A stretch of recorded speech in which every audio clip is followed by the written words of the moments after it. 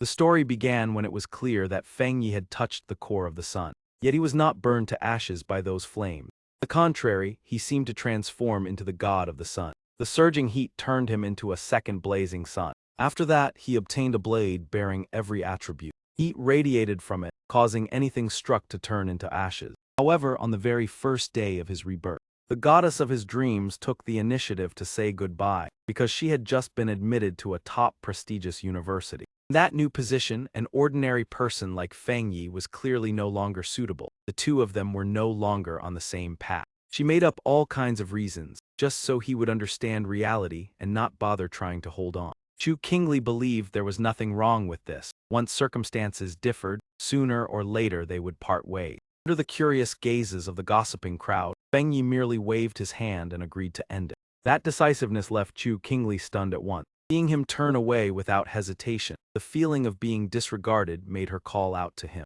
Fang Yi glanced at her and asked indifferently if there was anything else. She tried to remain calm, coldly declaring that no matter what he did, they could never get back together. He looked at her for a few seconds without expression and said not to delude herself. Those words shattered her last line of defense. Her face flushed red with embarrassment. Hearing the murmurs around him, Fang Yi only wanted to laugh. Chu Qingli had no idea the future would change. By then money or achievements would mean nothing. Because in just 1 year, spiritual energy would awaken, opening a great turning point for the entire world. The old social order would gradually be replaced. The era of cultivators would begin, strength becoming the new measure. In his previous life, Fang Yi was only an ordinary person, struggling to survive in the apocalypse. Countless mutant beasts ran rampant like calamities. How many cities had collapsed could not be counted. In the end, he still could not escape the pursuit, falling in the cold when overwhelmed by mutant beasts. His unwillingness and will for revenge surged to the extreme. At that very moment, he connected with an intermediate system from the universe, bringing him back to 1 year before spiritual energy revived. The system possessed top-tier computational ability, creating corresponding cultivation methods based on the spiritual entities he came into contact with. When everyone had yet to realize spiritual energy was about to return, Fang Yi already wanted to monopolize that advantage for himself. Advertising screen at that time broadcast news about a fisherman discovering a giant abalone. Along with ancient trees that had suddenly swollen abnormally, the report neither reassured nor denied the mutation. Instead, it reminded the public to stay vigilant. To Fang Yi, it was no different from a subtle signal from the state. That half-concealed warning was familiar in Hakua, both a reminder and a way to reinforce public confidence. Fang Yi browsed the forum searching for strange phenomena. One piece of news immediately caught his eye. Outside the Thanbak area, the temperature was abnormally high. Many people read it but were skeptical, because they were not far from Thanbak University, where the weather still seemed normal. The sky remained cloudy and cool, contrary to the report. The news said the temperature at Thanbak University had soared to 74 degrees, causing netizens to question its authenticity. Fang Yi only smiled. Everyone thought it was fabricated, but he clearly understood the first opportunity had appeared. 15 minutes later, he arrived at the gate of Thanbak University.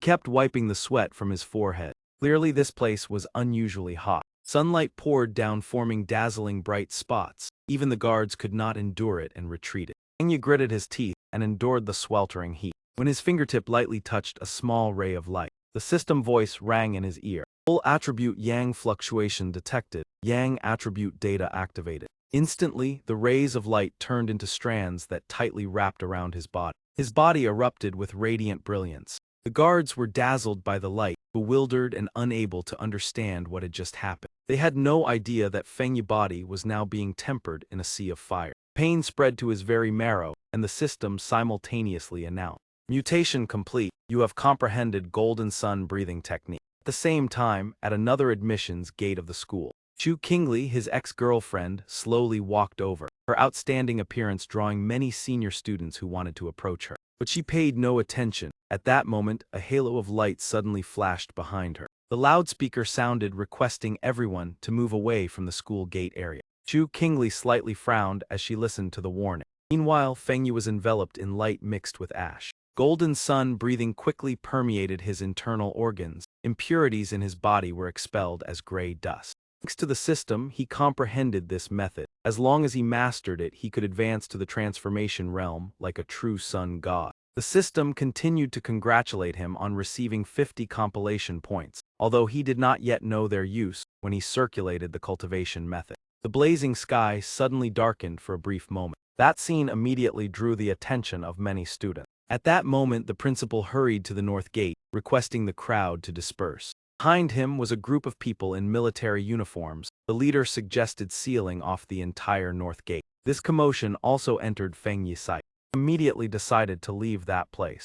Not long after he left, the mysterious group of soldiers appeared at his previous location. One person crouched down and touched the layer of ash on the ground. She lifted it to smell and concluded it was created by someone, murmuring that another person who had come into contact with spiritual energy had appeared. Hearing this, Chu Kingli also wondered, her gaze turning toward the distant road. She vaguely saw a familiar back figure. Could it be him? But very quickly she denied it, believing that with Fang Yi grades, it was difficult for him to set foot in Than Back University. Later, Fang Yi returned home and continued absorbing sunlight to cultivate. He suddenly remembered the earlier commotion, unsure whether it had been reported, so he opened his phone to search. An organization named the Spiritual Energy Association immediately caught his attention. The name stirred a trace of memory in him. It seemed to be an online group established a year ago. At that time, everyone only regarded it as a joke. Unexpectedly now it rose strongly amid the wave of spiritual energy revival.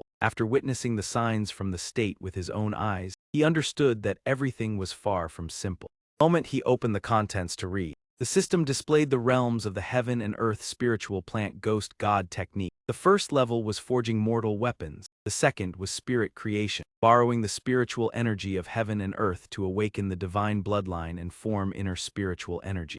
Later realms made many people half believing and half doubtful. However, Fang Yi paid attention to the information page about the Xia Kingdom construction site. Although in his previous life he was only an ordinary person and had never heard of the Spiritual Energy Association, the place was famous for its strict management. Therefore, he followed the instructions and began circulating the golden yang breathing technique. Before long, his body temperature fluctuated intensely, and his aura circulated throughout his body as the technique operated. His body gradually floated into the air. Outer flames ignited around him, and the first stage of the Ghost Forge officially took shape. It was the process of using the body as a weapon, fusing with the spiritual energy of heaven and earth to recreate the form of the divine forge. In an instant, spiritual energy gathered above Fang Yi's head, and the divine forge condensed successfully.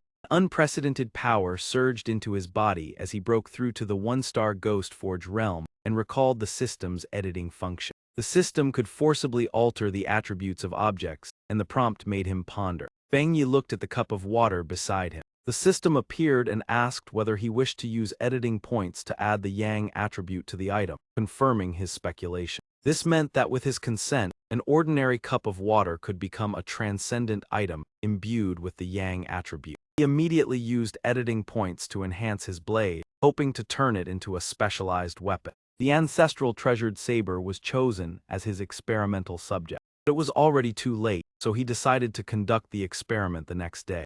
However, as he fell asleep, a pair of crimson eyes appeared in the darkness.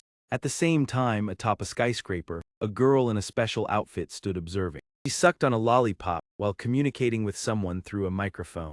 Just a second later, she leaped straight downward. Suddenly, she sensed the aura of an exotic beast. The target had entered within 20 kilometers of a densely populated area. After reporting the information, she immediately accelerated in pursuit. Those who looked up saw only a fleeting shadow. In the dark night, she moved like a wind-borne spirit. Meanwhile, Fang Yi was awakened from his sleep by a piercing noise. Irritated, he stood up and followed the source of the sound. After stepping into the Ghost Forge realm, his hearing far surpassed that of ordinary people, allowing him to detect the anomaly instantly. He opened the door. A gigantic figure lunged straight toward him. With a single glance, he recognized it as a mutated exotic beast, even though it had launched a surprise attack. Yet in his eyes, its movements were as slow as a snail. In just a second, golden light flowed throughout his body. He rushed outside to avoid affecting the residents of the building. He seized the mutated rabbit and hurled it forcefully into the open air outside. Immediately afterward, he continued the pursuit, his golden radiance dazzling like the sun. A punch struck its torso before it could react. A massive hole appeared in the body of the exotic beast. Before it could breathe its last, It attempted to absorb his yang attribute, but was utterly powerless. In an instant, its body disintegrated under the power of golden yang. The burst of light made some people think dawn had arrived. When they opened their windows, the night still blanketed the sky. Fragments of the exotic beast's body emitted shimmering golden light. An eye fell at Fang Yi's feet, and he glanced at it coldly, then crushed it beneath his foot. A dark attributed exotic beast daring to devour yang attribute power was truly reckless. If he had only been an ordinary person, the entire building would have been in danger. This strengthened his resolve to collect more cultivation techniques. Not long after he left, a figure descended from above. It was the girl in the special outfit from before. She was stunned to see that the exotic beast had been reduced to pieces.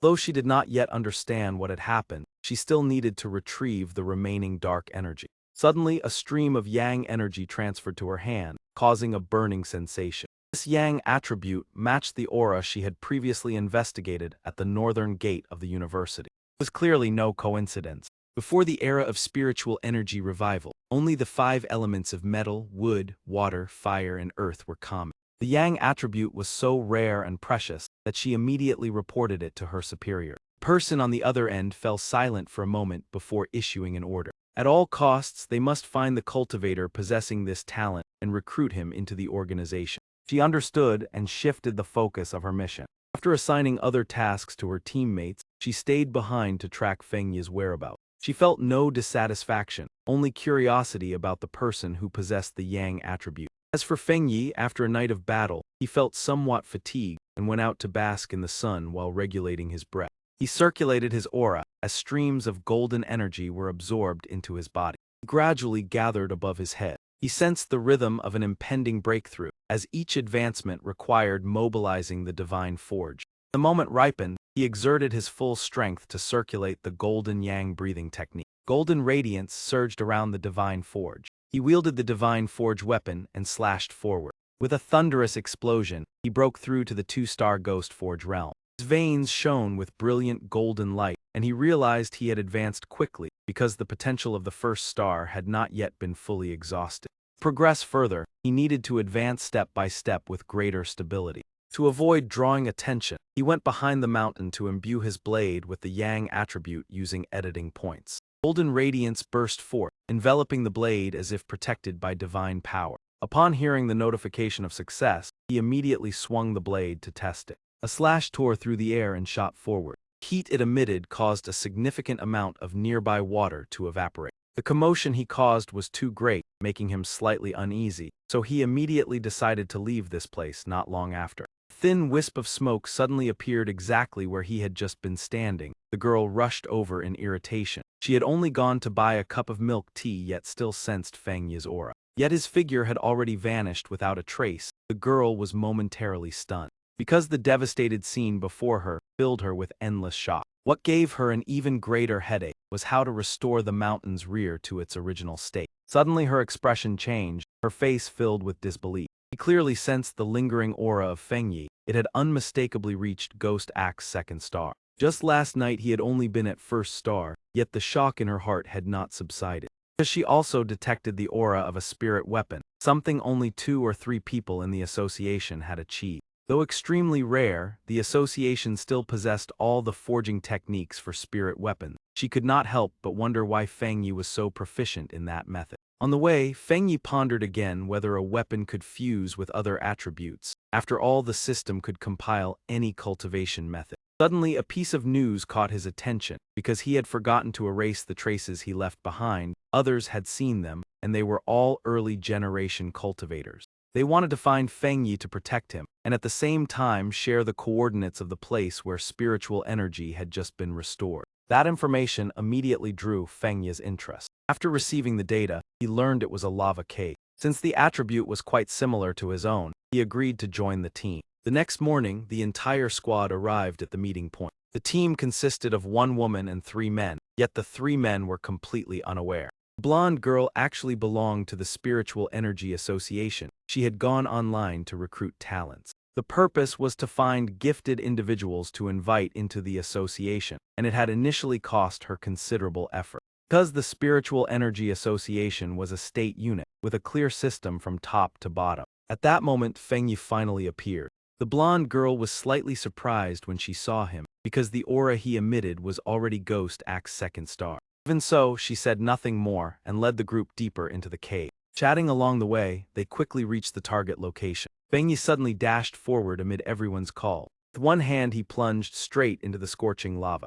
A loud explosion immediately rang out. Heat waves surged violently. The system recorded the phenomenon of inner flame within heaven and earth, compiling for him a brand new crimson flame saber arc. When executed, each slash was like a raging blaze erupting. The blade was shrouded in a dense layer of flames, accompanied by flickering sparks. At the same time, battle intent merged with the fierce flames, causing power to erupt violently. This saber technique fit Fang Yi's long saber perfectly and greatly increased the burning temperature. He continued to consume compilation points to fuse the cultivation method into the weapon. That scene left everyone stunned. He saw only that the saber seemed to contain boiling lava within. Sensing the surging energy, Fang Yi felt secretly delighted after absorbing the inner flame. Surrounding spiritual energy also calmed, becoming suitable for everyone to cultivate. Not long after, 3 people suddenly appeared behind them. They had followed the fluctuations of spiritual energy to get here. Realizing all 3 were Ghost Axe's first star, the blonde girl did not dare act rashly. She suggested that they absorb the spiritual energy here together. The leader showed contempt, believing that aside from the blonde girl who was Ghost Axe, the other 3 were insignificant, and even told them to get lost. Those words made her grit her teeth. At that moment, Fang Yi stepped out, holding the blazing hot saber, coldly saying that bullying a weak girl was nothing to be proud of. As soon as he finished speaking, he stabbed the saber into the ground. Fierce flames immediately erupted violently. Waves of heat rolled straight toward those 3 men. And Fang Yi raised the saber and pointed it directly at them. All 3 instantly turned pale, believing that if he truly swung the saber the consequences would be unimaginable. They immediately turned and fled. They feared being swallowed by the flames on the spot, so they did not dare look back. Fang Yi received looks of deep admiration from everyone. He felt slightly embarrassed, smiled faintly and said he would leave first. After witnessing that strength, the blonde girl fell silent. She had never expected to encounter such a young expert. She had to report it so the organization could find a way to recruit him.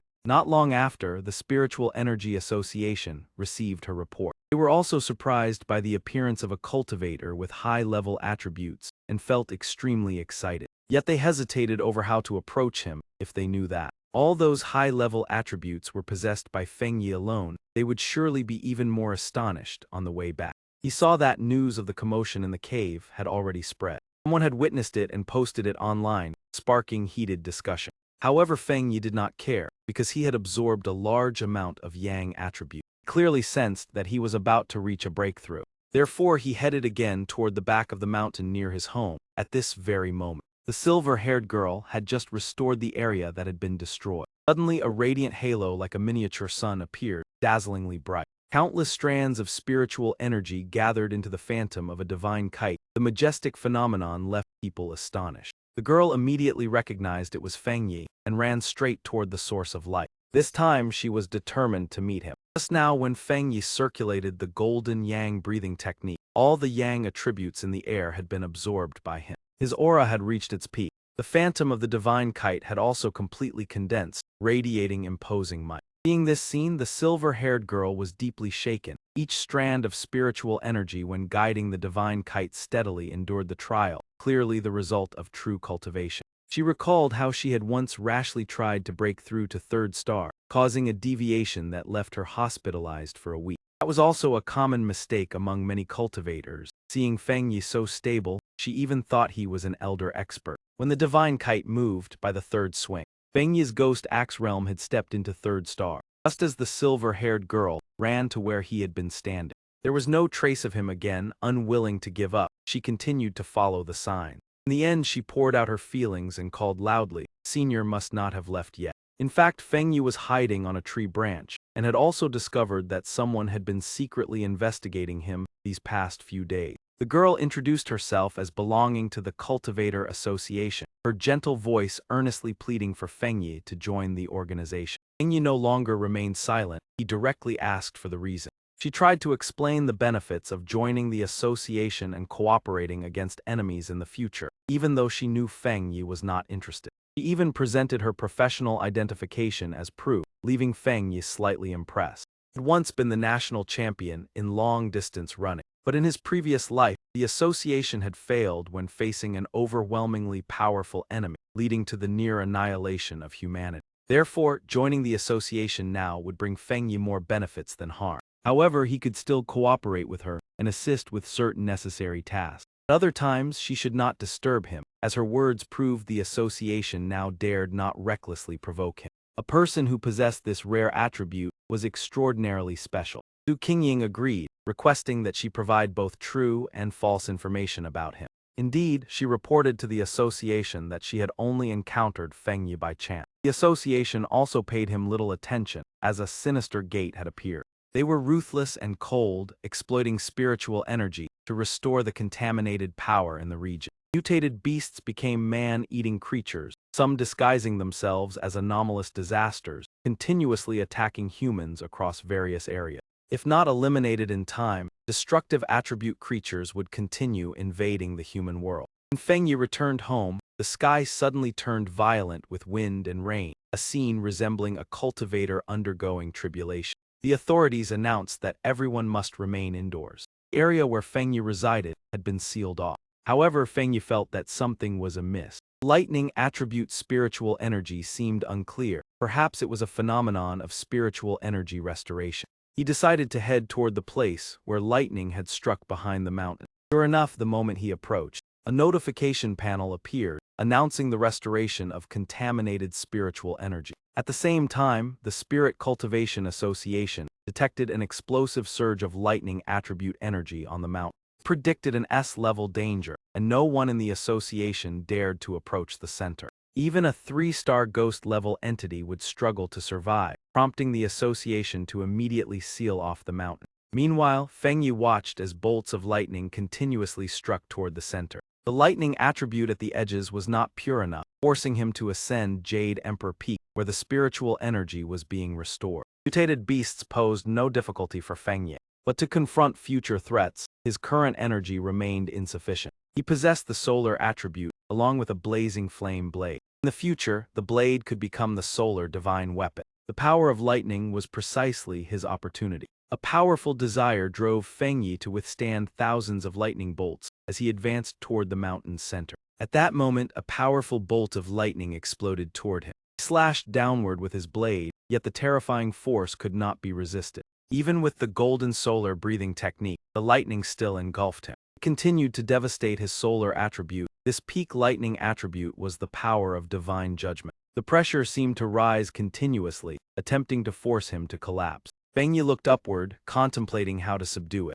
Watched as the peak lightning continued to descend. He circulated the golden solar breathing technique to its fullest and slashed directly toward the lightning's radiance. Then he spat out a mouthful of red syrup. Lightning pierced into his body, causing searing pain, yet he did not stop. Resisting the immense pressure, he advanced step by step toward the center. It seemed to sense his challenge, unleashing endless thunderbolts. The blinding white spectacle was visible even from thousands of miles away. At the same time, the system issued a notification, detecting a powerful lightning attribute. Only a second later, Fang Yi obtained the 100 Temperings Divine Thunder technique. He no longer feared heavenly lightning and guided it into his body. Replacing flesh with divinity, unlike the solar attribute, lightning dominated both offense and defense. Fang Yi felt his sinews and bones strengthening, without any pain during the cultivation process. He received new compilation points, and used an item to embed the peak lightning attribute. This power of judgment restrained all evil beings. Combined with his solar attribute blade, it would shatter them. He shifted his focus to his right arm, and the lightning arm was born. After obtaining the rare lightning attribute, the thunder over Jade Mountain gradually disappeared. The association had predicted it would take 3 days to end, yet he resolved it swiftly. They immediately ascended the mountain and quickly discovered traces of a cultivator. Climbing the mountain amid relentless peak lightning left the Spirit Association army in shock. The S-level anomaly was beyond their reach. Now that someone had confronted such a powerful entity, the potential social consequences were immeasurable. Therefore, they had to find Fang Yi and brand him with the title of tyrant. Suddenly, a military major recalled the solar attribute cultivator from before and asked Su Qingying about her investigation. She feigned calmness. True and false information about him was released, concealing their prior contact. Major General Han nodded and turned to make arrangements, disguising the anomaly at Jade Mountain as a natural phenomenon. Fang Yi returned home, sensing the lightning power in his right arm. His lightning-infused right arm became the hardest part of his body. The lightning of judgment condensed into a small sphere for easy circulation. The system announced that peak lightning inflicted 300% critical damage against evil entities, filling Fang Yi with eagerness to test it. The forum he followed released new information. He saw a single piece of news appear before his eye. A chemical factory had exploded, causing numerous casualties. Comments indicated something was wrong. People near the factory sensed a suffocating aura. Fang Yi pondered, recalling his encounter with a sinister entity in his previous life. That thing preferred to appear unexpectedly within the darkness. At first it could be any creature, but after mutating it possessed intelligence and evolution. Strength, perception, and capturing and killing abilities instantly rose to an eerie state. It was hundreds of times more dangerous than the mutated rabbit before. It could not be allowed to continue evolving. At the same time, near the factory, however, destructive agents of the Spirit Association seemed to be pursuing something, called Truck Jia. The captain remained serious. As Truck Jia devoured human flesh, the squad still had to rely on their own strength. Now anomalies were occurring across the nation. The headquarters was extremely busy. Truck Jia was assessed as a B-level danger. Because Su Qingying was in a nearby area, the headquarters immediately dispatched her to provide support. On Feng Yi's side, the gigantic mutated rat emitted a nauseating stench so intense that even standing dozens of miles away, he could clearly sense it. When the two squads officially merged into one unit, he quickly discovered the whereabouts of the mutated bamboo rat. At once, the group spread out and charged toward the target from multiple directions. The giant rat clearly sensed the arrival of Su Qingying and her teammates and immediately turned to flee. However, it had already been tightly surrounded by everyone. One of them leapt into the air and brought his blade down on the rat's body, causing it to shriek in pain. Suddenly, a pair of wings sprouted from its back. At the same time, it released a sonic shockwave that forced everyone to scatter. Next, a surge of energy began gathering within its mouth. A stream of emerald green poisonous gas was instantly spewed outward. This was a corrosive dark attribute attack. Anything it touched would rapidly decay. Without a sufficiently strong counter-attribute, no one dared to charge into the poisonous mist. Seizing the opportunity, the mutated rat spread its wings and attempted to escape. It rushed straight toward the factory area. To prevent any mishap, Su Qingying immediately sensed the spiritual energy concentration. Earlier, the rat's fluctuation had been 49. Yet inside the factory, the number surged to 80, meaning there was more than one mutant beast present. Realizing the danger, the group attempted to retreat, but it was already too late. It turned out the mutated rat had joined forces with a giant serpent, using the dense poisonous fog covering the factory to hunt. The fog separated Su Qingying from her teammates, allowing them to ambush each person one by one. Seeing this, Than On immediately understood. She had not expected the mutated rat to possess intelligence comparable to humans, even setting aside its natural hostility to cooperate. At this moment, they not only had to guard against the giant serpent preparing to strike, but also endure the poisonous gas. As her spiritual power gradually drained and her spiritual energy was nearly exhausted, she quickly collapsed from fatigue. At the most desperate moment, the ground beneath their feet suddenly trembled. A dazzling light erupted, illuminating the entire factory. The giant serpent immediately noticed Fang Yi's appearance. It opened its mouth and lunged at him. The mutated rat also took advantage of his attempt to evade. It bit down on his right arm, yet Fang Yi seemed completely unconcerned. Violent lightning instantly burst forth from that arm. The giant rat was slain in an instant. Then he turned his blade and slashed straight at the giant serpent behind him. He wondered why this giant serpent was not afraid of sunlight. That strike thoroughly enraged it. Losing control, it launched a frenzied assault while he agilely dodged. A blazing slash shot directly toward the giant serpent, splitting its head into two. However, the giant serpent possessed regenerative ability. That cut was not enough to kill it, because the strike carried more than just the pure yang attribute. In the next instant, thunder roared throughout the factory. Lightning immediately enveloped the giant serpent's entire body. It was power further enhanced when he wielded the blade. He withdrew the blazing flames, condensed the lightning, and directed it straight into the opponent's body. Carrying dark energy, rats were easily incinerated under sunlight, but the giant serpent was different. It had evolved to a world catastrophe level. Even as it died, it still managed to launch a sneak attack at him. If not for the golden yang breathing technique and yang flames that could neutralize toxins, Along with lightning strengthening his body, anyone else would likely have struggled to survive. After dealing with the two mutant beasts, he noticed the girl who had been secretly observing him before. With a single glance, Fang Yi knew she was only pretending to be unconscious. Seeing she could no longer continue the act, Su Than-on hurriedly covered her flushed face and embarrassed eyes. Till now she had never clearly seen Fang Yi's true appearance. Thinking that he did not wish to reveal his identity, he merely acknowledged her thanks and turned to leave. Seeing him about to depart, Su Than-on reached out, intending to call him back. Fang Yi had already leapt onto the ceiling and quickly disappeared. In truth, he left in haste because he had just attempted to come into contact with the dark attribute. He wanted to see whether the system could collect and compile cultivation techniques, yet the chilling sensation exceeded expectations, and the system remained completely silent. On the other side, Su Qingying was shaking the captain and teammates awake. As soon as they opened their eyes and saw the corpses of the two mutant beasts beside them, they were immediately horrified. Su Qingying explained that the Yang attribute expert she had been tracking was the one who had eliminated them. Everyone was astonished by Fang Yi's strength, then quickly set to work, collecting and handling the remaining traces of dark attribute power left by the mutant beasts. During this time, the captain accidentally stepped on a piece of the giant serpent's flesh. Crackling lightning flared beneath his foot, leaving everyone stunned. Was he not a Yang attribute cultivator? Even Su Qingying was shaken. Although she did not know Fang Yi also possessed another advanced attribute, the scene now only retained traces of him. An unbelievable speculation gradually formed in her mind. A high-level dual attribute cultivator was indeed as rare as legend. She had encountered an extraordinary existence. Not long after, the association received the report and arrived to handle the aftermath, focusing on clearing the remaining spiritual power, at the same time analyzing all traces at the scene.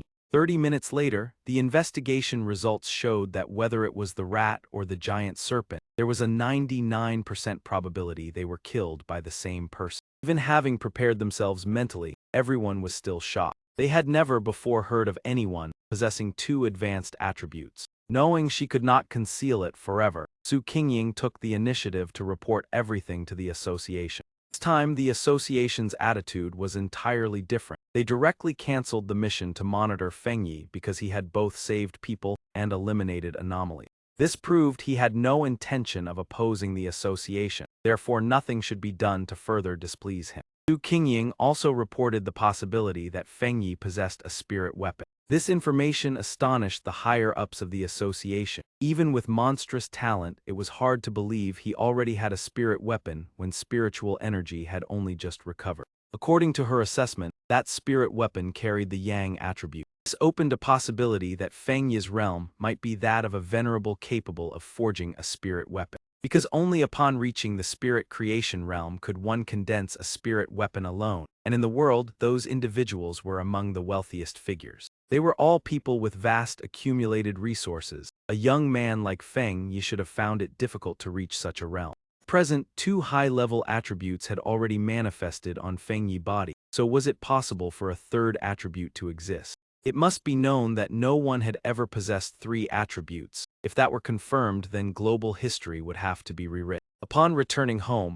Fang Yi immediately went into the bathroom. Less than a year had passed since spiritual energy revived, yet abnormal phenomena had already become frequent. Many people stepped onto the path of cultivation, but even with good talent they could at most reach one-star ghost talisman. The state and the earliest awakened ones were still maintaining a relatively stable balance. Most of the first-generation cultivators remained under control, and no large-scale conflict had occurred. Although public opinion was worried about instability, the authorities did not clarify anything, seemingly issuing a subtle warning. Perhaps they were still not fully prepared for the era of spiritual energy revival, with a vast population and numerous anomalies. For now, they could only maintain surface peace. What concerned Fang Yi was the excessively rapid evolution of mutant beasts. The encounter with the dark infected mutant beast was clear proof. In truth, they were a branch differentiated from the dark attribute, inherently restraining cultivators. Although they had not reached the extreme darkness that once destroyed nations, they were still enough to send chills down one's spine. If he had not gone to the abandoned factory that day, Su Qingying and the others would have found it hard to avoid danger. Just a minor branch was already so terrifying. The threat of the dark attribute was truly dreadful, even if the system could not absorb it for now. That meant once the conditions were met he could incorporate it, If he controlled darkness, then the situation could be reversed. He already had Golden Sun breathing technique, Divine Thunder 100 temperings, and Blazing Fire blade art. Almost no one of the same level could rival him, yet he still felt it was not enough. At that moment the phone rang. It was his aunt calling. She wanted to send her daughter to stay for a few days because of a study activity. Fang Yi still remembered this academically outstanding cousin. He did not refuse, but he did not expect it to be merely a cover. In his cousin chat group, it was full of cultivators exchanging information. They seemed to be targeting a town where many mysterious deaths had once occurred. The girl mother was completely unaware of this matter. The next day she arrived at his door with a suitcase. Lin Yi greeted him by calling him cousin as soon as they met. Fang Yi almost did not recognize her, asking if she was YY. He was at a loss for what else to say. The two had dinner together. He asked about the summer trip. She confirmed it, making the atmosphere slightly awkward before they exchanged polite words. He handed her the room key and told her the room opposite was hers. She thanked him politely. YY looked at his back and let out a light breath, relieved that he was not overly curious. On the contrary, Fang Yi quietly heightened his vigilance while maintaining a calm appearance. He sensed strange spiritual energy around her while sitting on the sofa and suspected that she had also cultivated. In her room, YY texted her teammates saying her cousin was easygoing and asked about the timing of the action. The group discussed the chaotic area and mentioned an expert who had once appeared at the underground river. After the discussion, they decided to wait for the right moment, and YY temporarily stopped training to avoid being discovered. 3 days passed. Fang Yi found that living together affected his cultivation progress. He returned to his room to focus on practicing Golden Sun breathing technique, but worried the light would be seen. At that moment, YY finished cooking dinner and invited him in a natural manner. He politely accepted and offered to wash the dishes, but she refused. Fang Yi silently observed her somewhat excessive attentiveness. As he ate, he watched to see if she would reveal any flaws. He had no intention of abandoning his plan to probe her secrets. Suddenly her phone rang. He asked if a friend was looking for her. Then he used the excuse of returning to his room so she could answer the call conveniently. He found it slightly strange but did not think much of it. In her room, she received news that a great upheaval of heaven and earth would occur the following afternoon in Yahello town. Fang Yi silently overheard the entire conversation about the location an hour's drive from the city. A surge of energy emanating from the room caught his attention. He confirmed that his cousin was also a cultivator in this era of spiritual energy revival. Her strength was insufficient to detect him, yet she had already reached a remarkable realm. He analyzed that the summer trip was merely an excuse to participate in the great upheaval. He touched the wall and calculated that each upheaval was an opportunity to harvest techniques. He was curious about what attribute would appear in Yahello this time. With that thought, he immediately departed, filled with anticipation. While cultivating, Yi suddenly felt as though someone was watching her. Seeing no one, she still felt uneasy and wondered if it was merely an illusion. In Yahello town, the atmosphere became lively. A familiar voice called out at the entrance. A friend nicknamed the one who had been tricked out of 5 yuan teased her about her cousin. Yi compared and said his appearance was ordinary. The other sighed in disappointment, while a companion laughed playfully.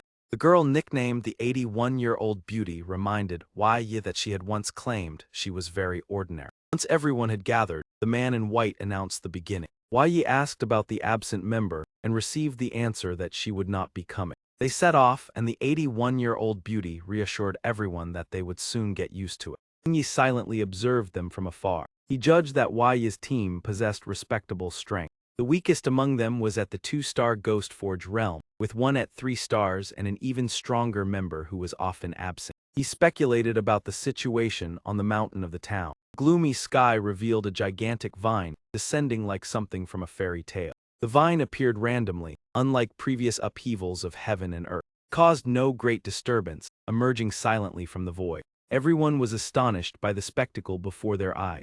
The colossal vine was beyond belief. The one who had been tricked out of 5 yuan suddenly wanted to withdraw. She trembled from an eerie sense of dread. She explained that her intuition felt wrong and mentioned rumors from the internal forum. At that point, she slowly recalled the past. In truth, I once knew someone in that team. They tried to approach those vines. All of them were pioneers far stronger than us. As she spoke, she imagined the bleak scene of being scammed out of 5T in an online romance. Yet when they truly set foot there, that entire group vanished without a trace.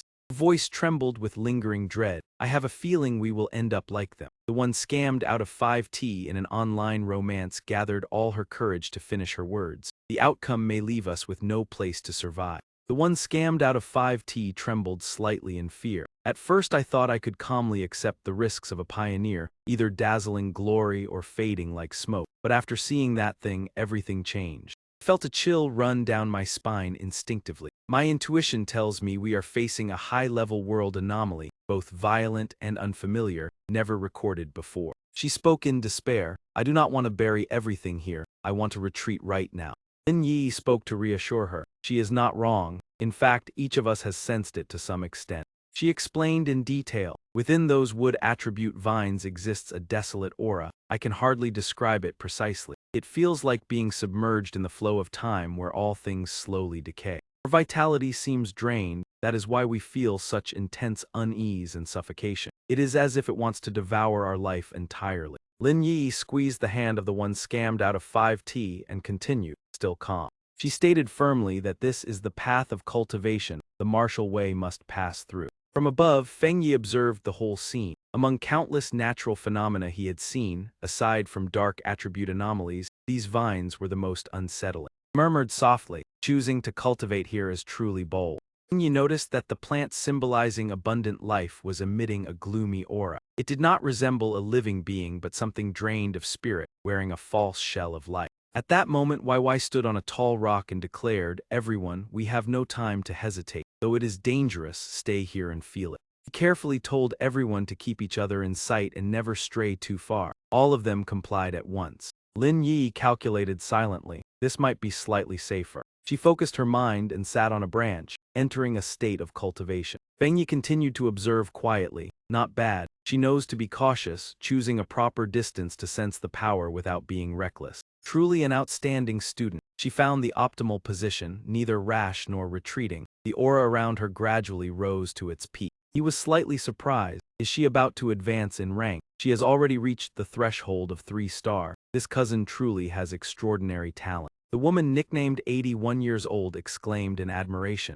3-star ghost mansion. Fang Yi is truly formidable. The one scammed out of 5T also stared in shock at such progress. Beneath the tree, the vines began to spread silently, as if seeking to occupy the area. The curly-haired young man immediately sensed something unusual. He shouted a warning, "This is bad, the vines are moving toward us." The one nicknamed 81 years old was astonished. Even from that far away, they noticed us. In the blink of an eye, everyone was tightly entangled by vines. Cries erupted in chaos. "Save me." The one scammed out of 5T urged frantically. "Run now. If we delay, there will be no way back." He realized Fang Yi's breakthrough caused too great a disturbance. The vines must not wrap around her. Once dragged in, the desolate aura would instantly cling to the body, and we would vanish in a moment. Yet Fang Yi remained focused on cultivation, completely unaware of the turmoil outside. The one nicknamed 81 years old could not stop them. "We cannot leave yet. Fang Yi will be in danger." The one scammed out of 5T said angrily. "What do you expect me to do? Use my spiritual energy to guard her. She chose this place herself and risks her life to advance. Must I stake my life as well?" She took a deep breath to stay calm. The curly-haired young man argued, "Life and death have their fate. If we do not leave now, we will all be buried with her. You are still young. Do not let emotion cloud you. We are only companions by chance." As soon as he finished speaking, he received a clean punch.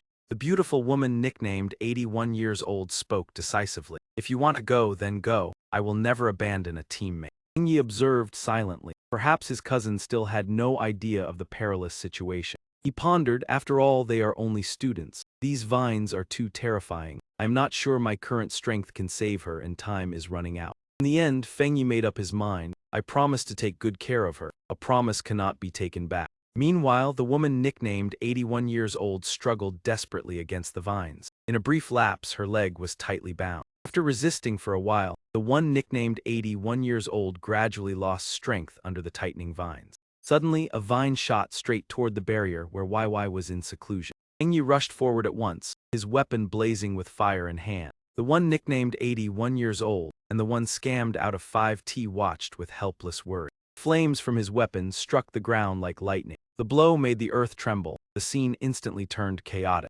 After making his move, Fang Yi slowly descended. Everyone was stunned to see the vines retreat and cease their attack. The vines that were struck burned to ashes in an instant. His figure gradually emerged from the smoke, cold and imposing. The red-haired young man realized he too was a pioneer, an extreme yang attribute. Only such a high-level attribute could force back the desolate aura. The curly-haired young man felt uncomfortable. Why? I consider myself exceptionally talented, reaching 3-star ghost mansion in such a short time. Across the country, only a handful could achieve such speed. He thought to himself, setting aside that mysterious monster, Lin Yi's talent is only on par with mine. Yet, Fang Yi tightened his grip on his weapon, ready to strike again. The curly-haired young man questioned himself. If someone like that exists among pioneers, then what are we? Are we merely dim stars beneath a bright moon? You have crushed me. Not only me, but crushed all of us pioneers. He stood frozen. What kind of existence is that? A stream of information surfaced, detecting an extreme wood attribute being automatically recorded.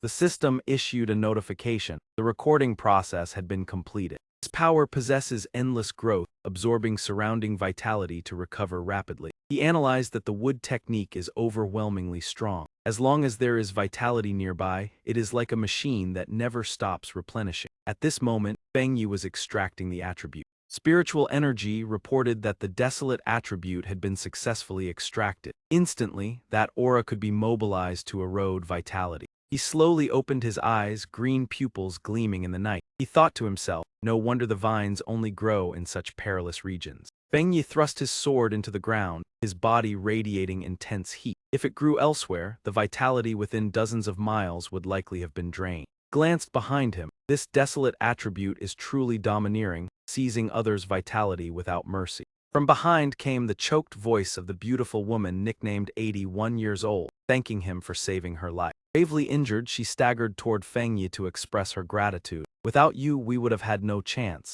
How can we repay you? He remained cold like a domineering executive, waved lightly and turned away. No need, farewell. Fang Yi calculated inwardly that by following their information he reached this place and gained the vitality and desolate attributes he had profited. The girl scammed in an online romance, and the long-haired young man watched Fang Yi with complicated expressions. As for the earlier conflict, it would be better to mind their attitude toward the cousins in the future. He held his sharp sword and flew away. A person's nature is most evident in danger. A disunited team cannot survive major upheaval. The girl scammed out of 5T watched until his figure disappeared before asking. He left so quickly, what should we do now? The long-haired man beside her smiled faintly, regretting not saving him earlier.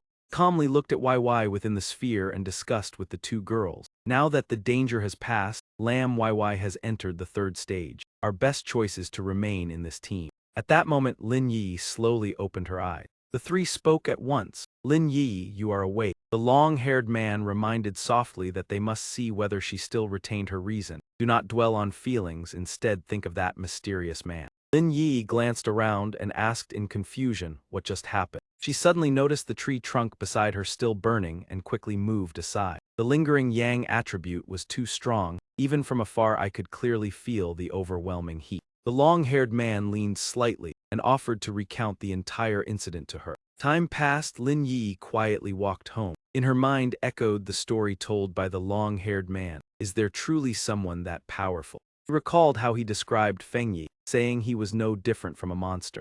He recounted in detail. The vines we could not cut despite our efforts were forced to retreat by a single strike from him. You saw it. Two looked at the massive vine suspended in the air. Now it was only a pale gray, shriveled and no longer daring to advance. Lin Yi opened the door, still lost in thought. That is his might. Even after he left, the vines remained obedient, no longer frenzied as before. As soon as she stepped inside, she heard Fang Yi speak. You are back. He glanced at her and pretended to be concerned, saying her complexion did not look very good. Lin Yi scratched her face while making an excuse. Studying was simply a bit tiring. Fang Yi replied immediately, you have worked hard as well, go and rest. I will order takeout, she answered yes. Lin Yi entered the room and slammed the door shut, leaning back in weary contemplation. The breakthrough had consumed immense energy. Each activation of divine judgment demanded intense focus, more exhausting than staying awake for an entire month. She instinctively lay on the bed, lazily scrolling through her phone. Fortunately, I am no longer an ordinary person. Staying awake for several days is nothing. I must give my all. Such cultivation is the destiny of an immortal practitioner. The heavens and earth have begun to change.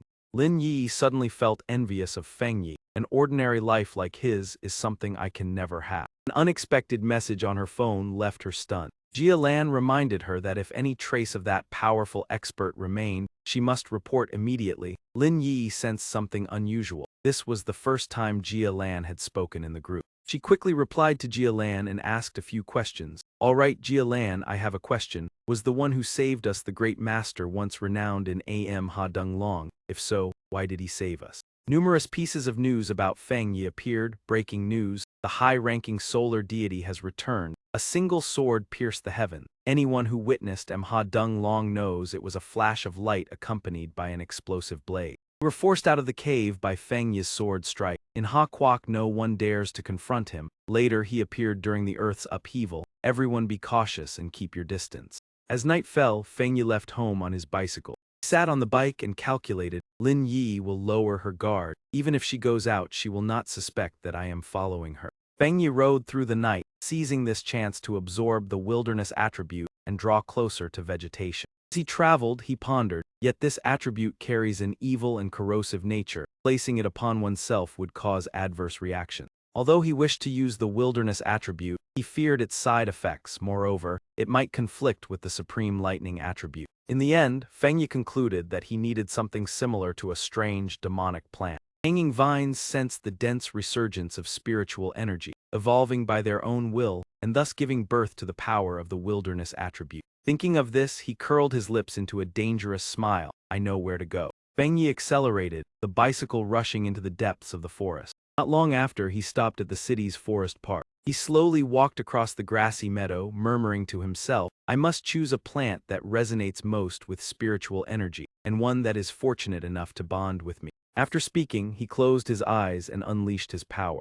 His body floated as spiritual energy radiated from within. He looked at them in astonishment. Is this how plants react to spiritual energy? The spiritual energy reacted strongly with the leaves, but it was not enough. I need something stronger. A vast amount of spiritual energy gathered in his hand, yet he still desired more. Suddenly, his attention was drawn to something. Before Fang Yi was a small glowing flower. It swayed gently upon the ground. He gazed at it and wondered, could it be this one? Without hesitation, Fang Yi extended his hand toward the flower. The petals absorbed his fingertip. After absorbing the pure spiritual energy, the petals and stamens bloomed into full roundness. Fang Yi grew intrigued and thought, remarkably sentient, this wildflower is clearly a plant. Yet upon encountering spiritual energy it behaves like a greedy little puppy. After absorbing it, it even rubs affectionately against my hand. Gently brushed the small flower. The space fell silent, his voice warm and low. Only you in this forest react most strongly to spiritual energy. You are suitable for the wilderness attribute. Are you ready? The flower nodded. Fang Yi unleashed his power. The wind around the flower swept the grass aside. Spiritual energy asked if he wished to bind the wilderness attribute. He lifted the flower and answered decisively, yes.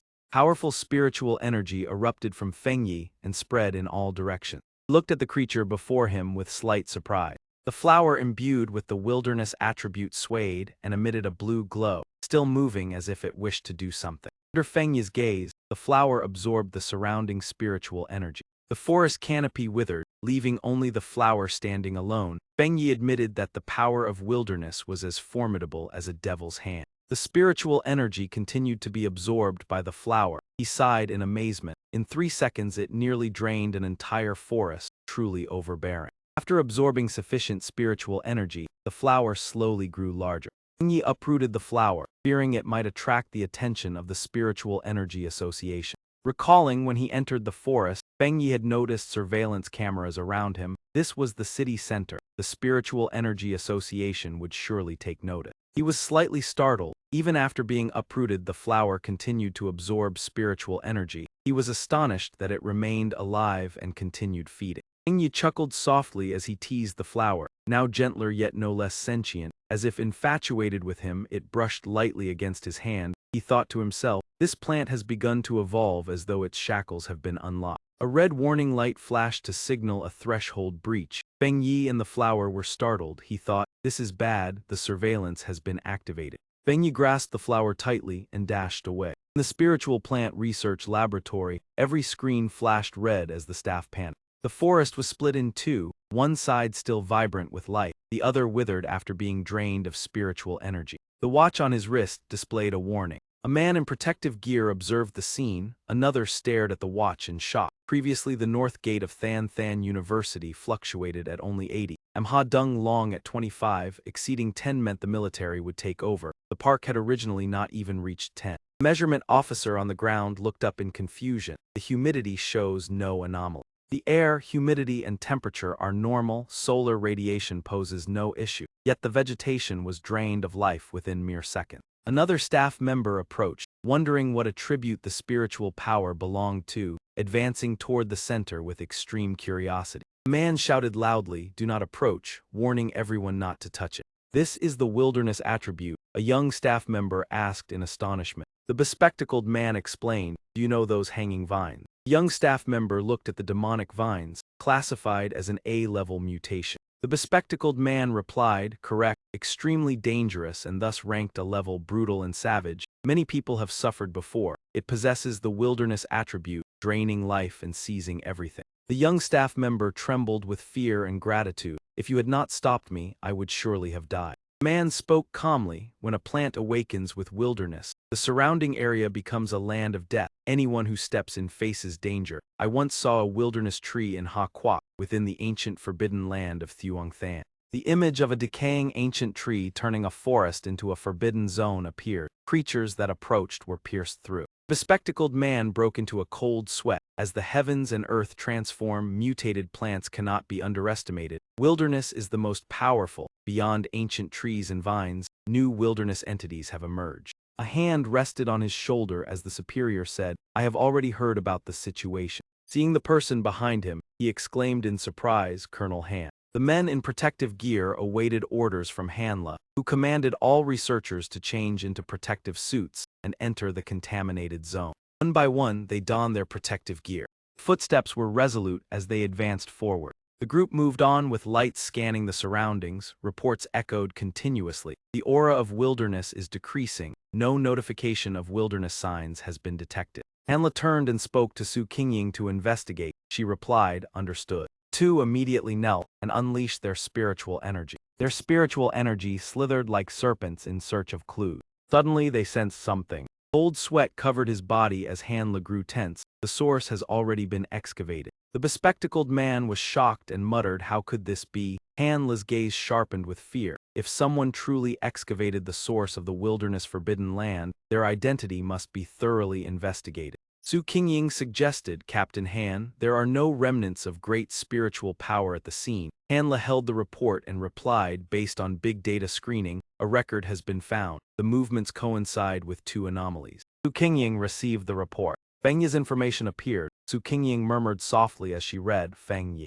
Hanla bowed to Su Qingying and said he would transfer all the information about that person to her. It was very likely the one she had previously contacted. The rest would be left to the association to handle. Su Qingying pondered for a moment and then nodded softly in agreement. 2 hours later at Feng Yi's home, he placed the flower pot on the table. Feng Yi smiled and gently stroked the petals. The small white flower obediently rubbed against his hand. He chuckled and teased himself that it was his first time growing flowers and he did not even have a proper pot. "This was the little home you chose yourself. Stop clinging to my hand. Since you have the desolation attribute, then focus on cultivation. Consider it me nurturing another helper." The flower subtly stirred the surrounding spiritual energy. Feng Yi thought that the desolation attribute was quite special. In real combat it would likely be highly versatile with many unexpected effects. Moreover, its ordinary appearance drew no attention. Even if Lin Yi happened to see it, she would find it hard to suspect anything. In battle, mediocrity was sometimes the perfect disguise. His calm face observed the flower, because in real combat strength was only part of it. The one holding more trump cards held the advantage.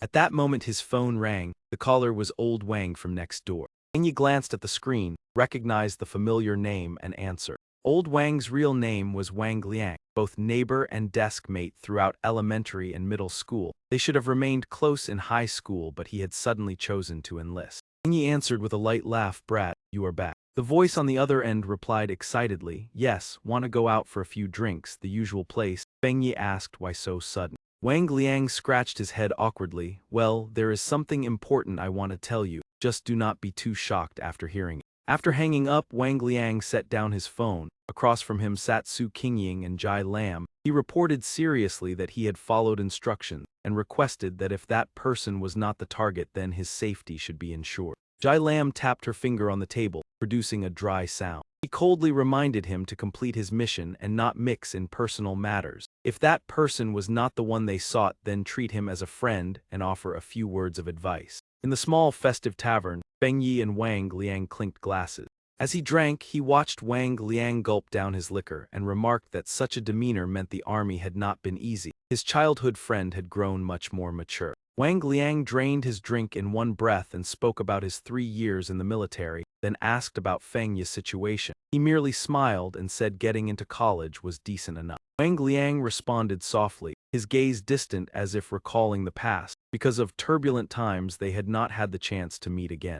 Fang Yi briefly thought of ruined buildings and soldier silhouettes, wondering whether in his previous life Wang Liang had fallen on some battlefield and whether fate would change this time. Wang Liang asked seriously whether he had encountered anything strange recently, like zombies or monsters from movies. After asking, he immediately denied it himself. The army surely knew about the spiritual energy revival, but was this question meant to probe him? Fang Yi feigned confusion and asked what he was trying to say. Wang Liang sighed with his hand on his forehead. If not, then good. I did not come to comfort you, but to remind you that in the near future money and status could become meaningless, the world would be restructured. Fang Yi listened quietly. He guessed this was military secrecy. Ordinary soldiers had to sign agreements to keep silent about spiritual awakening. Thus it was very likely he had been listed for monitoring, and Wang Liang was sent to test him. Wang Liang reassured him that as long as today's conversation was not disclosed, there would be no problem, making him inwardly grateful that despite his act, Wang Liang still risked warning him. Wang Liang's phone suddenly chimed with a notification. An urgent order required assembly at the target within 10 minutes. Wang Liang hurriedly left, barely managing a brief farewell due to the urgency. Fang Yi calmly asked whether it was related to the spiritual energy revival and proposed to go along. Wang Liang stared at him in shock. Fang Yi patted his shoulder and said, "Just take me along." This meeting was likely also instructed by superiors. Wang Liang was stunned, but he reassured him that no matter what the superiors said, he trusted he would not harm him. In truth, he wanted to go to personally confirm what the army was handling. Since the Spiritual Energy Association dealt with anomalies, what role did the army take? The two arrived at Military Spiritual Restricted Zone 19. Fang Yi quietly sensed the surrounding. The spiritual energy here was abnormally dense, even far exceeding polluted zone. Wang Liang reported his name to verify his identity. The system confirmed successfully, and they were permitted to enter amid strict guard. Suddenly a sharp explosion resounded. Before them, over 20 soldiers were struggling against a roaring mutant beast. In their hands were weapons and streams of blue light binding the target, yet the beast spewed red radiance that knocked a group away. Fang Yi recognized it as attribute coordination. Jai Lam, Ghost Talisman 3-star officer, confirmed that was correct. The fusion of darkness and flames made this evil hound extremely ferocious. Several soldiers had already been seriously injured. He called Wang Liang, and after he responded, she reprimanded him for bringing an outsider into the restricted zone without authorization. However, the situation was urgent, so she let it pass and ordered Wang Liang to join the fight immediately. Jai Lam glanced at Fang Yi and saw only slight spiritual fluctuations around him, seemingly nothing remarkable, but she could not be distracted now. She warned that once inside the restricted zone, life and death were his own responsibility and all witnessed must remain secret. He calmly replied that he understood. She drew her weapon and shouted, "Jiang Mi, Li Yu." Two immediately launched a surprise attack on the mutant beast from above. Jai Lam raised her gun and fired a blazing golden beam. Beam struck the target, causing it to howl in pain. Yet immediately after, red radiance flared around its body. The degree of mutation worsened. It swung its massive claw toward Li Yu, prompting shouts of warning. Fortunately, the golden beam intervened in time, allowing Li Yu to escape danger. Jai Lam reminded everyone to keep their distance and eliminate it before it fully evolved. The entire team obeyed. Fang Yi silently evaluated that this team was strictly trained and well coordinated. When united, they could exert power far beyond individuals. He suddenly sensed something wrong and loudly warned them to retreat. They were no match. Unfortunately, it was too late. The mutant beast unleashed countless purple lightning bolts that pierced through the formation. Jai Lam ordered the alert level of the restricted zone raised. None were to retreat. The entire squad responded in unison. The beast grew additional horns and fangs, its body expanded and its head burned with red light. The evil hound had fully fused darkness and completed mutation. Its blazing red eyes coldly swept downward. Wang Liang below could not help trembling under the pressure. Ai Lam shouted his name. Behind her, Fang Yi's eyes flickered with lightning, filled with concern. Wang Liang narrowly avoided the first strike. Ai Lam immediately reported that Restricted Zone 19 had a level C mutated evil hound that had risen to level B, updating the combat plan, while Feng Yi quietly observed. Seeing Wang Liang knocked away, he rushed forward to catch him and asked if he was all right. Wang Liang trembled but reassured that it was only spiritual shock and recoil from the restraint collar, not dangerous. He forced a smile and said soldiers of Restricted Zone 19 would not give up easily. Feng Yi merely looked silently without replying. On the other side, Jai Lam raised her gun again and ordered with full force that no matter the tactic they must stop it, even at the cost of their lives. The entire squad swore not to let the level B mutation leave the restricted area. Suddenly Feng Yi charged forward past Jai Lam. Amid questioning voices, he had already gathered a massive sphere of lightning in his palm, preparing to strike. He spoke in a challenging tone, "Do you think you are strong?" Then he rushed straight toward the mutant beast without hesitation.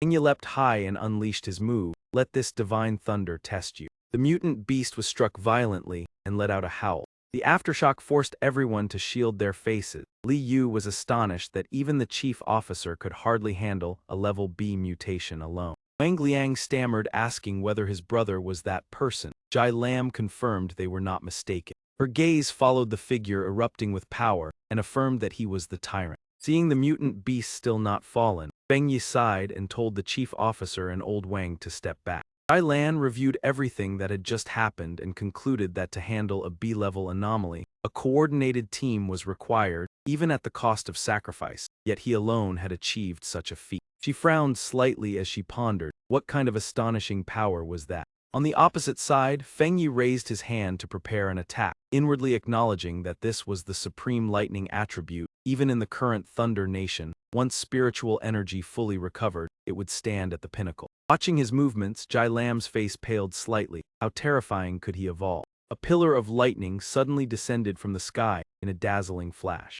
At that very moment, Feng Yi turned and walked against the direction of the lightning that struck the exotic beast, his back leaving her utterly convinced the title tyrant was not exaggerated. His expression also became colder and more unfathomable than before. Zhang Mi clutched her chest and muttered that a chill ran down her spine, while Li Yu sighed that this lightning attribute was far more terrifying than darkness. Corrosion could be endured, but being struck by lightning was unimaginable. After handling everything, he slowly approached and calmly called old Wang, "It is done." Wang Liang ran over and scolded him affectionately. "You brat nearly scared me to death." He casually tapped Feng Yi on the head, never expecting my brother to be this formidable. Feng Yi laughed and replied, "Are you repaying kindness with resentment? I beat the dog, yet you struck me." Wang Liang scratched his head and apologized. "To be honest, I guessed you were an immortal practitioner. Strict orders forced me to involve you." Feng Yi waved his hand and said, "Has 3 years made us strangers? I know you too well." At that moment, Jai Lam walked over from behind.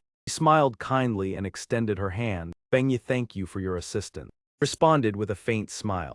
At the same time, he politely shook her hand, considerate helping a friend. As if recalling something, she introduced herself as Jai Lam, the person in charge of Forbidden Zone 19. "Since you saved that place, please leave your contact so I can report truthfully." Feng Yi readily agreed without hesitation, while Wang Liang was delighted to see his superior respect his childhood friend. Jai Lam candidly praised that his strength far surpassed many immortal practitioners invited by the military. "I would like to invite you to join Xia Kingdom, but with my position as a mere guardian of a forbidden zone, I fear I lack the authority." He was even more astonished upon discovering that he was at the 3-star Ghost Forge realm, yet his combat power surpassed even a spirit creation venerable. Feng Yi hesitated and asked, "Do you mean you think you are unworthy of inviting me?" Jai Lam replied decisively, "Yes, I see no need to avoid or feel ashamed of that. This time we followed orders from above merely to understand you. We never intended to drag you into the anomaly. I believe they will personally come to invite you." Hearing this, he smiled modestly and said, "I deeply respect you all. Not everyone has the courage to stand up and protect others. Witnessing your battle today moved me."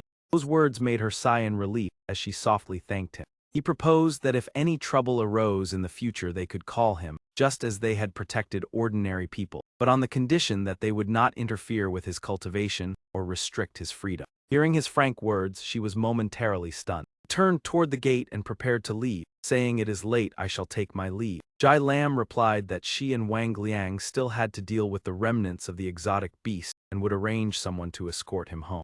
Fang Yi walked away proudly, having gained a clearer understanding of the military's role. They were stationed in areas rich in spiritual energy to allow soldiers to cultivate and enhance their combat strength, while establishing a boundary between ordinary people and the extraordinary. Ai Lam remarked that Wang Liang's friend could not be described merely as extraordinary. Today he had revealed only a fraction of his power.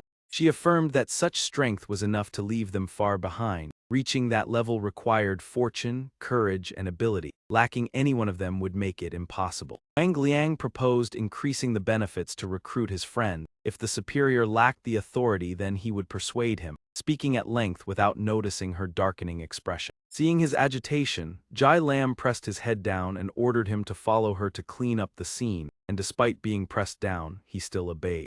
In his room while cultivating, Fang Yi recalled the incident. Although his identity had been exposed, he had only revealed the lightning attribute. Moreover, judging from their reaction, this might not be a bad thing. He deduced that his lightning attribute was extremely rare, perhaps even unique and capable of suppressing darkness, so the military would certainly covet it. In order to recruit him, they would not threaten him but would grant him influence, the fastest path to power and access to advanced intelligence. And he also clearly understood the roles of the military and the spiritual energy association. The military was the silent shield and sword of the nation, using forbidden zones to protect the people while signaling the imminent revival of spiritual energy, the two paths advancing in tandem. Thanks to this, ordinary people gained more time to prepare instead of being caught off guard by exotic beasts and driven into chaos. Beginning his cultivation and sensing the abundant spiritual energy around him, he felt satisfied that the forbidden zone was indeed rich in energy, though he had yet to break through.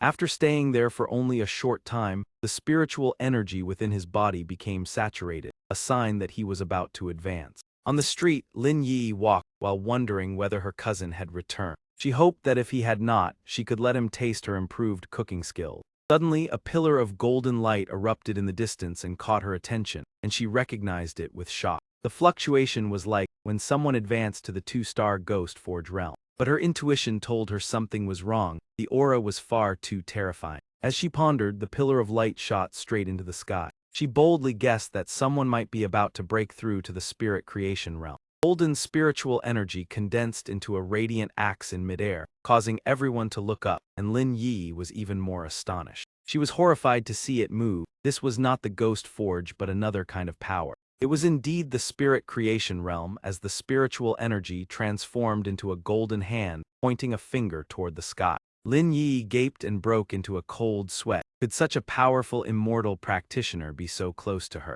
At that moment, the alarm rang urgently. The anomaly index reached 99. The spiritual magnetic field was 5 kilometers southeast of the city. Yahello and Su Qingying were stunned. All units urgently advanced toward the target. Such an index could destroy an entire city. Why had it never been detected before? In the control room, the glow of the screens illuminated their faces as everyone wondered in shock whether the emergence of a new spirit creation realm signaled impending catastrophe. Atmosphere grew tense as Hanla gripped the communicator and ordered headquarters to dispatch all advanced equipment, except weapons of mass destruction. Just as the order was issued, the door opened, and a young officer reported that the anomaly had been eliminated due to a practitioner's breakthrough, and the entire room breathed a sigh of relief. He exhaled in relief. He had finally reached the one-star spirit creation realm. He rubbed the back of his neck and wondered why the breakthrough had been so easy. Aside from feeling lighter, he noticed no major differences. His phone displayed a notification from Wang Liang. The Count Hero of Liangshan sent a message that Qingcheng University had caught fire again due to an anomalous contamination. The two exchanged jokes before Wang Liang warned him to be cautious, because such power was difficult to control. He agreed that flaunting power invited disaster, so he always concealed his strength, keeping the Yang Flame attribute and Crimson Fire Dao technique as his trump cards before replying. Rest assured, I will be careful. I still have ultimate techniques yet to use. Just then the door opened, and Lin Yi entered carrying a lunchbox, cheerfully saying, "I am back." He asked whether he had eaten and placed the food down. Fang Yi sat on the sofa and replied, "Leave it there, I will eat later." Lin Yi frowned slightly with concern, knowing he was kind-hearted but somewhat lazy. Although her studies were not overly demanding, she was also busy with her identity as an immortal practitioner. Lying on the bed, she thought the emergence of a spirit creation expert might cause turmoil, and decided to protect him to repay his kindness for letting her stay. Fang Yi continued reading the news. From high temperatures to raging fires, the images showed flames spreading rapidly and fiercely. The trees around the sports field were burned to ashes, the area had been sealed off, and videos of the fire circulated alongside countless comments. The short clip abruptly ended, making the situation seem more serious than the Northern Gate incident. Recalling that Jai Lam had extended her hand, he decided to go personally and contacted her. The next day, numerous reporters gathered outside the tightly sealed and heavily guarded gates of King Cheng University, continuously questioning the fire. Amid the crowd, two figures advanced, each step causing the atmosphere to fall silent. Someone whispered who they were to possess such presence, as Fang Yi and Jai Lam entered the campus under astonished gazes. A reporter loudly questioned how they were allowed inside. Within the campus, the two observed the still smoldering flames. This was what the government called heavenly fire. The blaze erupted without warning and could not be extinguished, only left to burn out on its own. Helicopters hovered overhead but were powerless. Jai Lam said, "I will meet the principal. Will you wait or come along?" Feng Yi replied, "Go ahead. I will stay here. We will meet later. Be careful." He slowly approached the burned area where barriers still stood. Blackened ground was cold and devoid of spiritual energy. He stepped over and touched it, realizing he had underestimated the situation. Suddenly a voice called out, causing Feng Yi to halt. "So Kai Lai," he spoke upon recognizing her standing behind him. Beside her was a brown-haired girl with freckles. "Is it really you? Why have you appeared here?" she asked in surprise. "Oh, Feng Yi, is this the ex-boyfriend you once mentioned, the one who only attended college?" The freckled girl interjected curiously, while she merely nodded in confirmation. "Hey friend, I know you might still have lingering feelings for Queen Li." The freckled girl draped an arm around Queen Li, speaking condescendingly that the gap between them was now too great, it would be best for him to let go. Feng Yi frowned and asked in confusion, lingering feelings for her. At that moment, more classmates gathered, some whispering among themselves while others mocked him, believing he had deliberately followed Kai Lai.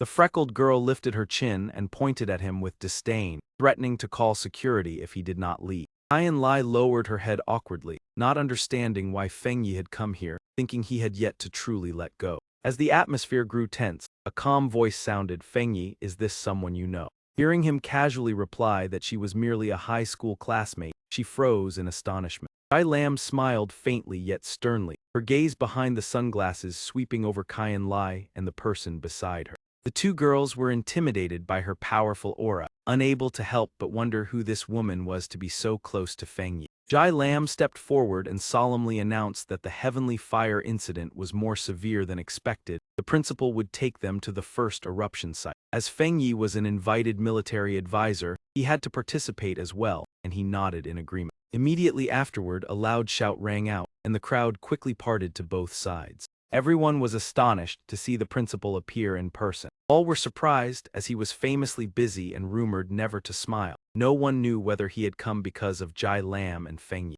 Kai Lai grew even more bewildered, while the girl beside her smugly believed the principal had arrived to deal with Feng Yi. Contrary to their expectations, the principal walked straight toward Feng Yi. He warmly extended his hand for a handshake, greeting the honored advisor introduced by the captain. "Recently, a series of abnormalities at the school has caused me great concern. I fear for the safety of the students. It is fortunate that you have come to assist." After speaking, he even bowed slightly, hoping that he would help resolve the matter at the stadium. Kai Lai stood frozen, held back by security along with the unrelated bystanders. Everyone was stunned by the principal's respectful attitude toward Feng Yi. In an instant, the previous ridicule vanished, and the crowd completely changed its attitude. It was replaced by murmurs of admiration for his bearing, while Kai Lai was pushed to the back by the crowd. She lowered her head, standing silently amid the noisy crowd. People began to question their relationship, believing she was unworthy of him. Some even noticed that Feng Yi had not looked at her once from beginning to end, her face turning pale amid the gossip.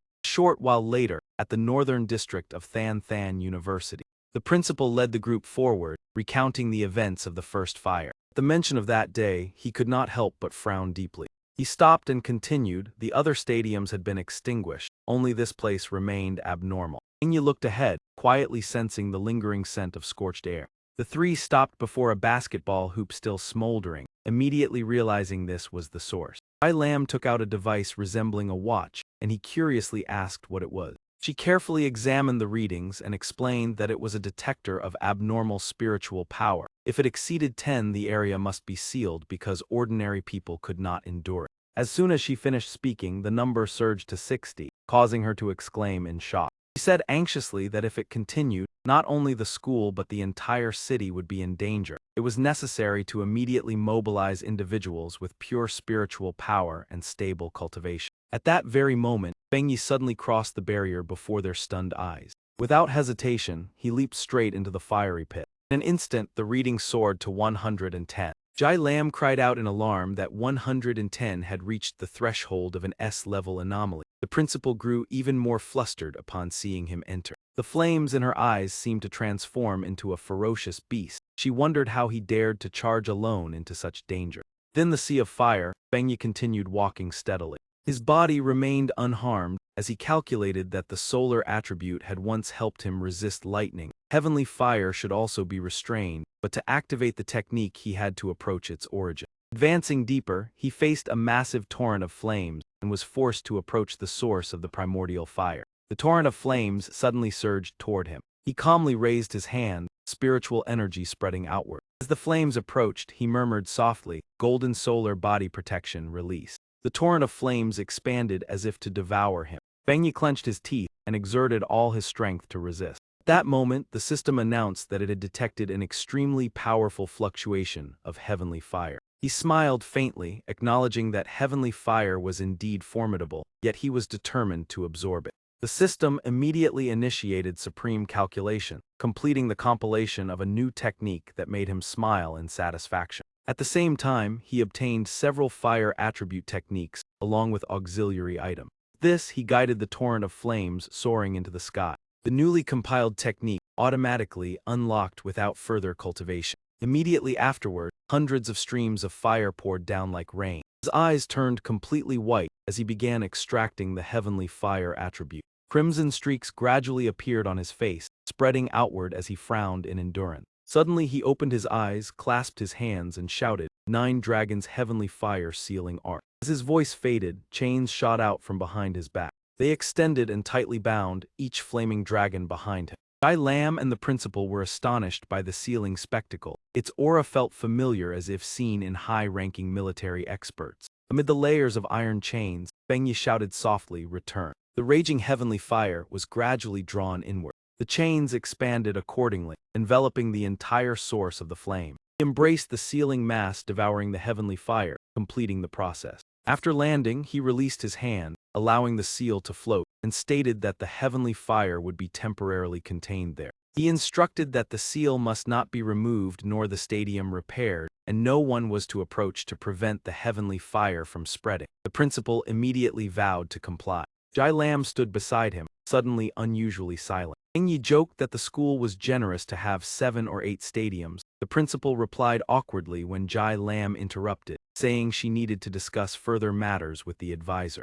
The principal departed cheerfully, and he turned to ask her what was the matter. Lam looked at him and said he concealed himself well. He humbly replied that heavenly fire was rather difficult to handle. She bluntly told him not to pretend. She was referring to how he hid his talent and cultivation level. Despite being exposed, he remained calm. Lam said that it was normal for the strong to have secrets, but she hoped he would listen to what came next. She spoke of a future filled with upheaval. The nation needed talents like him. When spiritual energy fully recovered, he would become a strategic deterrent. She added that he would be sought after by many forces, from military districts to associations both domestic and foreign. Though indirect, she still hoped he would consider joining her forbidden zone and think about it in advance. After hearing this, he pondered before asking why she did not directly recruit him into her team. She hesitated and replied that the legendary force of the military district was too powerful, believing he would be more interested in them. He smiled and asked in return the pinnacle level. She nodded in confirmation but said she rarely encountered them, having heard they had been very busy recently, leading him to silently guess that the elite force was facing considerable pressure. At that moment, Ko Lam turned around to repeat the principal invitation to dine. Fang Yi silently followed, telling himself they were facing quite a few troubles as well. He thought of how they faced ferocious beasts every day, and realized the number of anomalies was increasing along with many pioneers possessing powerful spiritual energy. He felt worried, telling himself that their current preparations were still insufficient with the day of spiritual energy recovery approaching. Fang Yi secretly calculated how to fully utilize the heavenly fire attribute he had just gathered at the stadium. Flames spreading chaotically and burning everything in their path, like endless wildfire, ideal for dealing with large-scale proliferating anomalies. He suddenly realized something. Fang Yi told himself that this perfectly matched his scarlet fire technique. Enchanting it further was like adding flowers to brocade, the more the stronger. In the distance, mountains rose layer upon layer in majestic grandeur. Holding his blade, Fang Yi entered the forest, drawn at the same time to the information before his eyes. Upon reaching the forbidden mountain, Fang Yi realized there was nothing unusual here, yet it was sealed off, making him suspect that the Spiritual Energy Association had discovered his plan. He smiled lightly as he thought of Su Qingying, wondering whether this land had been granted for testing. In that case, it was better to obey than to feign courtesy. Suddenly he noticed an important detail. His intuition told him that a stream of aura from those vermin had appeared. That instant, the shadow of something shifted slightly, rustling in the tree. Before his eyes appeared the image of a ferocious beast staring intently at its prey. In contrast, Fang Yi smiled calmly, realizing it possessed intelligence and was weighing the strength of its enemy before deciding to attack. He observed carefully. Fang Yi quickly agreed to the system request. He channeled spiritual energy into the sword, causing it to shine at once. Flames from the blade blazed fiercely, the heavenly fire radiant and enduring without extinguishing. Fang Yi's sharp gaze frightened the creature. He was curious how spiritual energy would affect the beast. He hurled the blade along with countless sparks of fire toward the target to test its power. At that moment the beast panicked, unable to react in time. The raging flames surged forward, leaving it startled as it fled. Fang Yi stepped forward, satisfied as he praised the doubled breakthrough in power, and at the same time noticed that this energy did not harm him. His fingers lightly brushed over the blade. Upon touching it, he felt a chill spread through him, and decided to pursue that mongrel. Elsewhere in the forest, a phone began a live broadcast, a voice murmuring in conversation. She posed before the camera, though it was her first day live streaming. Content came on its own, the screen constantly flashing provocative messages. Suddenly she noticed a strange movement right beside her. In an instant, it lunged at her and knocked her to the ground. The phone in her hand was flung hard onto the floor, shattering into tiny fragments. Despite her panic screams, the monster pinned her tightly to the ground, while viewers realized the situation and kept flooding the chat with comments. Her throat was clamped in its rough hand, her tearful eyes filled with pleading. The strange beast seemed to go mad, staring fixedly at the target before it with barely concealed hunger. Suddenly, several dragon-like creatures appeared behind them and charged forward like a raging storm.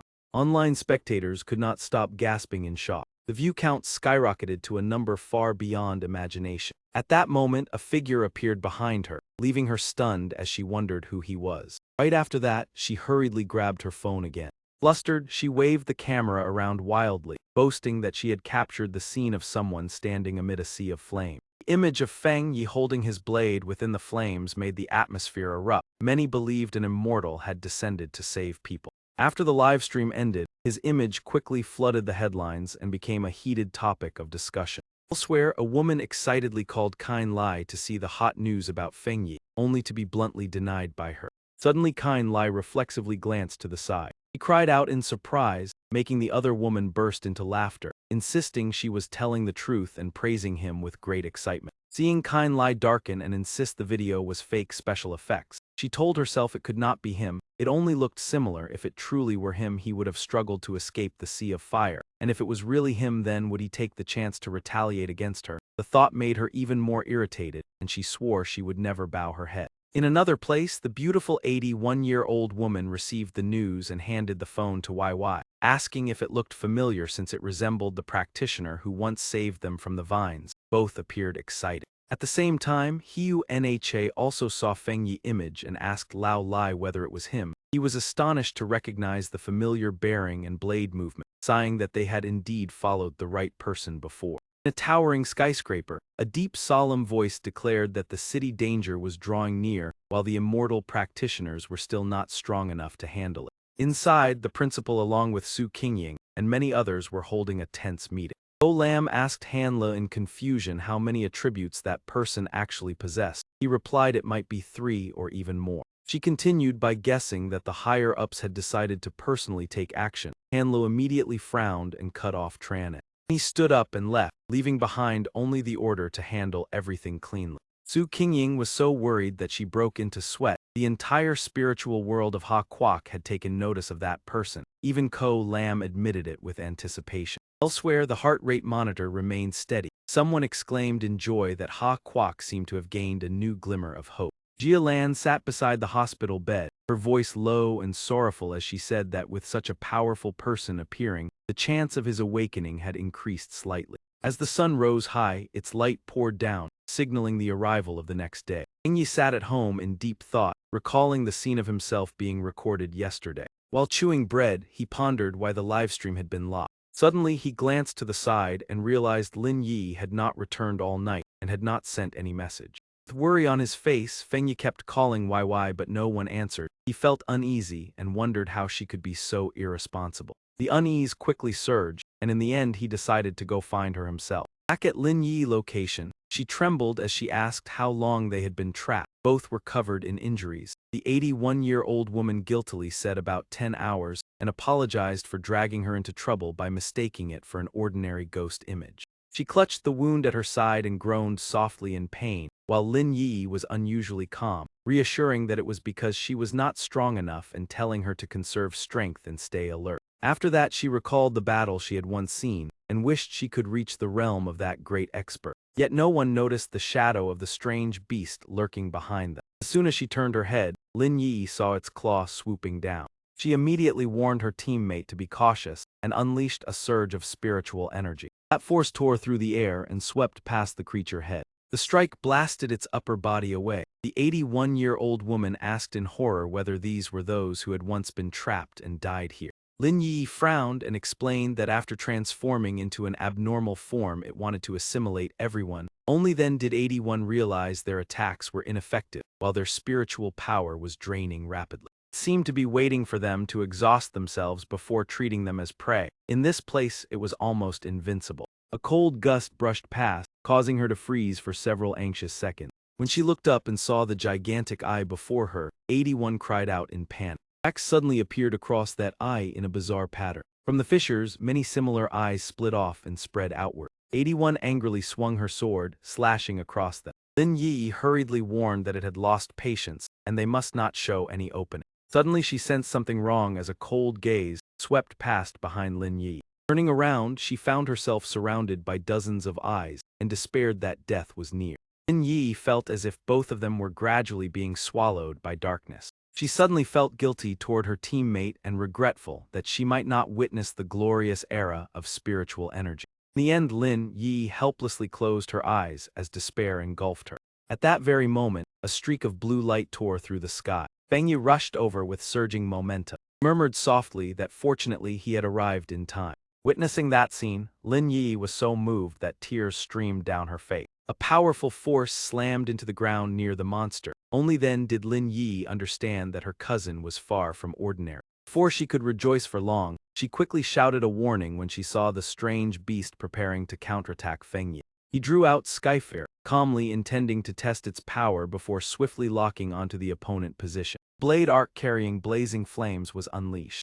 The strange beast was engulfed in flames until its form twisted. Lin Yi was stunned by the sight, while 81 who had just regained consciousness asked in confusion whether they had already died. She thought in panic that both of them along with the strange beast had fallen into hell. Lin Yi quickly reassured her that they were still alive. 81 came to her senses and asked in astonishment who he was. Fang Yi had no choice but to speak up that everything was over though he had not even finished breakfast yet, and asked after the two of them. The 81-year-old woman paid no attention to that remark, only staring at him wide-eyed. She immediately rushed forward to express her admiration for her savior, making him blush awkwardly. Lin Yi suspiciously asked whether the fire attribute expert who saved her was her cousin. 81 was stunned that that boss was actually her cousin despite her earlier claim that he was very ordinary. Fang Yi watched the amusing exchange and could only smile wryly.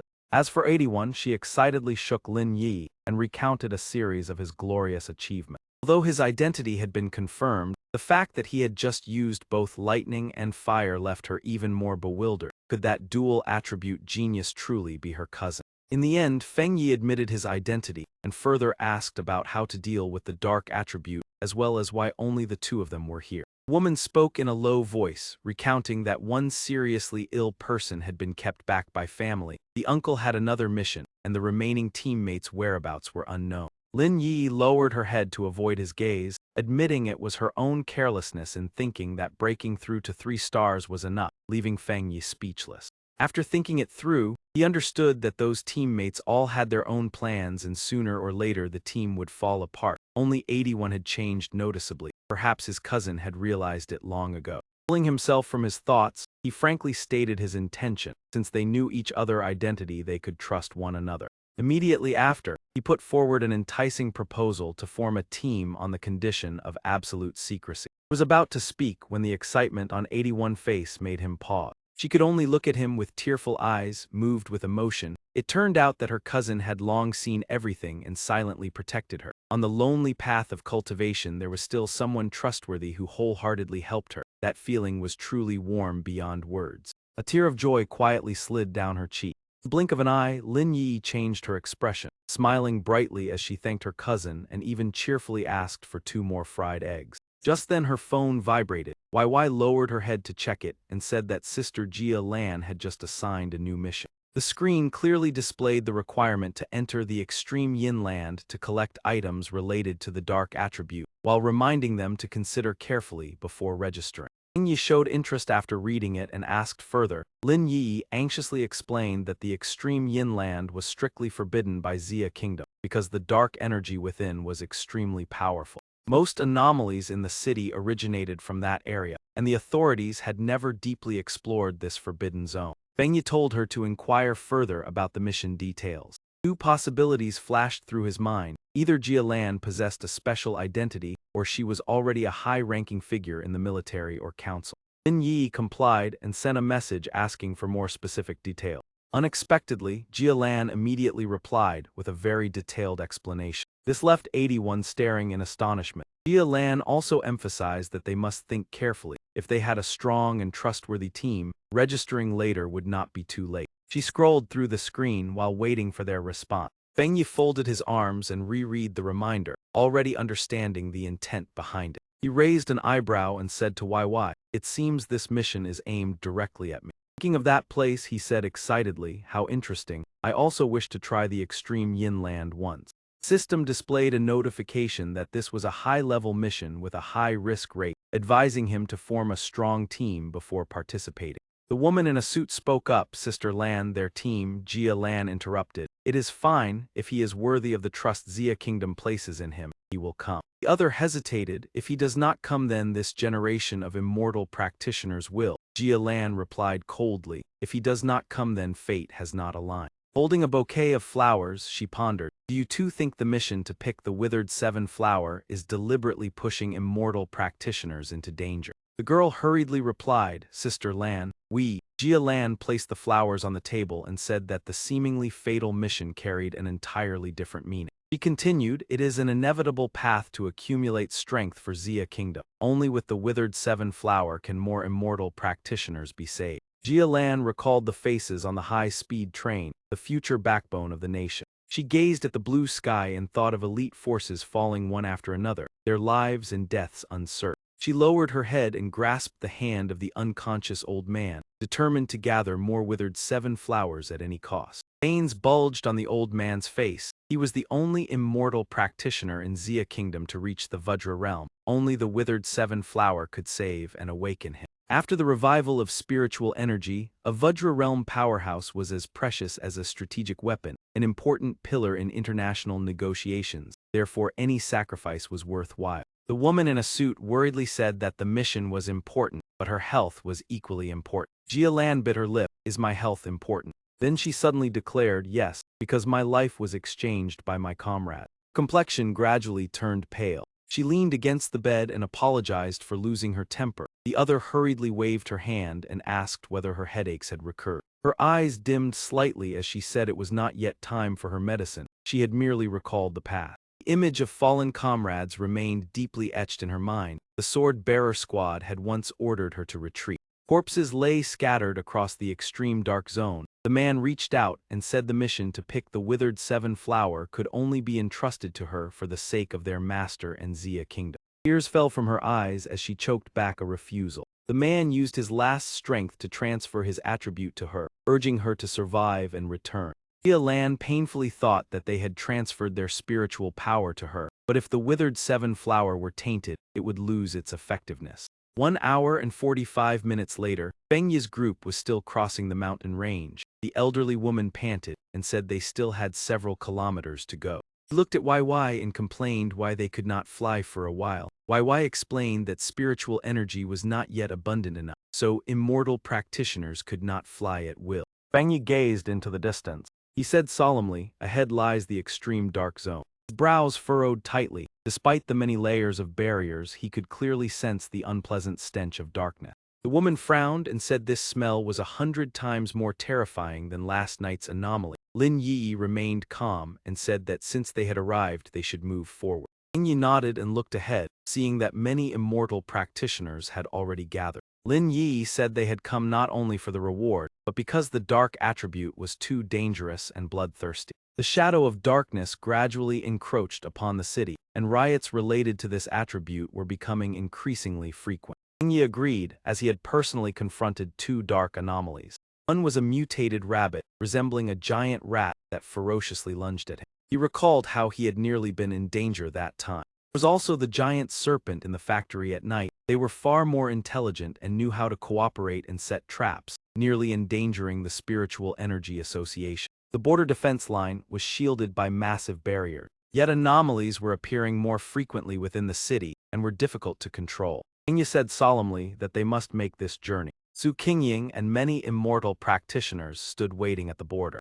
He seemed to sense something. Then she suddenly exclaimed that he had also arrived, bringing 2 girls with him. The blue-haired girl loudly called out, "Boss." Su Qingying murmured a prayer not to be discovered. Fang Yi called her captain. The blue-haired girl greeted them cheerfully. 81 curiously asked whether she was an acquaintance, and Lin Yi was also surprised. Su Qingying blushed and hurriedly explained that it was only a misunderstanding. Fang Yi introduced her as Captain Su of the Spiritual Energy Association. Su Qingying found the title grating. Suddenly, a mocking voice sounded from behind, ridiculing the boastful youngsters. An immortal practitioner carrying a gun said that the youth of today lacked manners, hoping they would still trust one another after entering the extreme dark zone. 81 angrily prepared to retort. Fang Yi signaled to stop her. 81 still sneered, telling him to worry about himself first. The immortal practitioner turned his head to look back. He sneered lightly and said that the vehicle had arrived. The vehicle door opened and Yahello appeared, astonishing everyone. She stepped forward. It was indeed Yahello. 81 curiously asked about her identity. Fang Yi replied that she had likely come to open the border gate. Yahello looked toward Fang Yi. Then she walked toward the border gate. She raised her hand and threw something at the gate. Veins bulged at the corners of her eyes as the illusory gate gradually dissolved. A crimson surge of power spread outward as the gate slowly opened. Yahello turned back and reminded them to collect the withered 7 flower intact and untainted. Fang Yi's group silently listened to the instructions. If they failed to meet the requirements, they would receive no reward, then prepared to enter. The leading immortal practitioner had just stepped in and was already grumbling, telling us to throw away our lives in his place, and there would not even be compensation money after death. What kind of attitude was that? The young man behind him looked visibly frustrated. If something happened, they would only be reported missing, and if his family suddenly received a large sum from the government, it would be no different from admitting they had taken action. Su Qingying glanced at Fang Yi and said that middle-aged man was probably on par with him, likely at 1-star spirit creation realm. Besides that, the silent group also seemed to be hiding a few experts who had restrained their spiritual power and were hard to detect. The rest were all 2- or 3-star ghost manor realm immortal practitioner. The strength between teams was nearly balanced. Fang Yi replied in a low voice that this mission was probably not simple. The fact that so many elite teams had gathered was truly beyond expectation. He also secretly doubted whether that person was really in the spirit creation realm, since his aura was not necessarily superior. The girl standing beside Jia Lan reported that this time there were a total of 37 2-star Ghost Manor Realm practitioners in the extreme dark region. 12 3-star Ghost Manor Realm and 3 1-star Spirit Creation Realm. The abnormal difficulty of the mission was rated BDNS. Jia Lan looked at the group and reminded that whoever arrived first should check the monitoring equipment. She had taken care of all preparations so they could rest assured. Beyond the boundary there was only a desolate and silent scene, not a single sign of life. The stench in the air made 81 and YY frown in discomfort. Fang Yi reminded everyone to stay close because the darkness would swallow their vision. Once separated, it would be easy to lose direction. 81 crouched down apologizing because the nausea rising within her was unbearable. Su Qingying gently reassured her that it was the smell of rotting corpses mixed with thick fluid. She was not the only one reacting like this, so there was no need to worry. She forced a smile and said the group ahead at the same realm as them were also feeling nauseous. Su Qingying continued explaining that the dark attribute naturally restrained immortal practitioners. It could be regarded as a highly active form of abnormal pollution within this dark zone. She said that a B-level abnormality was equivalent to Ghost Manor Realm and its destructive range was still controllable, while a level was comparable to Spirit Creation Realm. Chaotic or highly concentrated areas like this extreme dark region often gave birth to S-level abnormalities. That level was comparable to Diamond Realm or even higher, nearly touching the threshold of a great catastrophe, however. It should be noted that in the extreme dark the dark attribute was enhanced, so an abnormality originally ranked B would rise at least one level here. Lin Yi helped 81 up and asked in surprise that there was such a thing as this was her first time hearing it, then asked if Captain Su was affected. 81 also cut in asking whether they were not being polluted. Su Qingying smiled and brushed aside the fact that she had just broken through to 3-star Ghost Manor Realm, saying that she and her teammates were used to handling this kind of abnormality, so they were not too afraid of the smell.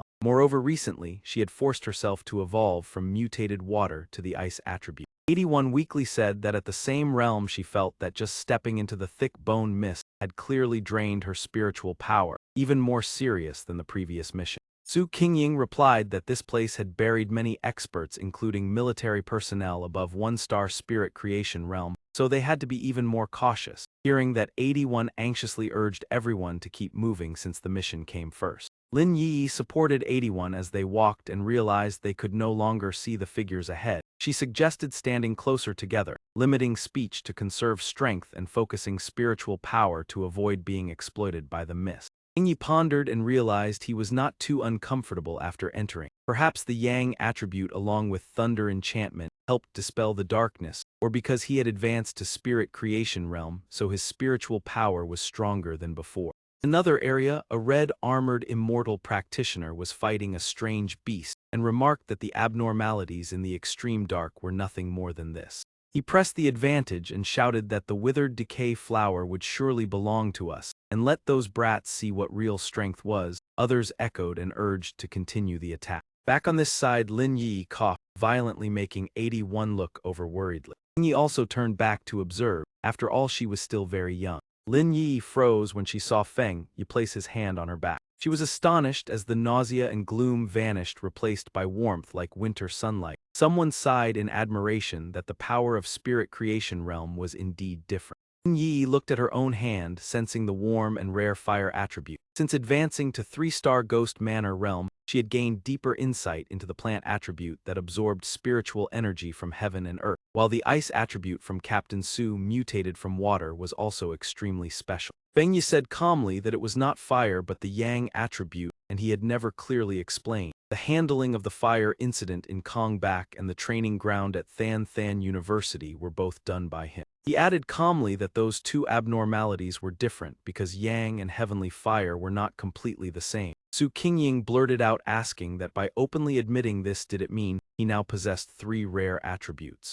Fang Yi thought to himself there was also the desolation attribute, but a tall tree attracts the wind, so he kept it as a trump card. Outwardly he only gave a vague answer, then asked where 81 was. 81 trembled, saying she had not broken through to 3-star Ghost Manor Realm, so her perception of attributes was unclear, only knowing she leaned toward metal. She begged the great god to give her some Yang attribute warmth, and promised that after going out she would not cause trouble anymore. Fang Yi lightly touched 81 back, agreeing to warm her for one day. Blonde girl asked in confusion what they were doing, padding back and forth. 81 let out a sigh of relief as her body had warmed up. Fang Yi suggested that Su Qingying team should also try receiving spiritual power. She replied that she felt quite fine. The two cloaked girls excitedly asked the great god to help them. One by one, everyone received a stream of warm spiritual power from Fang Yi. Suddenly the sound of strange beast footsteps approached. Fang Yi cast a vigilant glance and raised the alarm. Su Qingying unleashed a move toward the strange beast, asking what it was, while 81 was right in front of it. 81 jerked back in panic. Warning shout rang out confirming it was an A-level abnormality. Su Qingying gathered ice spiritual power onto her hand.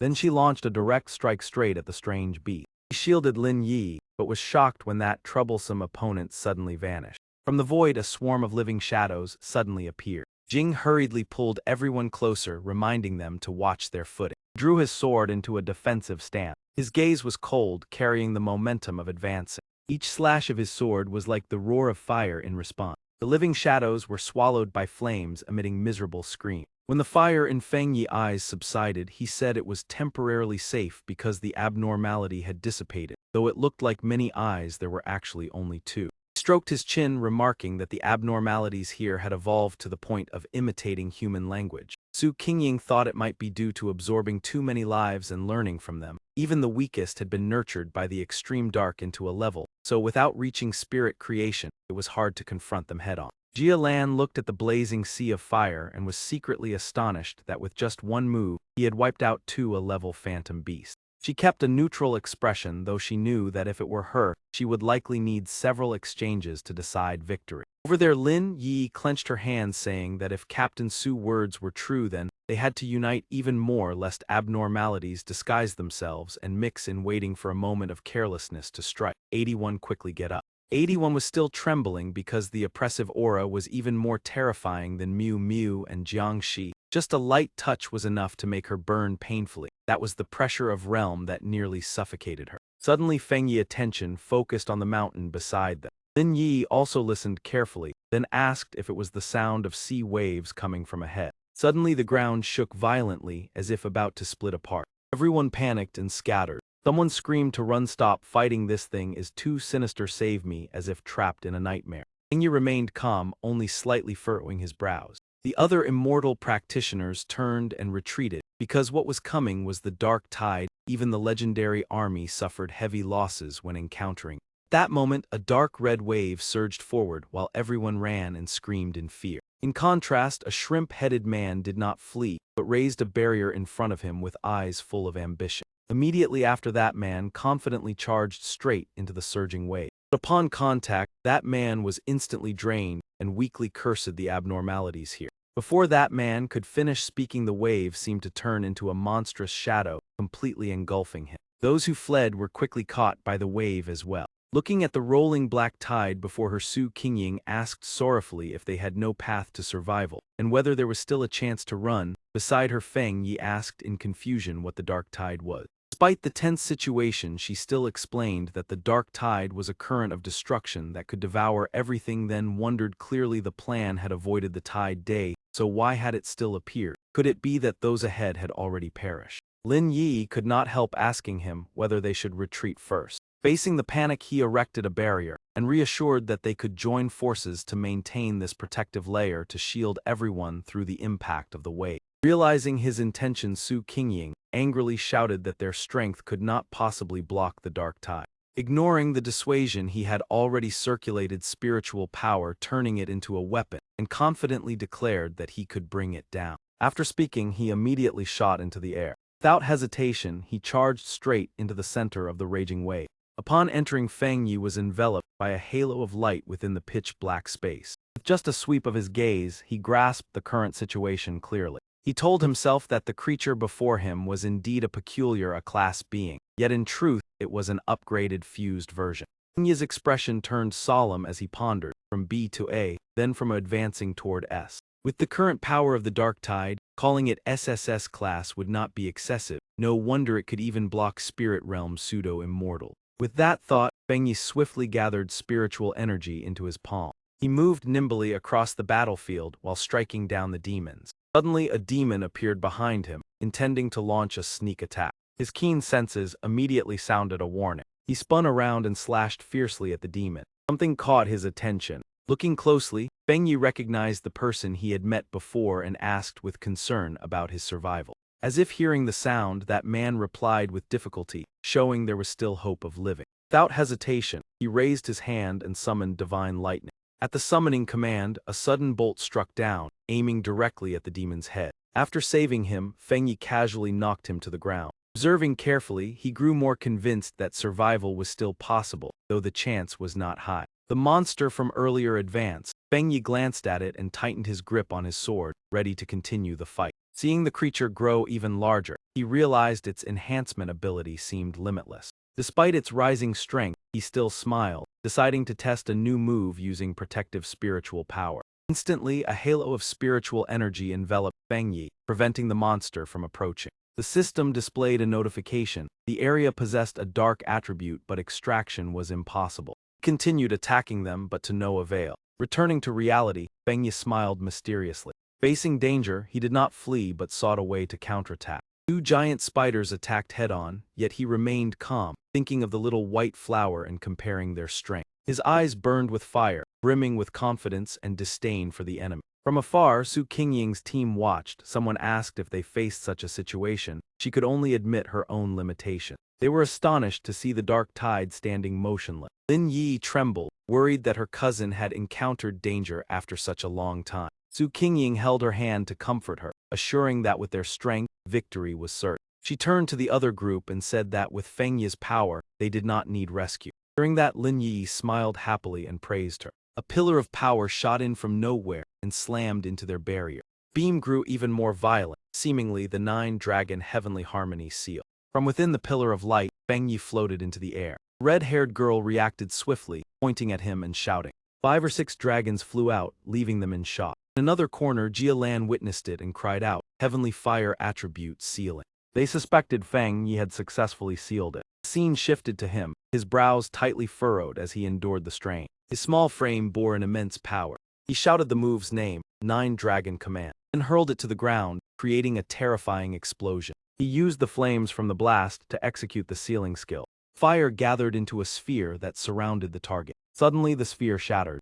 That man was knocked to the ground. They let out a sigh of relief and wondered how to deal with him. Ignoring the warning, Lin Yi clung to Fang Yi and demanded that he hand him over to her. He looked at Fang Yi, puzzled why he seemed unhappy yet filled with admiration, wanting to go eliminate the dark tide. Fang Yi turned away coldly, stressing the need to quickly gather the withered 7 flower. Su Qingying replied that she would take the person back to Lin Heap for treatment. Their voices trembled. Fang Yi explained that aside from this person, the others had likely been devoured by the dark attribute. Regrettably, he had not witnessed it firsthand. The entire group advanced toward the Black Lake. Fang Yi ensured the rear guard while everyone followed his instructions. He fixed his gaze on the lake's surface. The system notified that detection of powerful dark attribute waves had begun. Dark power surged up from the water's surface. Detection successful, initiating ultimate computational force. Dispersed into pillars of power rising into the sky. Fang Yi slowly absorbed them all. The system reported successful compilation. His entire body was immersed in a mysterious current of power.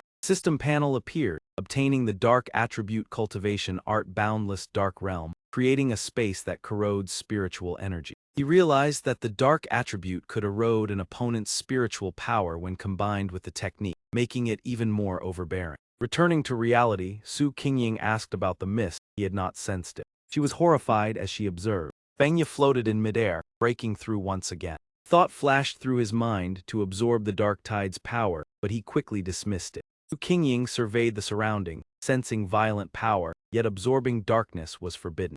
She recalled the terrifying scene. The government had once researched refining darkness but paid a heavy price. Even from D to S, a D rank alone was enough to make new immortals who had just stepped into the ghost mansion realm suffer. Those forming the spirit realm were even more easily blocked. The immortals who completed the experiments often lost their divine sense, their minds thrown into chaos. In the end, Fang Yi returned to a normal state. He said coldly, "Come out, you have been observing for a long time." In the darkness, Jialan stepped forward, guessing that the dark tide had been sealed by him. Qingying stared at Jialan in shock and asked what she had done earlier. He did not hide it and admitted it. Su Qingying turned to look at Fang Yi in astonishment. Jia Lan suddenly reached into her clothes. She immediately drew out a gun. Everyone panicked. Sister Jia Lan, what are you doing? Remembering that Fang Yi was a military target, what did she intend? Fang Yi remained cold and calm. The mission was to find the withered seven flower. She was displeased that he had not died here. Jia Lan did not answer, only carefully observing his every movement. Number 81 hurried to stop her. Why did you not act earlier? Otherwise everyone would have died, and now you make things difficult for the boss. In the end she stopped and said it was only a joke, congratulating him on passing the trial. Seeing that scene, the whole group finally breathed a sigh of relief. Fang Yi suddenly turned to Jia Lan and asked, so your purpose was to test my ability? She did not beat around the bush and frankly admitted it. Having recognized that he possessed both talent and strength, she wanted to verify it with her own eyes. Then she further emphasized, in response to the question of why she had never taken action. Because the vanguards could only act according to their rules, life and death were already predetermined, fortune and calamity were unpredictable. But you all were still fortunate, having someone reliable to lean on, so you had never been attacked by anomalies, for they feared Fang Yi's sealing power. The dark tide was the same, it only dared to overwhelm the weak and remained wary before the strong. Let me lead everyone to find the withered seven flower. She turned and gave the order decisively. Fang Yi observed Jia Lan and softly said that her spirit seemed somewhat unstable. Su Qingying whispered that in the past only she had survived the dark tide. Only then did he understand. Her identity of absolute obedience along with her indifference toward missions and rules, combined with her fierce faith, had allowed her to endure until now. Thinking that, he lowered his guard and told everyone they should be understanding towards someone who was injured. Number 81 immediately grasped the implication and asked if she was injured. He nodded and confirmed that her spiritual power was severely depleted. That proved her internal injuries were far from light. Her aged footsteps halted midway. She turned her head and spoke softly. She expressed her thanks and reassured the group. They entered the zone of extreme darkness, a graveyard shrouded in cold desolation. The group continued to move silently deeper inside. Fang Yi suddenly sensed something unusual. Beneath their feet lay a stark white skeleton. What was this? Jia Lan hurriedly cut him off. We have arrived, this is the graveyard. She pointed toward the glowing flower in the distance. That is the withered seven flower. Without hesitation, she immediately stepped forward. Around the flower stood countless dark beings guarding it densely. Jia Lan seemed to lose her clarity, unconsciously reaching her hand forward as if meeting an old acquaintance again. Fang Yi instantly realized the situation was not right. He raised his hand to condense a fireball, at the same time shouting loudly. Wake up! As soon as he finished speaking, he forcefully hurled the fireball toward Jia Lan. Feeling the power radiating from it, Jia Lan was astonished to discover that it contained the rare yin and yang attribute. She immediately swung her hand to create a slash to block the attack. After that she looked at him with scrutiny, unclear what she was calculating. At that moment the ghosts behind her suddenly vanished, making her realize she had not prepared thoroughly. Lin Yi and Su Qingying ran over, worriedly asking if Sister Jia Lan was all right, at the same time advising her to stay back because the dark attribute had affected her too heavily. After thinking for a moment, Jia Lan unexpectedly said the withered seven flower would be enough for him to handle. Hearing that, Fang Yi slowly advanced, calmly passing by the three of them. Before long the flower was clearly before his eyes. Suddenly the ground shook violently. A fox demon burst out from beneath the ground and lunged to seize him. It opened its mouth wide. Inside echoed the wails of resentful souls screaming from endless hunger. He remained calm, gathered power into his palm, and softly uttered divine thunder. Immediately after, a series of lightning bolts shot out and pierced straight through the fox demon's body. It only roared in pain but did not collapse. Fang Yi wondered how many anomalies it had absorbed to reach such an S rank. This must end quickly. Take the withered seven flower and leave. The time sealing the dark tide was about to run out. Thinking that he condensed a stream of purple energy in his hand. He unleashed boundless dark domain, forming a circle that enveloped both himself and the fox demon. Within that range, the fox demon immediately dropped to its knees. Souls wound themselves tightly around its body, one after another. They squeezed hard, making its body tremble and scream miserably. The system notified that the fox demon was affected by a special dark attribute. The S-rank anomalous beast had been reduced to B rank. Looking at the notification and the bound fox demon, Fang Yi realized the cultivation foundation in the extreme darkness was far from stable. After thinking that, he created a blazing sword from the fire attribute. The slash descended with a thunderous explosion. He softly said everything had ended. Su Qingying wondered what that was, clearly sensing the dark attribute, yet it was different. Lin Yi also said there was none of the usual cold and gloomy aura. Jia Lan stepped forward and explained that it was Feng Yi's domain. He had created his own space. She could not help recalling her master, silently thinking that using spiritual power to open a domain was extremely difficult. Aside from her teacher, only a few people worldwide could do it. Back then he had predicted that the capital would suffer a great calamity, so he opened a domain to suppress it. The result was. At that moment Feng Yi stepped out of the domain and lightly waved his hand. He said in a friendly tone that the graveyard behind them would likely no longer have any incidents. Then he walked closer to the withered 7 flower. With both hands he carefully lifted the flower. Only when the flower rested in his hands did he truly breathe a sigh of relief. Jia Lan suddenly widened her eyes in astonishment. He unexpectedly handed the withered 7 flower to her to hold, and said everyone had to retreat immediately because the dark tide could surge at any moment. After speaking, he glanced aside, reminding them that they still had to take care of a burden her. She smiled gently and told them to thank Feng Yi. The group immediately left without hesitation. Before departing, she even called him back to express her sincere gratitude. Without you, Wu Lao would have found it hard to survive that danger. He only silently watched them leave without responding. Upon reaching the exit, everyone burst with joy at having survived and returned. Lin Yi said emotionally that they could finally see the sunlight. Outside, a crowd had already been waiting to welcome them and hoped to see the withered 7 flower with their own eyes. One by one they stepped through the gate. Countless questions rang out. Number 81 looked around in surprise at the sheer number of people waiting. Lin Yi suddenly realized something unusual. He cried out in astonishment that it was the vehicle of the famed spiritual war zone across Xia country. Number 81 began to regret having mocked Jia Lan. The scene shifted to the bustling area of the spiritual war zone, ranked first among the 19 zones of Xia country. Withered 7 flower was placed in a solution vessel and carefully handed over. The one receiving it was a high-ranking leader of the spiritual war zone. Immediately after, all the war soldiers around expressed their gratitude to Feng Yi in unison. Even that leader sent words of thanks to Jia Lan.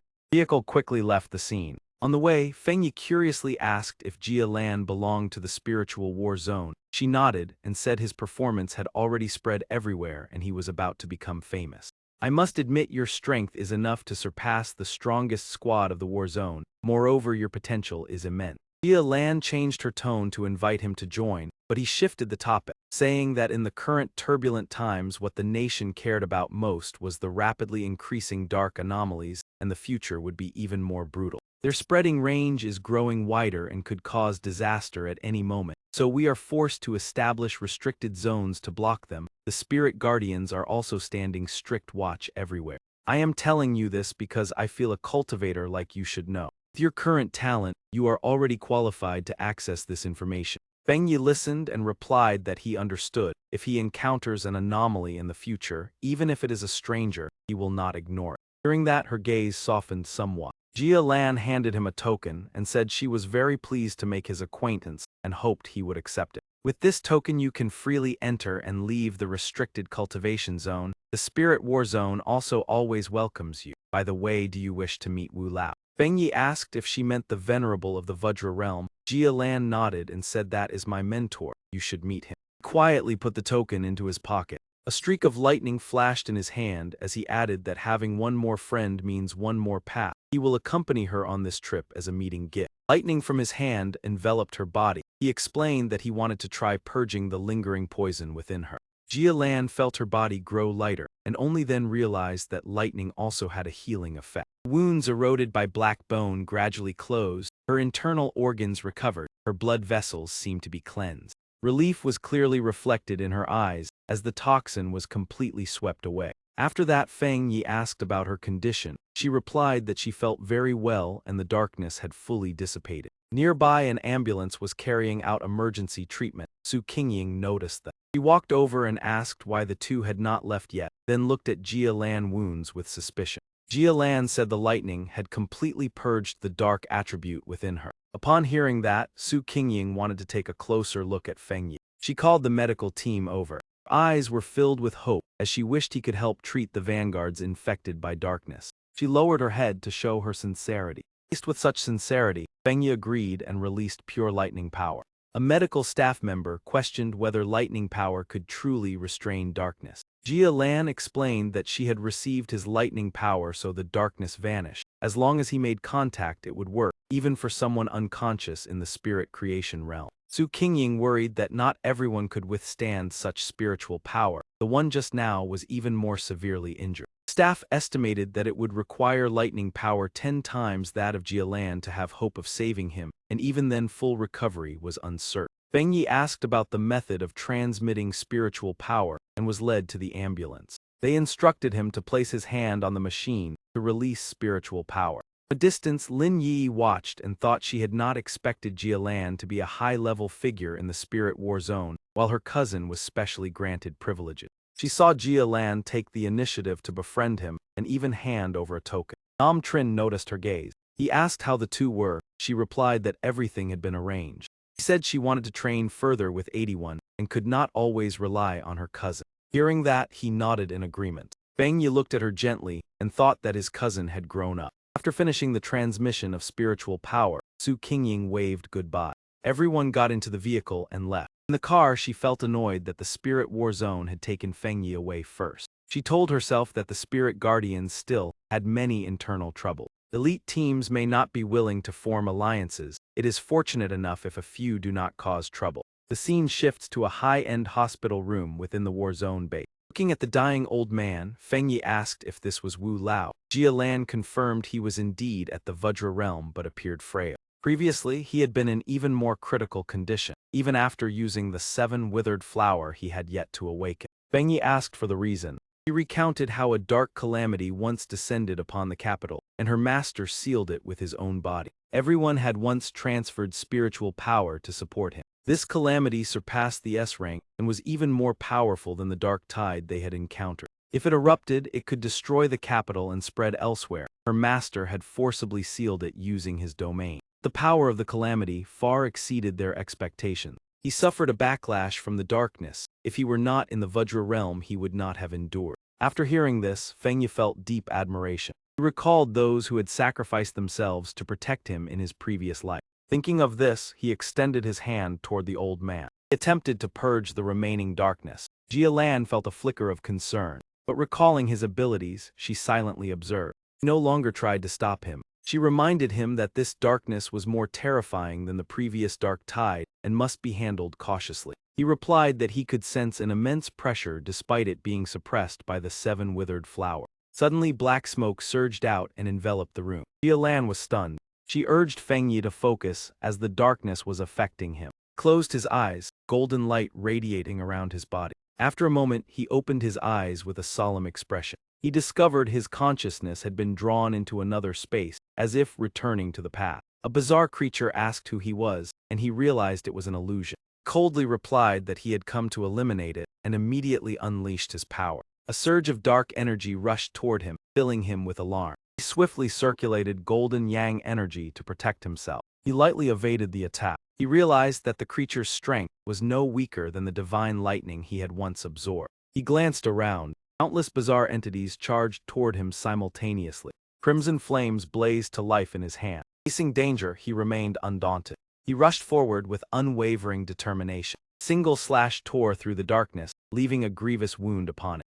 It quickly recovered and counterattacked, but its aura had weakened. Fang Yi immediately evaded the next attack. The whole group quickly climbed onto the tightly packed rooftops. In the blink of an eye, he activated the boundless nether realm, forming a pitch-black sphere in Fang Yi's hand that absorbed all the surrounding dark aura. The bizarre creature widened its eyes and opened its mouth in shock. "You are absolutely not human." His face instantly turned grim as he shouted decisively, "Needle, expand." Within seconds, a massive black hole appeared in midair. The demon vanished without a trace. Even so, a layer of gloomy haze lingered in the sky, seemingly the remnant consciousness of the dark anomaly, stirring an uneasy premonition of impending disaster in Fang Yi. He could not help recalling the horrifying appearance of that bizarre creature moments ago. Facing the swarm of aberrations alone, Fang Yi sighed softly. He had to find a way to leave this place as soon as possible. The scene shifted, and he stood frozen in astonishment. Immediately after, a strand of dark aura was suddenly dragged out from the vortex of the void.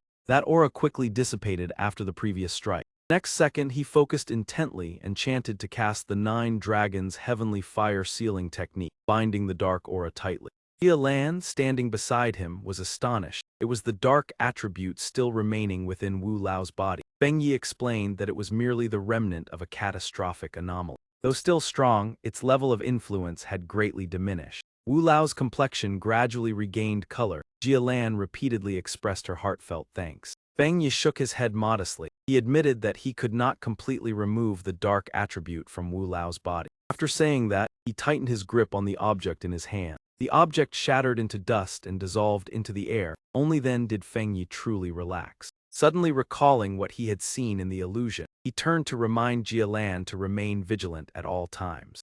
Her face darkened, her low voice mentioning the rumors that were spreading. Fang Yi asked in surprise, were not all abnormal spiritual energy fluctuations strictly recorded in the management ledger?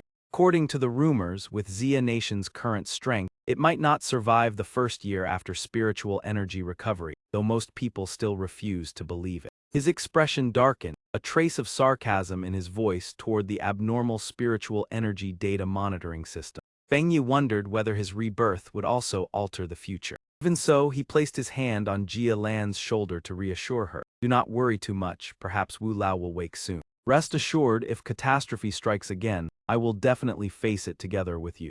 After speaking, he silently vowed that this disaster would happen sooner or later, and this time he must turn the tide. The scene shifted to late night in a quiet residential complex. In the room, Fang Yi cultivated while calculating that he was about to reach the 2-star spirit realm. Spiritual energy recovery was already underway, and though he possessed the dark attribute, it was still not enough. The anomaly from the earlier illusion, even weakened, could not conceal its true power. Suddenly, the flower pot on the table swayed slightly, drawing his attention. He walked over and teased it. It was a pity I could not bring you along before, you were truly inconvenient. Saying that, he picked up the flower pot and smiled. It is a pity you never had the chance to unleash your ability to evolve. I will take you out for a stroll. At the back mountain, Fang Yi carried the flower pot and walked leisurely while talking to himself. The Plant Research Institute of Ling Association is indeed capable. In the early stage of spiritual energy recovery, nature regulates itself strongly. Though only briefly, plants once burned to ashes have partially revived, and even new hybrid species have appeared.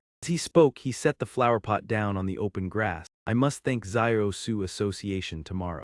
Absorbing a little from time to time is enough. Do not overdo it. Once planted in the soil, the flower seemed to come alive with vitality. Its roots spread outward, covering the surrounding area. Seeing the nearby grass gradually wither after being drained of energy, he nodded in satisfaction. Then he lifted the flower amid its bewilderment. Enough. Let us change places and continue absorbing. Among evolved plant life forms, I wonder what rank you hold. This barren attribute anomaly is at least a rank. The mountain once teeming with wild beasts was deserted today, likely wary of the barren aura emanating from you. As soon as he finished speaking, a strange sound rang out nearby. Fang Yi's expression instantly turned serious. Wolves. The wolves in the distance had red glints in their eyes. The alpha had grown exceptionally robust. He was slightly startled. This pack was about to evolve.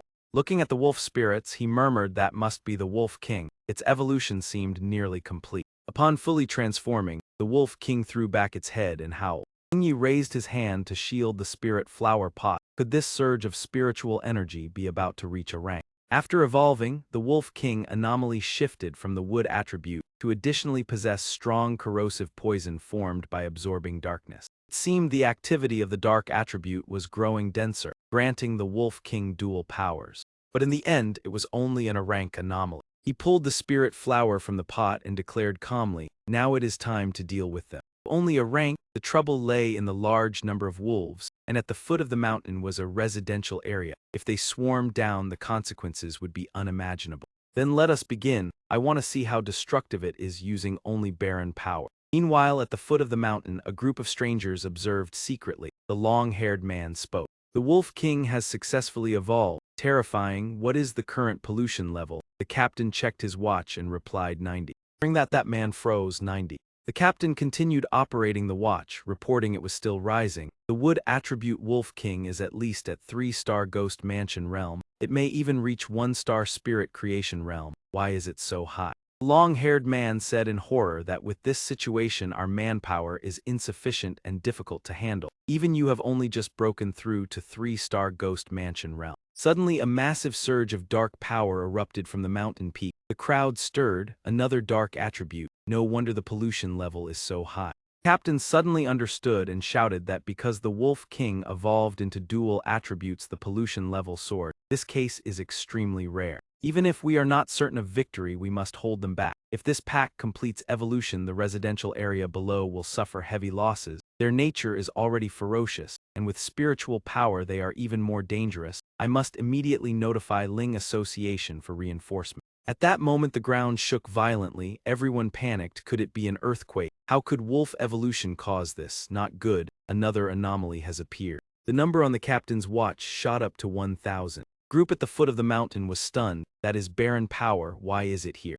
Retreat quickly, fall back to the safe zone. The long-haired man glanced back and asked if it was the vine that had disappeared before. Why was there no prior warning? The captain urgently urged that all residents around here must be evacuated immediately. Suddenly another member stopped him. Wait, Captain, the barren power is not spreading downward. Then what is that? The captain asked whether the barren power had withdrawn deep into the mountain. The long-haired man nodded. Yes, it is strange, the sense of danger has vanished. Do we still need to report it? Roots of the spirit flower extended further and further, and hundreds of small buds quickly sprouted along its stem. Before long all the flowers bloomed and released intense barren power. The captain exclaimed, that is a flower.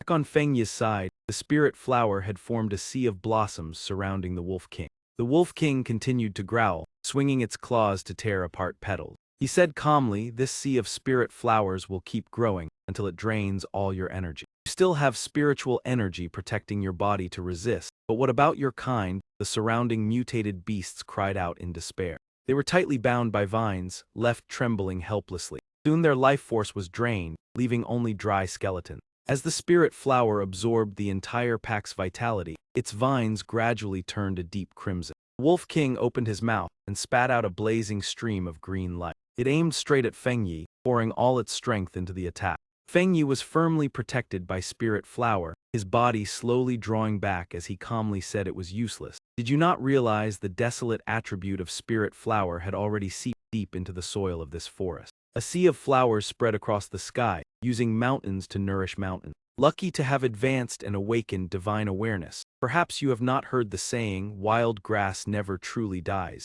When the wind blows, it lives again. Not bad, he has discovered the position of the flower. Little flower, you have been discovered. What should be done now? The Wolf King growled and charged straight at Spirit Flower. Spirit Flower slowly changed its size. The Wolf King pounced on it, but it was utterly useless. Unfortunately, it was tightly clamped by enormous petals. The Wolf King struggled with all its might, but remained powerless. Spirit Flower simply swallowed the Wolf King whole. Fang Yi watched calmly, wondering whether he should allow the dark attribute to erode his own body. The sticky petals split apart. Each fragment of the flower restrained the pitiful beast that was crying out. Trapped unintentionally, Fang Yi watched Spirit Flower break down the Wolf King and pondered, the power of desolation is truly terrifying. What kind of ability is this? After implanting the desolate attribute into Spirit Flower, it formed its own cultivation method without further modification. He said once trapped within the sea of flowers, no anomaly can escape. Even when repeatedly destroyed, Spirit Flower regenerated, using endless desolate power to turn everything into white bones. This is the Infinite Spirit Sea. The system announced that Spirit Flower had successfully implanted the desolate attribute, Infinite Spirit Sea. The flower burned red like blazing fire. Fang Yi observed every movement of Spirit Flower and sensed something unusual. He watched Spirit Flower absorb the spiritual energy of heaven and earth and said to it, little flower, you are about to evolve. An electronic alert sounded. The people in the observation room stirred, discovering an 11 mutated contamination. The area contains 2 different streams of spiritual power, aside from the Wolf King advancing, the rest.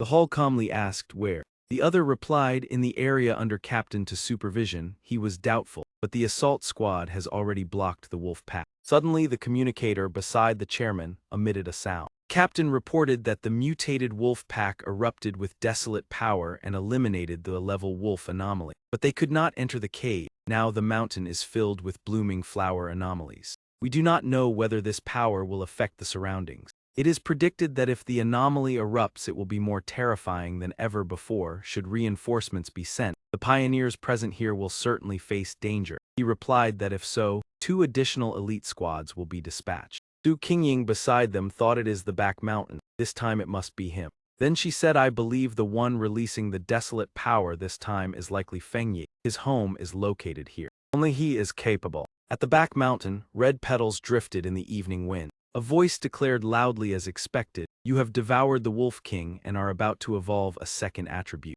Each petal danced like blazing red flames. He said joyfully, the fire attribute, exactly what it should be. Just a press you will evolve, your cultivation and advancement will also become easier. Spirit Flower shrank neatly within Fang Yi palm. The system announced that Spirit Flower devoured the Wolf Pack and the mutated Wolf King, and has completed evolution. Desolate Fire Spirit Flower A level, Desolate attribute. After evolving, its fire is extremely eager to absorb spiritual energy and can nourish the boundless nether realm. Halfway through reading, he murmured in surprise, powerless nether realm. Why did I not think it could survive here? Within the powerless nether realm there are many dark anomalies and earthy environments. If Spirit Flower absorbs them, it can evolve darkness.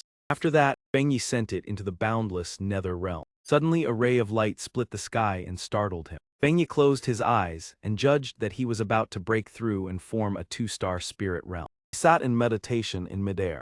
Power enveloped Fang Yi as he thought inwardly that driving energy was easy. The spiritual energy of heaven and earth seemed born for him. At this moment, Jiang Luke easily found Fang Yi. He praised with excitement, heavenly fire, one blade forming a 2-star spirit realm makes me thrill. Let me show you all that I am a fire attribute pioneer. Sensing danger, he opened his eyes in vigilance. Fang Yi saw flames rushing toward him and thought inwardly, a fire attribute pioneer. He compressed power into one hand. Fang Yi swiftly blocked the entire attack and assessed inwardly that it has finally appeared, previously hiding without restraining spiritual energy. A wild man breaking through the spirit realm, independent and only fond of combat. Jiang Luke stepped out of the flames and said, you are interesting, your spiritual power is formidable. How did you evade the drifting fire blaze? Fang Yi disdained to answer. He said, I forgot to introduce myself. My name is Jiang Luke, you will remember me soon. He calmly raised his hand to the sky and summoned divine thunder. Jiang Luke rushed upward. A blinding light appeared above Fang Yi. He halted and thought inwardly, but at this stage only hope remained. Jiang Luke took the full strike, his body seeming to dissolve into the air. In the end, he coughed out a mouthful of white smoke. His clothes were tattered as he collapsed to the ground. Jiang Luke was stunned and wondered who he was and where he was. He had believed himself a fire pioneer. Then he trembled and knelt on the ground, gasping heavily. Fang Yi walked over calmly, his sharp gaze sweeping from head to toe. He grabbed Jiang Luke's head and lifted it slightly. Then Fang Yi slammed his face hard against the ground. This moment he said, earlier I was deaf. What is your name? Jiang Luke was busy biting dirt and did not answer. Jiang Luke's mind was in chaos, knocked down in an instant, having formed a 1-star spirit realm and once the fastest among pioneers, not to mention his ultimate technique. Rare advanced fire attribute, immense power, a master among masters. Everyone had to submit to gain benefits during the era of spiritual awakening. Seeing him remain silent, he clicked his tongue. His grip strengthened along with thunder attribute power. Jiang Luke cried out in pain and helplessness. This filled him with fear. He had not expected fire and thunder at the same time. Unable to stand, Fang Yi looked down in disdain, so this is all. With his current strength, this brief encounter left Jiang Luke utterly astonished. He thought to himself that clearly this person had not broken through to the second spirit creation realm, yet the pressure felt as if he surpassed him by 2 whole realms. No, to be precise, by 3 realms. There is almost no way out. Jiang Luke truly needed to meet true masters. Jiang Luke panicked and begged Fang Yi to spare his life. Before him was Fang Yi's cold face. Fang Yi suddenly changed his tone and reminded him not to casually use his abilities on others. He even told him that if he had free time, he should clean up the dark anomalies causing trouble. Hearing that, Jiang Luke was furious to the point of discomfort. Fang Yi even sighed and cast him a provocative glance. Even so, Jiang Luke had to endure it because he possessed extremely powerful spiritual energy, to the extent that he began doubting his own abilities. His figure drifted through the brilliantly lit city. Jiang Luke slowly stepped into the room. All vitality had drained from his face. His teammates showed no sympathy and kept scolding him, especially the red-haired one, who began lecturing the moment he saw Jiang Luke. If you keep fighting like that without distinguishing friend from foe, you will only bring disaster upon yourself. Another person suddenly noticed Jiang Luke's unusual attitude today.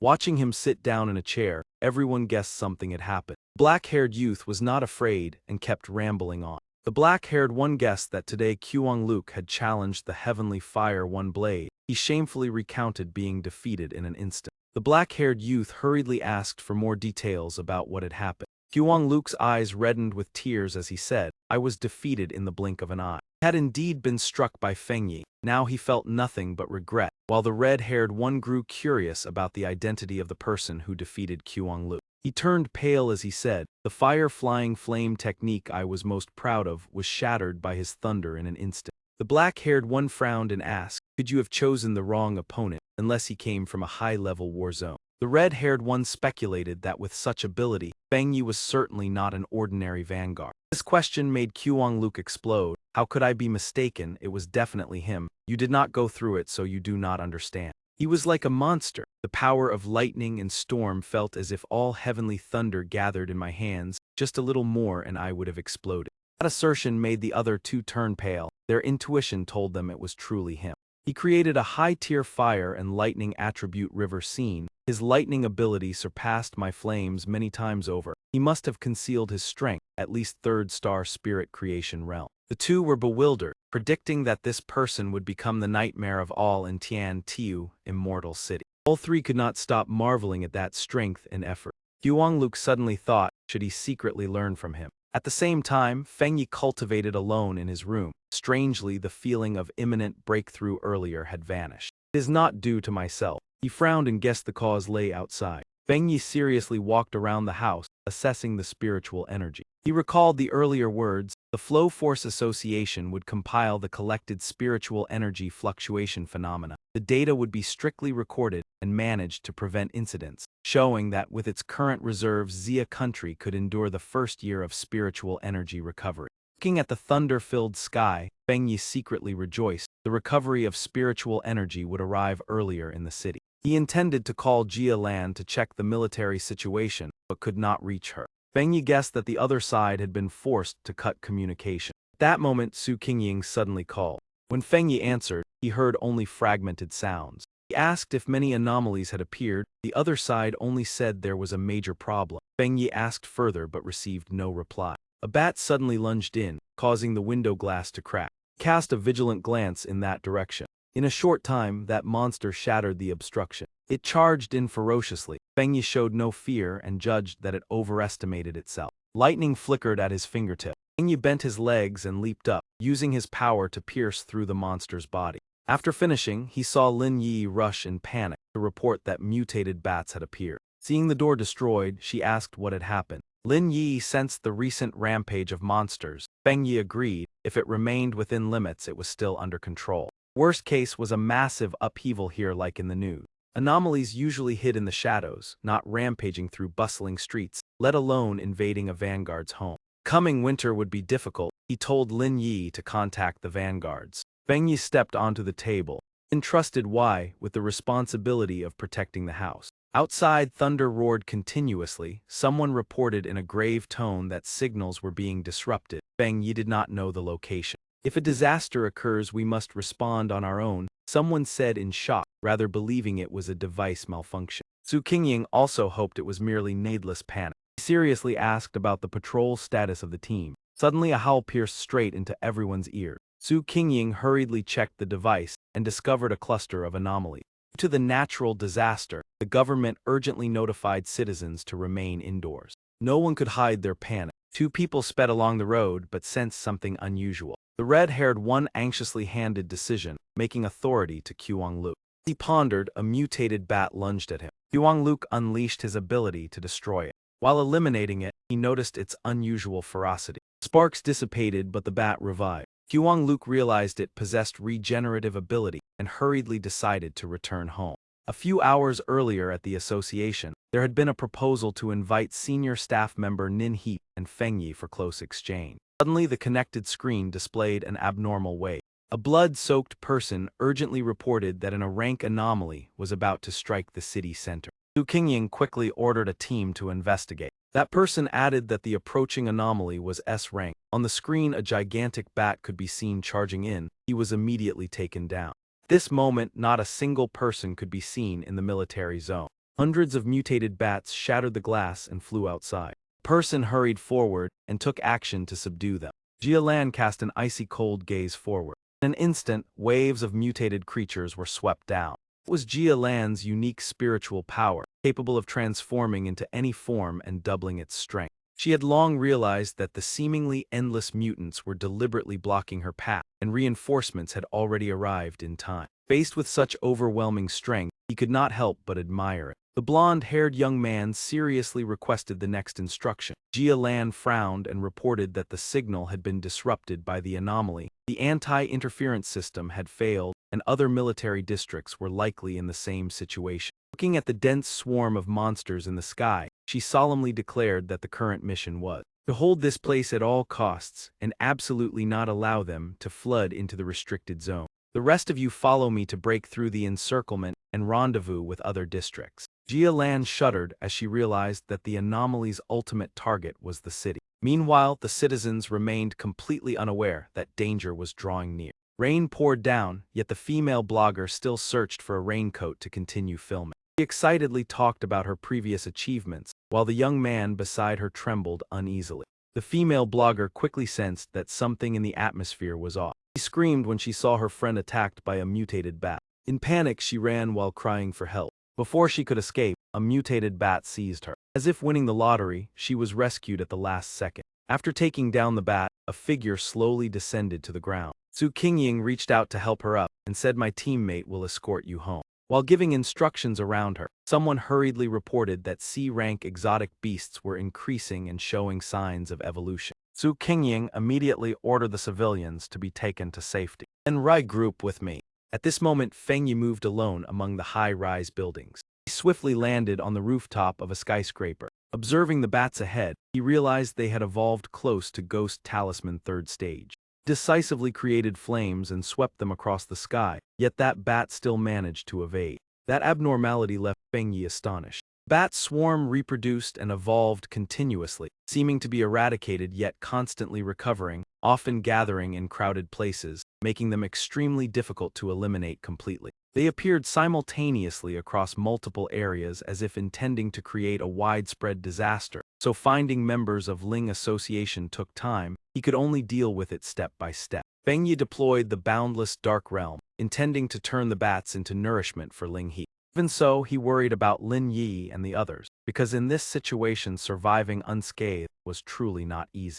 10 minutes later in Su Qingying's area, she irritably realized the bat swarm seemed impossible to clear. If this dragged on, her spiritual power would be exhausted. Just then she heard cries for help from a nearby building. She immediately rushed over. The monsters had already swarmed in to attack people inside the building, and the rescue forces were too scattered to suffice. Su Qingying swung her hand and wiped out the bats before her. Yet immediately, another group surrounded her. She suddenly realized that if this continued, an anomalous king might appear. The city gradually descended into chaos, this time no less than a natural disaster. The worst part was that seemingly no one had the strength to stop it. Whether Ling Association or the military, it was hard to turn the tide. The entire city stood on the brink of collapse. Reports rang out one after another. Team A detonated spiritual energy in exchange for life. District B was besieged after attracting exotic beasts. A darkened anomaly with predictive ability meeting standards was discovered.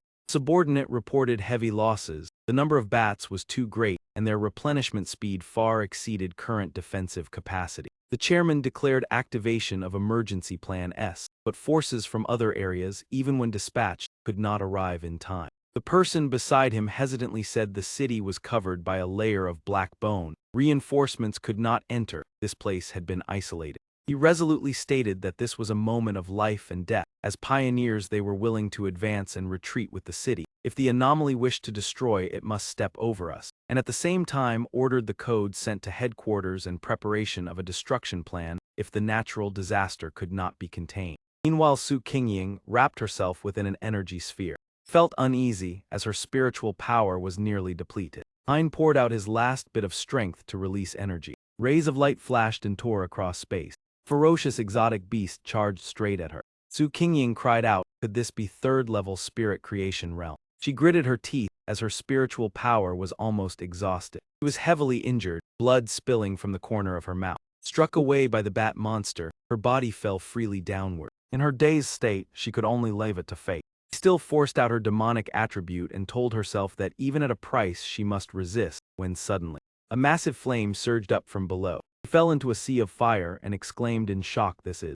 Su Qingying saw Fang Yi standing in front blocking the way, and softly called boss. His eyes gleamed with intertwined powers of water and fire. Fang Yi soared upward and unleashed the violent thunder strike. Bat monster opened its mouth wide, as if waiting for him to rush in. He immediately unleashed the 100-tempered ultimate technique with overwhelming force. Next came the violent eruption of the inner core fusion. Landing on the ground, he muttered an apology for taking so long to find her. Along the way there were too many identical anomalies. Su Qingying said trembling that they could regenerate and must be careful. Fang Yi calmly replied that he already knew. He formed a dark sphere and reassured her that I do what I say. Boundless dark realm unfolded, he affirmed his promise. She thought to herself that fortunately Fang Yi was still here, the city's unmatched pioneer. At this moment he continuously released demonic power. A gigantic dark sphere formed in midair. He asked if she was all right, she replied she was fine and thanked him. She still had hemostatic medicine that could help her recover. Fang Yi's gaze shifted slightly, as if he had realized something. He gently touched her to remove the residual dark attribute and told her to quickly bandage the wound. She was astonished to find the pain greatly reduced and her recovery speed even faster than the medicine from the research department. The supervisor exclaimed in shock that the anomalies were rapidly decreasing. Could it be that the encirclement had been broken? The person behind said in a low voice that the reinforcement forces around the city had all lost contact. They still could not enter, and the number of anomalies outside had not decreased at all. In the city, the number of pioneers grew increasingly sparse. No team could restore communication. Perhaps the king anomaly was about to appear, forcing a concentration of forces and reducing losses within the city. Actually, I wanted to return to visit my parents, but it will likely be difficult to go back, so let me do what I can one last time. At this moment Fang Yi asked, "Do you have any precise information? What exactly is this?" Su Qingying explained, "This is a Super S-level anomaly, using the entire city as bait. Its power is no weaker than the one once sealed in the Spirit War Zone before. It is often described as a natural disaster. This cocoon is like a warning sign of calamity, only to remind you. Just as humans can only predict disaster but cannot stop it, inside it is gestating a terrifying life form. If it succeeds, the whole city will be destroyed." There is now a more scientific explanation. Research shows that even anomalies of the same kind will attack one another to evolve the fastest, but darkened anomalies are different. A perfect evolutionary form creates a suppressive effect when facing its own kind. The rest willingly become servants. We call this the king anomaly. Boss, I know you are very strong beyond comprehension, but you have not reached the Vajra realm. Even the strongest pioneer after sealing the calamity was left bedridden. It required everyone to continue gathering the 7 decay flowers. We do not want to lose more talented pioneers. If possible, please leave early, break through the anomaly blockade and exit the city. Join with the military district and tell them to abandon this place. Fang Yi shook his head at her. After more than 20 years of study, could it be that the recovery of spiritual energy made you forget everything? This is my home. No matter the cost, I will not regret it. Qingying hugged her head in silence and only gave a faint smile. His footsteps moved forward slowly. Fang Yi released sparks and looked up at the anomalies above. He said coldly, "Using the whole city as a sacrifice to celebrate the birth of the Star King. Are your watch and device still usable? Lend them to me." She was startled. "What?" Fang Yi explained, "Is this not for detecting anomalies and contacting the Union?" He raised the flame spear. "I must go up and destroy it first." Fang Yi headed toward the swarm falling across the sky. The monitoring room erupted. "The lost pioneer signal has been restored. Captain, can you hear us? Why is her speed so fast? She is flying back toward the high contamination zone. Quickly tell her to return. Going there alone, does she not need support?" Huang Luke shouted, "Specialist Su Qingying, if you receive this, cease action, avoid casualties and wait for reinforcement, remain in place and await order." At that moment the broken sound from the device in Fang Yi's hand rang out. He exclaimed, "Finally I know how to use this. Hello, can you hear me?" A strange voice shouted, "Who are you? Where is Specialist Su Qingying?" Fang Yi replied, "Listen carefully. I now need all of you to cooperate. I want to defeat the king anomaly." Huang Luke was horrified. He repeated, "If you do not want the city to become food for anomalies, all communication personnel use every device and piece of information available to coordinate with me to assault the cocoon and kill it." He fell into silence, teeth clenched in frustration. Yuang Luke shouted, "Everyone stop your tasks, immediately connect with him, use the remaining functional satellite radar, check nearby anomaly sources, provide full information. 2 people take charge of primary connection and directional guidance, execute at once." Satellite data shows many anomalies around the cocoon. The closer the denser, the northern snow area has fewer, a breakthrough is possible. On the main road, anomalies are densely concentrated. Recommendation to break through from a side road toward the southeast. Not good, anomalies have detected you. 2 are estimated at AS level. 2-star spirit realm strength, be careful to avoid them. Pondered whether it was possible to evade. Retreating now would be too late. Suddenly a shocking sound erupted, and everyone hurriedly covered their ears.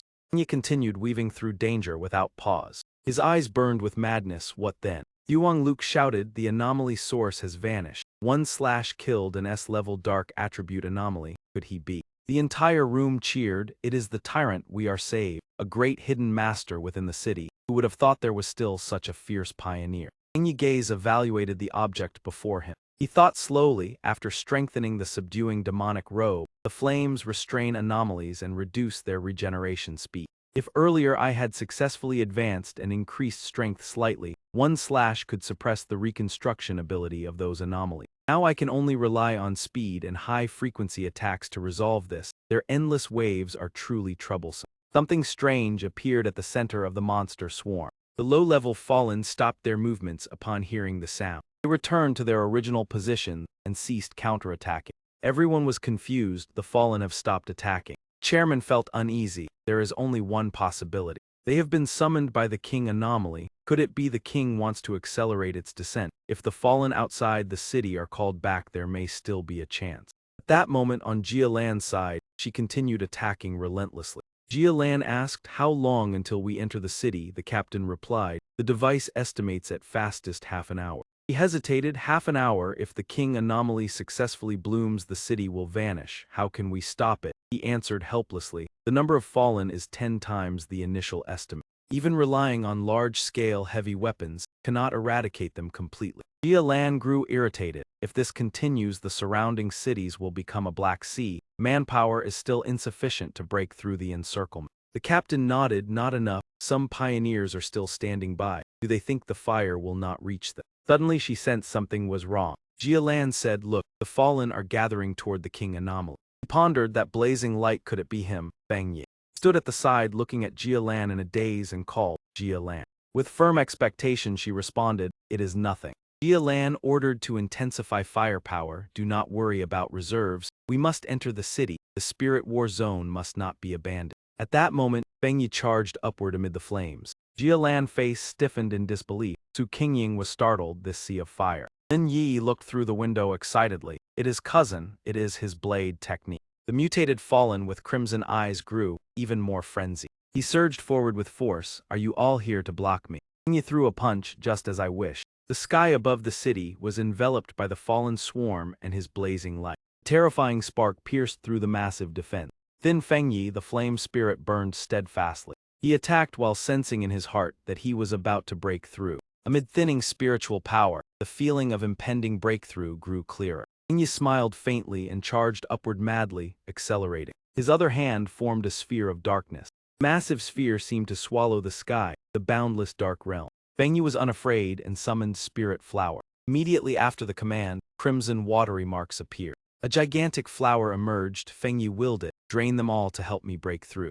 Spirit Flower ceased releasing demonic power, and the desolate force erupted. Launched enormous tendrils to attack. Each branch of Spirit Flower pierced through the bodies of the fallen anomalies. It continuously absorbed spiritual energy from the surrounding aberrant entities without pause. After a moment, Fang Yi gently stepped onto the stamen of the spiritual flower. He looked up at the tranquil sky and sighed softly as he fled again. Fang Yi thought to himself that when he pursued it into the sky, he realized the enormous cocoon hovering above, though grotesque in form, was like a flower reflected in a mirror or the moon in water, visible yet untouchable. That he could still hear the heartbeat of the king resonating like war drums resounding across an ancient battlefield, a savage declaration of war. It stirred the darkest ambitions within the human heart, and since it still dared not reveal itself, it was likely not yet fully formed. Someone shouted whether the position had been confirmed. The reply came that it had been located. The king's coordinates were being transmitted to the device. The watch on Fang Yi's wrist immediately turned red in warning. Immediately afterward, a beam of light shot straight into the sky, and he realized the target was precisely that location. Fang Yi's entire body was enveloped in dazzling golden radiance as he circulated the Vajra breathing technique. When he shouted, space seemed to blaze with light and was completely open. Brilliant radiance slowly suppressed the monstrous creature. Those who witnessed it were stunned. What kind of power was this? How could the fire element be so formidable and even suppress darkness? It must be the extremely rigid yang attribute in complete opposition to darkness. Fang Lu reported in astonishment that the number of aberrant entities had drastically decreased. The encirclement was shrinking, and the concentration of dark energy had fallen to 100. Everything was utterly unbelievable. The mobile tanks simultaneously reported that the swarm of aberrant entities seemed to have received an order and were retreating deeper into the inner city. Yahello immediately issued the command. Fang Yi attacked the cocoon of the aberrant king. The captain continued, so it is indeed him, the one called the tyrant and the technique heavenly fire single slash. Who would have thought it was an incomparably pure yang attribute? It is a pity he must face the king alone. She said to seize the opportunity to enter the city, but he hurriedly stopped her. Wait, look at that. Yahello's eyes widened in shock. The anomaly in the sky left everyone astonished. Could it be that the aberrant king had already broken out of the cocoon? All disasters originated from it, and those aberrant entities had harmed our compatriots. They must be eradicated completely. Lin Yi was unwilling to merely defend and await destruction. We must help my cousin. If the creature within the cocoon completes its evolution, it will drag the entire city into catastrophe. At this moment, Su Qingying continued tirelessly treating the wounded. She clenched her teeth, thinking that among the aberrant entities blocking her cousin, however many were B, A, or even S rank, each represented a familiar life that had been taken. Suddenly Lin Yi seemed to awaken to something. There is a way. When my cousin took out that flower earlier, I saw it absorb power from many places. Was it not like the desolate attribute ghost vine from last time?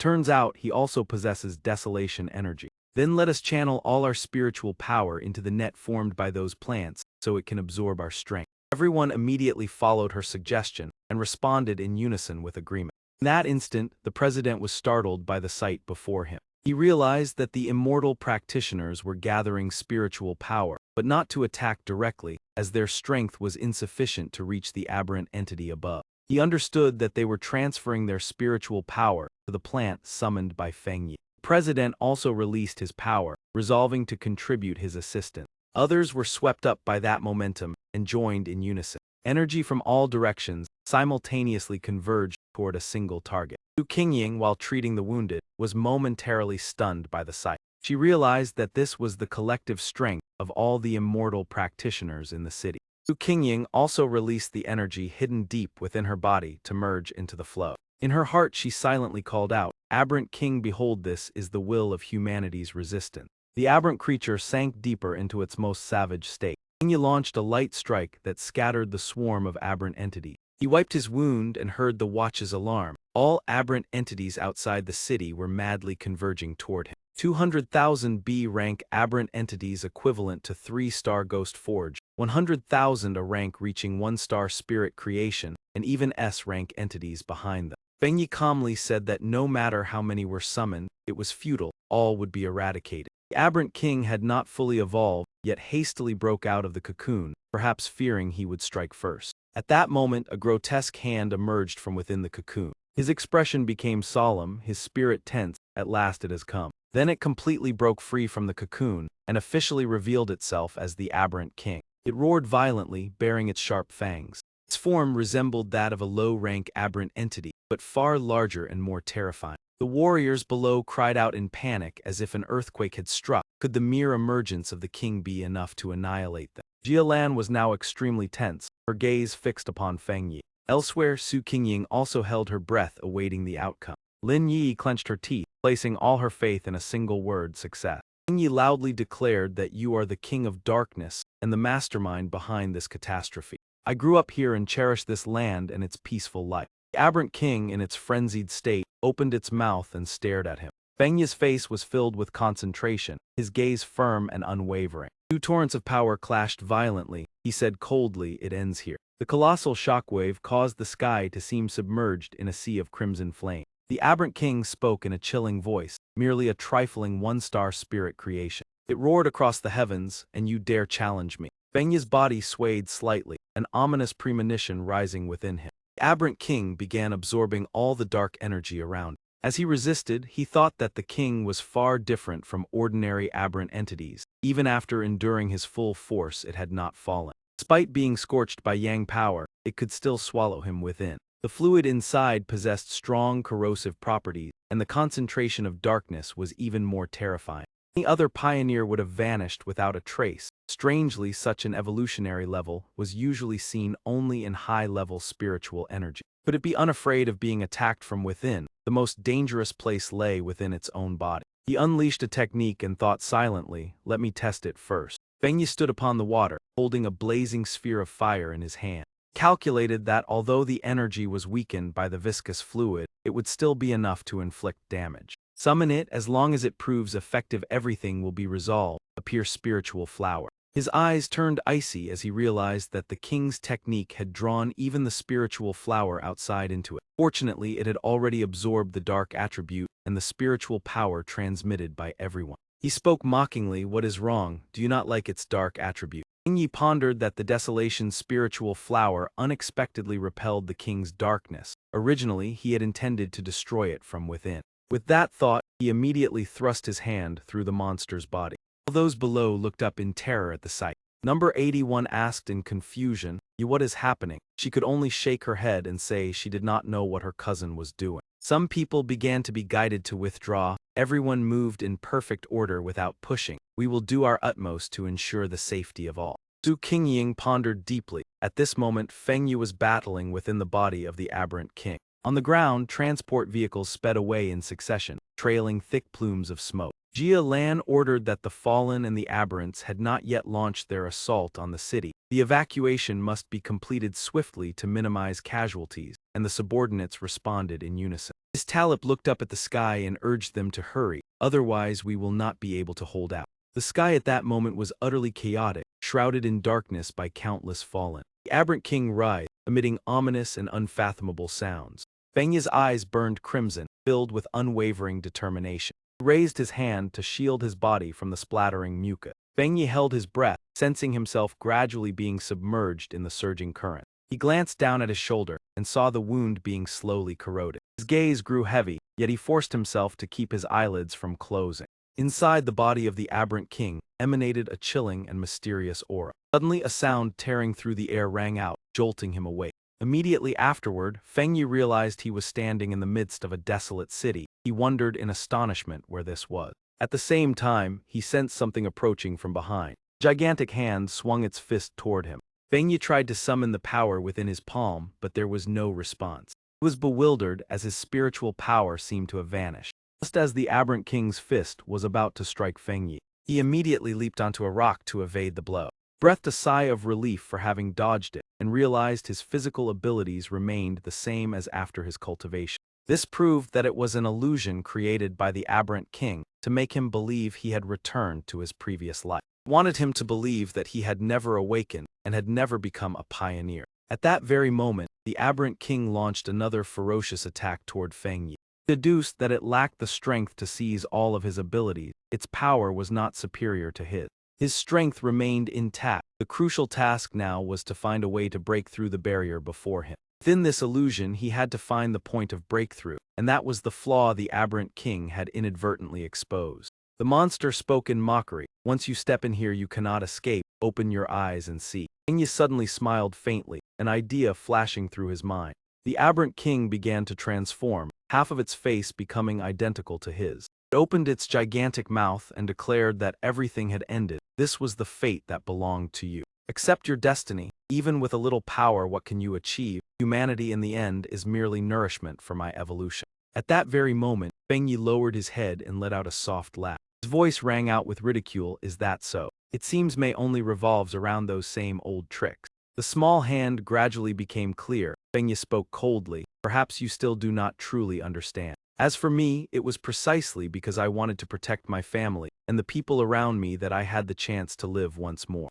The one called the Aberrant King was struck directly by the dazzling beam of light and roared in fury. The surrounding space slowly shifted, and the source of dark power gradually dissipated with it. Fang Yi's face changed visibly, flames rising to envelop him. The power within him recovered step by step. He softly spoke to the system before stepping forward to handle the matter. Strange phenomena began to gather around Fang Yi's body. The system announced, after checking your status, you have met the conditions to break through. Do you wish to advance to the 2-star spirit realm? Fang Yi's flaming body shot straight up, facing the Aberrant King. He emphasized that it should be thanked for helping him awaken. 2-star spirit realm opened. This rebirth is the crucial turning point of my fate. It is to reverse the world that you were about to strangle. I am the one destined to reclaim everything. The demon burst into arrogant laughter, cursing those people as nothing more than useless iron ants. I thought you were formidable, yet you dare to shout before me after merely reaching the 2-star spirit realm.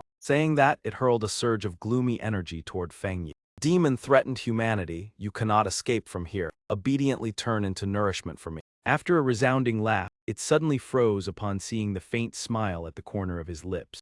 The demon shrieked in panic, "What is this? Why is my precious body like this, hateful human?" Fang Yi waved his hand and unleashed the ultimate skill wind burial. 9 dragons' heavenly fire erupted to purge evil and annihilate sin. It screamed that this was absolutely not the power of an ordinary spirit realm. He released his spiritual power, shocking everyone and sweeping away all aberration. The demon's figure turned illusory for a moment before gradually fading. The night that shrouded the city vanished completely in an instant. The white smoke dispersed, revealing a deep darkness like a cosmic black hole. That dark streak descended and imprinted itself directly at the center of his chest. After everything, Fang Yi's face remained calm as ever. He waved his hand and activated the ability Infinite Dark Domain. Fang Yi thought to himself that everything had finally come to an end. Voices around echoed that it was over. Everyone erupted in excitement. It is over, the city is preserved, we were not destroyed, we survived to the second day, we are finally saved. Jia Lan happily said the sky has brightened. The captain curiously asked if she would not go look for them. She shook her head and replied there was no need, they still had many personal matters to complete. For example, restoring the lives of the citizens to their former course, and rebuilding the city as it was. The monitoring room became lively. This is wonderful, we did it. We even helped stop the Aberrant King. It feels like a dream. Fortunately, he appeared and truly defeated the king. Otherwise, we would hardly avoid responsibility for letting the city fall into enemy hands. Elsewhere, Su Qingying anxiously asked if they were still alive. The president patted her shoulder to reassure her, our medical center is still safe and has not been ravaged by aberration. She nodded and said without Fang Yi they would have had no chance of rescue. Sometimes I wonder who he truly is to possess such power to turn the tide. He agreed, after this battle ends the headquarters will surely make a move. The phenomenon in the sky shows he has entered the 2-star spirit realm. At this level someone will approach him before us. When I first followed him I thought I could compete. Who knew I would now be left far behind? With talent and spiritual power reaching such extremes, not only here but even in Xia country few can match him. The president added that everyone saw the light piercing the clouds and the stream of fire sweeping away aberration. It must have caused a stir, not only pioneers but even ordinary people are discussing it. We must act soon. Hearing that she was startled and asked what he meant, he smiled and replied wind burialist, this title sounds quite good. In basement number 81 someone ran while calling out, Lin Yi slowed down a bit, wait for me. Lin Yi anxiously asked where her cousin was, then reassured herself not to rush, it would be best to go home and wait. Suddenly a sound rang out, making her immediately turn her head. Seeing a familiar person, Lin Yi's eyes reddened as she joyfully called out cousin. Fang Yi heard the call and turned around, his expression still slightly dazed. He asked why they came out to look for him. Lin Yi worriedly asked if he could still endure. He loudly said I knew it, at this time you need us by your side.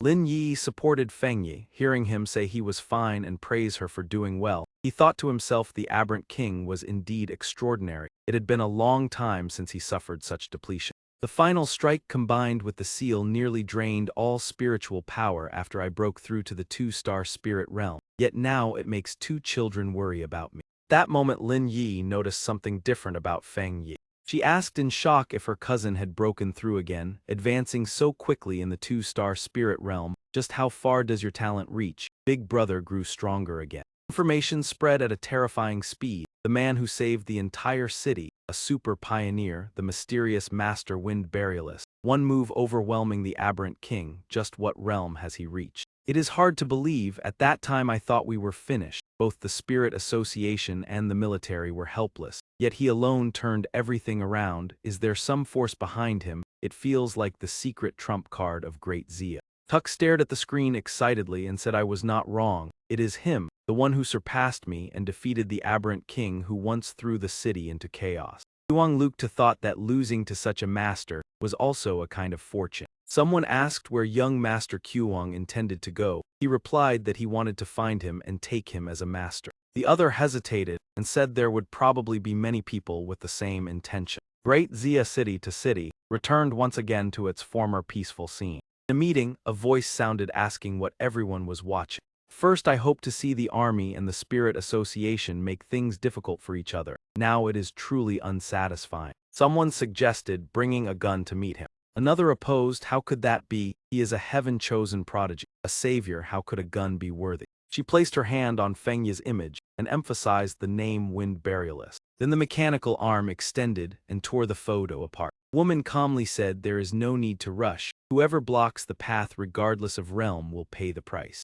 The forces in the shadows were now filled with confidence in their plan of destruction. As he sat inside the house, a voice sounded outside asking if Fang Yi was home. Fang Yi stood up, walked to the door, and saw two figures waiting. The president brought many gifts and said that in this S-level aberration incident they had been negligent. Thanks to him, severe consequences were avoided. On behalf of the Spirit Association, I express our gratitude. He smiled and said it was nothing, then invited them inside to talk. Inside, Fang Yi gently poured water for the guest. The president glanced around the house and thought the residence of such a big shot was too simple. How is the military handling matters? The Spirit Association should arrange a better place for him. The president added that this time they came for another matter, seeking his permission regarding the announcement of the title Wind Burialist. Fang Yi curiously told him to go ahead. He explained that across Zia country every city has several powerful pioneers whose reputations resound within the circle. This S-level aberration incident is the most terrifying natural disaster at present. They wish to introduce the title Wind Burialist to elevate Tai City into a strategic city after the spiritual energy revival. After the S-level disaster, they believe the city needs a renowned and valiant pioneer leader to guide the team. King Ying assessed that in the future phenomena will grow denser and aberration invasions more frequent. We cannot let the city fall into the brink of abandonment again. Fang Yi repeated, abandon the entire city. She nodded gently and said yes, but the outcome would not be much different. Without him, the citizens of the whole city would hardly escape disaster. Only the way of facing it would differ. Lin Yi interjected, I understand now. Perhaps I have not fully realized the brutality of the world after the revival of spiritual energy. He reassured her that there was no need to be overly pessimistic. Fang Yi silently reproached himself for being so absorbed in cultivation that he had neglected the city's development. Before the revival of spiritual energy, Tai City was a key city, but in terms of strategic depth and development speed, it had not ranked among the top 3 of more than 100 cities. Top 3 positions belonged to the capital city Shen City, Tian City, and Shang City, followed by Hai City, Yuan City, and Chuan City. Therefore, this upheaval instead became an opportunity for Tai City to rise. The president reported that cities were compiling the strength of immortal practitioners. The more powerful individuals a city possessed, the higher its evaluation level, and the greater the allocation of resources, and increasingly more free immortal practitioners wished to join the spiritual association. Whether ordinary people or immortal practitioners, all needed support and a glimmer of hope. The spiritual association would keep your identity secret to add an aura of mystery for others to speculate upon. Fang Yi folded his arms and replied that a moderate level of mystery would be more effective than revealing everything. She enthusiastically agreed. Sometimes human imagination was more frightening than reality. He nodded and said this would benefit both him and those around him and hoped for smooth cooperation. Fang Yi calmly extended his hand. Two sides quickly shook hands and finalized the agreement. The president smiled and said, happy cooperation, Feng Zheng. Thanks to the coordination between the spiritual association and the military, Tai City restored order at an astonishing speed. Relief and reconstruction were carried out methodically, and the world gradually returned to a new order. In Shen City, discussions at the headquarters of the Spiritual Association buzzed about Feng Zhang, the one who handled the S-rank anomaly in Tai City. Among recent dossiers, he stood out the most with his high-level Yang attribute opposing darkness, truly a rare talent. Not only that, the documents also showed that he possessed several other high-level attributes such as heavenly fire and lightning, which had caused a sensation everywhere. Another person added that there were even more extraordinary details. At that moment, a woman approached and asked if they were discussing Feng Zhang and requested to view the materials. Staff immediately gave way. She remarked that more and more immortal practitioners were emerging, but such prominence would surely invite skepticism from some. There must still be many who had not witnessed his strength firsthand and thus harbored doubts. Even she wished to see that bearing with her own eyes and believed they would meet sooner or later. The scene shifted to Shang City at a library. Jing Li sat before a screen, attracting secret glances from many young men. One timidly attempted to strike up a conversation, but she bluntly refused and reminded him to maintain silence in the library. The young man left in disappointment, sighing. He irritably thought that too many people were indifferent to the upheaval of the world. In just a few days after arriving in Shang City, many events had occurred. After the examination, she awakened her spiritual power. She became a one-star Ghost Forge immortal practitioner, one of the few chosen. Perhaps because of this she avoided the calamity in Tai City. How could ordinary people resist anomaly? She recalled the mockery that she had been nothing more than a classmate. Qing Li disdained his former image, thinking that if he encountered an anomaly he would not have endured. Compared with Feng Zhang, he was not worth mentioning. Only an outstanding immortal practitioner like that was worthy of her. The paper in her hand contained information about a house for sale. Lin Yi said excitedly that today they would rest and go house hunting. She worried whether skipping cultivation for a day was acceptable. Fang Yi replied that balance was necessary and improving quality of life was recommended by the Spiritual Association. Su Qingying introduced Captain Su Bao and said their living conditions should be improved, inviting them to view houses together. Lin Yi was astonished by the abundance of resources, enough to gift 2 luxury residences. Fang Yi calmly stated that in the era of spiritual energy, the value of immortal practitioners far exceeded material wealth, yet she still felt the change was immense. Suddenly, a strange odor drifted into their noses. She asked if anyone smelled a stench like a sewer. Fang Yi was suspicious because such a smell had never appeared before. He warned vigilantly that someone was watching them. The two turned their heads simultaneously. A fierce man approached and declared that Feng Zhang had entered his domain. He mocked the exaggerated reputation and spoke disdainfully of Tai City. His accomplice demanded to teach him a lesson and ordered him to hand over benefits. Lin Yi immediately counterattacked, but the opponent evaded. The blade was raised high, filled with killing intent. He slashed down, forcing her to erect a shield. She warned that they were also at the spirit creation realm. Fang Yi calmly seized his wrist. His eyes burned with anger. He asked coldly which insignificant insect dared to cause trouble in the street. Fang Yi faced the troublemakers alone. They cried out in shock, impossible. They believed he had been struck by a spiritual anesthetic and should have weakened. Yet Fang Yi still stood there calmly. The drug concocted by a mutated wood immortal practitioner was completely ineffective against him. The leader shouted that he had been careless earlier and would not let him escape this time. Fang Yi disdained these 2 mutated attributes and thought such sinister tricks were insignificant. Ordinary protective spiritual energy might be exploited, but for him it was meaningless. Another man attempted to sneak attack YY. Before he could strike, she repelled him. Fang Yi spoke. He said he did not wish to cause a disturbance, but being harassed like this was truly annoying.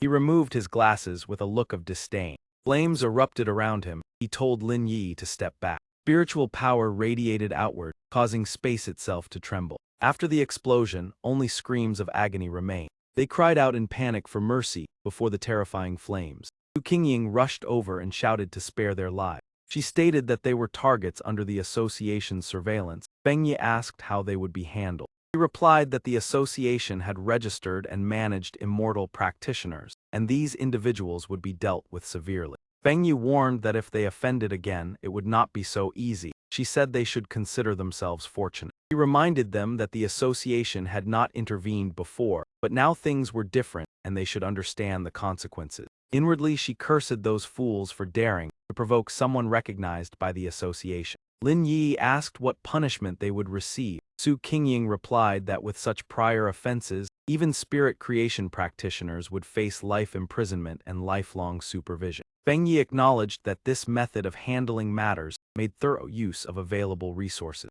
Su Qingying thought they must protect talents like Feng Yi and strengthen publicity to prevent fools from causing trouble. Recruiting and allocating resources to powerful immortal practitioners was the highest priority. They could not allow a few blind fools to ruin relations with him. She smiled and said she would lead the two to choose a villa and a new car, inwardly determined to use this as an example of deterrence. Su Qingying introduced that these were the two apartments selected for him by the Spiritual Energy Association. One was a penthouse on the top floor in the city center with a magnificent view, fully furnished and extremely convenient for daily life. The other was a 3-story villa, offering maximum privacy, backed by mountains and facing the river, ideal for cultivation. Both were decorated with the finest interiors, no further renovation needed. He could move in with just a suitcase. He remarked that both places were quite good. Fang Yi raised 2 fingers in agreement, then take both of them. She was startled, of course. He assured her, "Fine, I trust in Captain Su's honesty." She smiled, "No problem. I will report it to the higher-ups immediately, rest assured. It will be done very soon."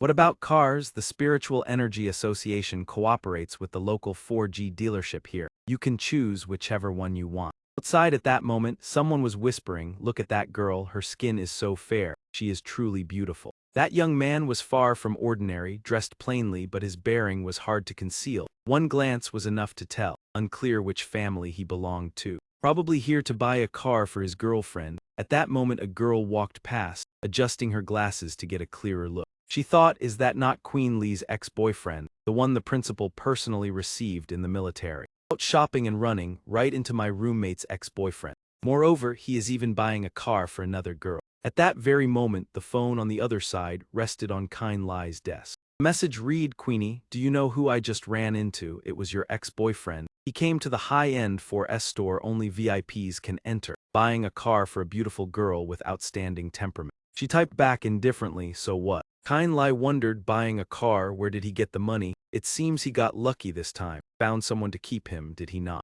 Unfortunately, the gap between us is not something you can easily cross. It was so in the past, it is so now, and it will be so in the future. When I reach the peak of immortal pathwalkers, these trivial things will no longer matter. At the new villa, Lin Yi excitedly called out, "Brother, we really have a villa now." In contrast to Feng Yi's indifferent attitude, "Not bad, wipe your drool, there is another one in the city center. We can switch between them to stay." He hurried upstairs to take a look. He watched her with slight irritation, this child.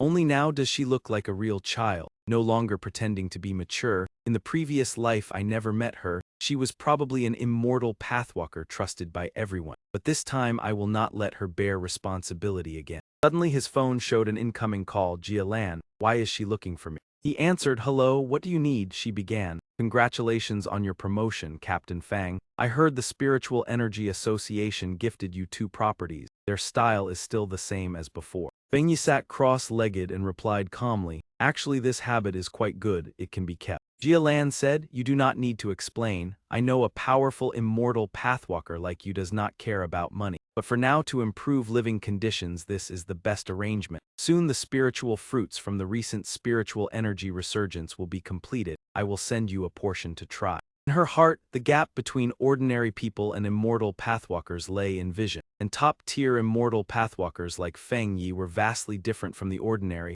Even strategic resources meant nothing to them. Lan said, "I have an internal mission. I hope you will come. Are you interested?" He understood her meaning. This was the true purpose. She asked, "Do you know the Tianbao Tower in Shang City?" Feng Yi was surprised. Tianbao Tower, is that not the largest shopping mall in Shang City? Recently, its closure has caused intense complaints among the citizens of Shang City. Jia Lan recounted, "That is right, due to abnormal intrusion. Many casualties occurred there. It has now become a haunted building." Tianbao Tower, the architectural symbol of Shang City, a place where crowds gathered, the facade of Shang City. However, recently, because of continuous abnormalities, many incidents happened. The Shang City Spiritual Association had no choice but to seal it off for handling. Feng Yi stepped forward and waved, "Greetings everyone, I have accepted the Spirit Battlefield mission and come here." In his heart, Jia Lan had told him to temporarily conceal his identity and realm, the reason unclear, so he would follow it for now. Spiritual power could not determine specific realms, everyone concealed their true strength. The other two in uniform must be personnel sent by the military district.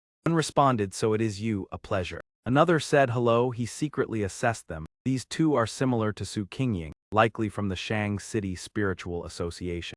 Girls explained, Chief Jia Lan has informed us, we are from the Shang City Spiritual Association. This time we will act together with you. Shortly after, the car sped along the road, stirring up waves of NUOS. The driver said, this time we must temporarily form an alliance, although I am not yet clear about your strength. But the atmosphere remained extremely quiet, everyone ignored it. A girl responded, I think we should reach a consensus. After going in, we must help each other, right? Fang Yi looked outside and thought, the personnel this time are quite complicated. As expected, they mobilized people from everywhere. The spiritual association members seem mixed in quality. Jia Kayat and the team glanced at him, evaluatively. He whispered, did Sister Lan invite some great Buddha? Is it him? Fan Huang replied, I am not sure, he looks thin like a student. Fang Yi sat quietly listening to them discuss him. The conclusion, he does not have a government bracelet, his bearing is restrained, his strength cannot be probed. Fan Huang pondered, a great god, could he be the sealed calamity walker, single-handedly eliminating a natural disaster, protecting Tai Ma without dying? Could the sealed calamity walker be such a young student?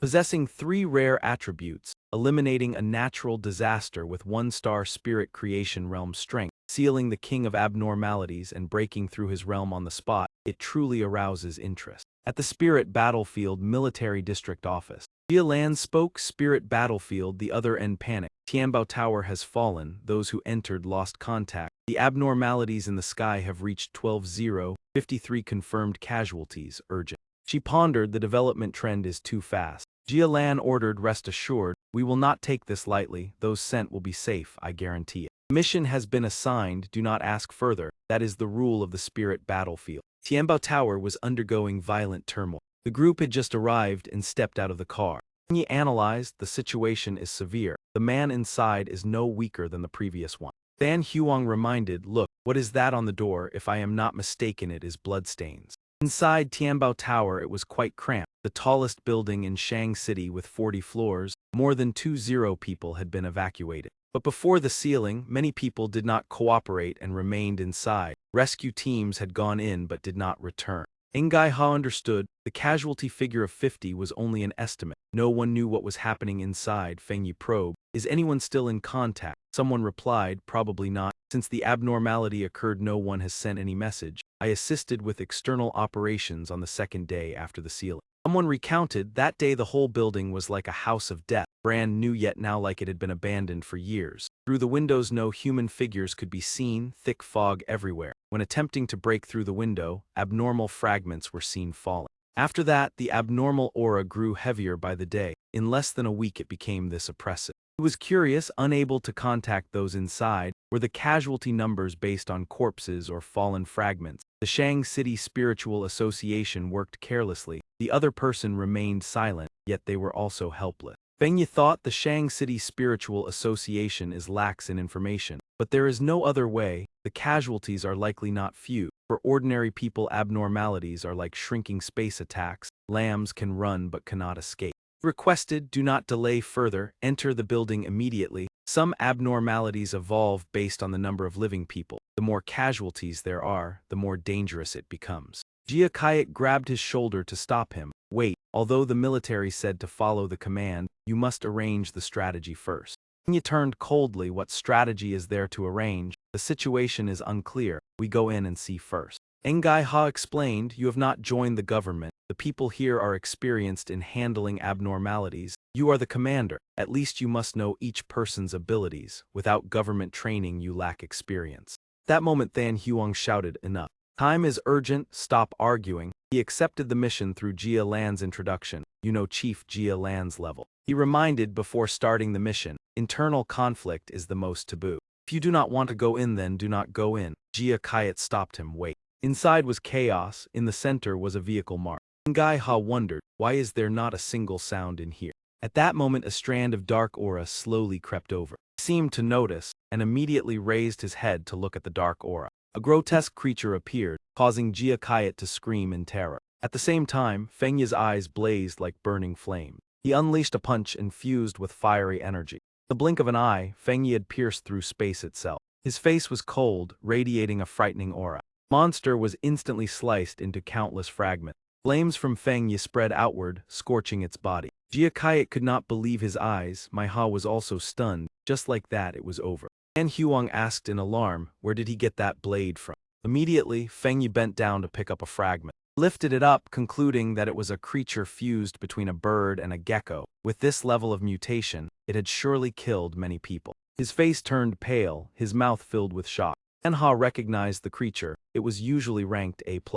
Space was in turmoil, white clouds blanketed the surrounding. Jiakayat said nervously, A+ rank means a 2-star spirit realm. While I have only just advanced past 2 stars, Tong Diet agreed, that means a single strike from him would be enough to defeat me instantly. You use a blade, could you be a wind burialist? This blade is the heavenly fire 1/right. Yahello exclaimed, I never imagined you were a wind burialist. In our memories, wind burialists have always been reclusive hermits detached from the world. Fang Yi replied, after advancing, I fused my spiritual power with the blade, turning it into a spirit weapon that can be summoned at any time. I believe I am not the only one capable of this. Hurry up, do not waste time, that man agreed. Great, luckily you are our teammate. His hand radiated brilliant and beautiful flames. Fang Yi conjured fire in his palm and guided the way. He observed and judged, if the situation was this disastrous, the casualties could exceed 500 and still not be enough. Fang Yi's eyes suddenly shone brightly.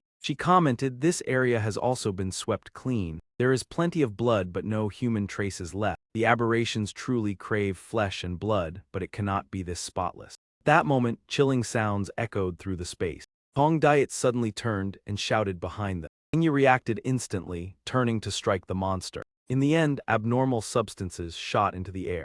Yahello cried out in fear, it is another aberration. He asked, does no one else find anything strange? Jiakayat was puzzled. Fang Yi analyzed, even if these 2 aberrations have strength comparable to volunteers. With only this number of aberrations, it should not be enough to trap the pioneer rescue team. I fear this place is not the heavenly treasure tower we are searching for. I was astonished. Manhwa grew worried. What do you mean? He analyzed, although these are bloodstains, the stench and suffocation come from dark attributes and aberration, not from dead humans. He thought to himself, we are like headless flies now, only experimentation can confirm the prediction. Tong Diet hesitated. Fang Yi pondered, should he release infinite dark in front of everyone? He spoke firmly, Big Brother is right, this path looks tragic but the gloom is void, as if no living being has ever passed through. Tong Diet reasoned, as if explaining a simple model. He raised his hand in agreement, exactly. If the guess is correct, this place has been turned into a hollow shell by the aberration. Their true dwelling lies somewhere else.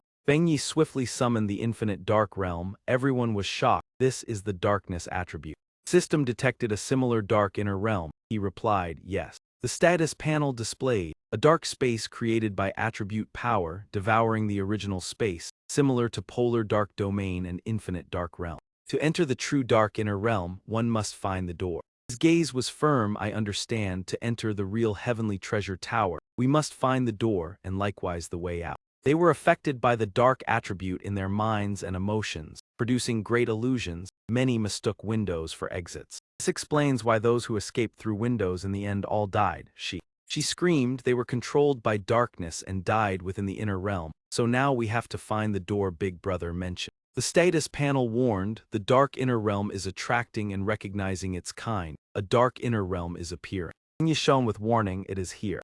Immediately, a dark arrow shot straight toward them. Jiahoa said weakly, the protective spiritual power is useless. Engai Ha was the same. Jia Kayat cried out in pain, something is trying to force its way out of my head. His eyes turned crimson.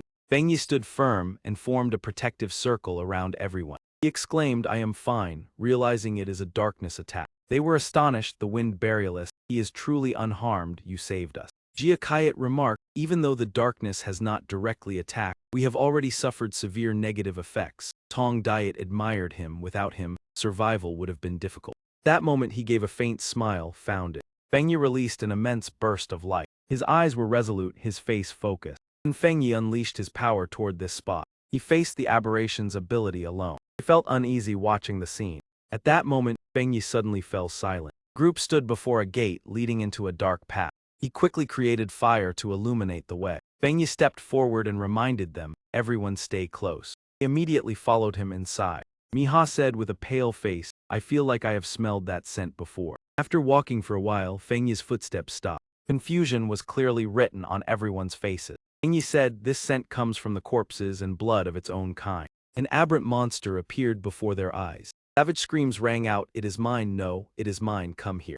Yahello said in fear, that is a dark A+ aberration, it has gone mad. At that moment, Fang Yi created a massive blaze. The aberrant beast refused to yield and launched sharp spikes toward him. The two forces collided, creating an explosion that shook the space. The crazed creature charged forward, spewing infernal flames. Translation did not waver in the slightest, immediately spinning his sword and unleashing a razor-sharp counterattack. His two palms slammed together, bursting with dazzling flashes of light. Immediately after, Fang Yi swept diagonally past its body, leaving behind a series of cold, merciless slashes. He erupted into a raging sea of flames, his inner fire fully unleashed. Long Diet thought to herself, this firepower is far too terrifying. Those dark aberrations disintegrated in the blink of an eye. From start to finish, he did not even need our support. She spoke up, I sense that within his fire element there hides another kind of flame power, like erupting magma. Fang Yi's hand blazed brightly, a powerful radiance spreading outward. He said in a low voice, those who bring calamity to the innocent will all be buried here. It is only a pity that everyone was dragged down together with these beasts.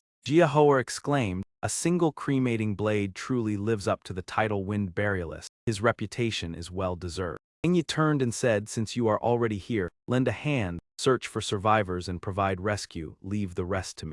The first floor has been cleared, now I will move upward. Thien Bao building in the Dark World has now become the territory of aberrations. At present they are on the 10th floor. After repeated massacres and devouring, their realms have soared, at the very least reaching the threshold of 1-star spirit realm. Aside from different backgrounds, their strength and abilities have not changed much. He accelerated, and in a flash, he was already closing in on the 15th floor. He shuddered, this floor is gloomily freezing. The dark attribute has pierced through my protective spiritual energy.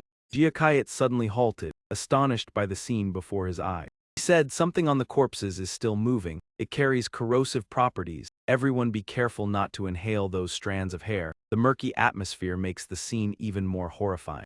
He narrowed his eyes slightly. At last, a foe worth noticing has appeared. A monster opened its enormous mouth and charged toward them. He stood firm on the ground, calmly observing each spike rushing toward him. Fang Yi leisurely activated his skill. At once he retaliated with surging dark power. Fierce gale rose, dragging thick clouds of smoke that flooded the space. The aberration frantically lashed its massive tail toward him. Fang Yi realized its scheme. It wanted to stall for time to evolve. He lowered his sword and shouted, do not even dream of it. In a mere instant, his power twisted its appearance into a grotesque distortion. Amid the blazing sea of fire rang out the aberration's shrill scream. He said coldly, I overestimated you. I thought reaching 3-star spirit realm would at least make me exert some effort. Suddenly Jiahoa glanced over and noticed something unusual. He cried out in alarm, wait. Fang Yi was startled, there are still survivors. A person stepped out trembling from the doorway. Was it an immortal vanguard? Pushed the door wider and said, inside we still have 5 people alive.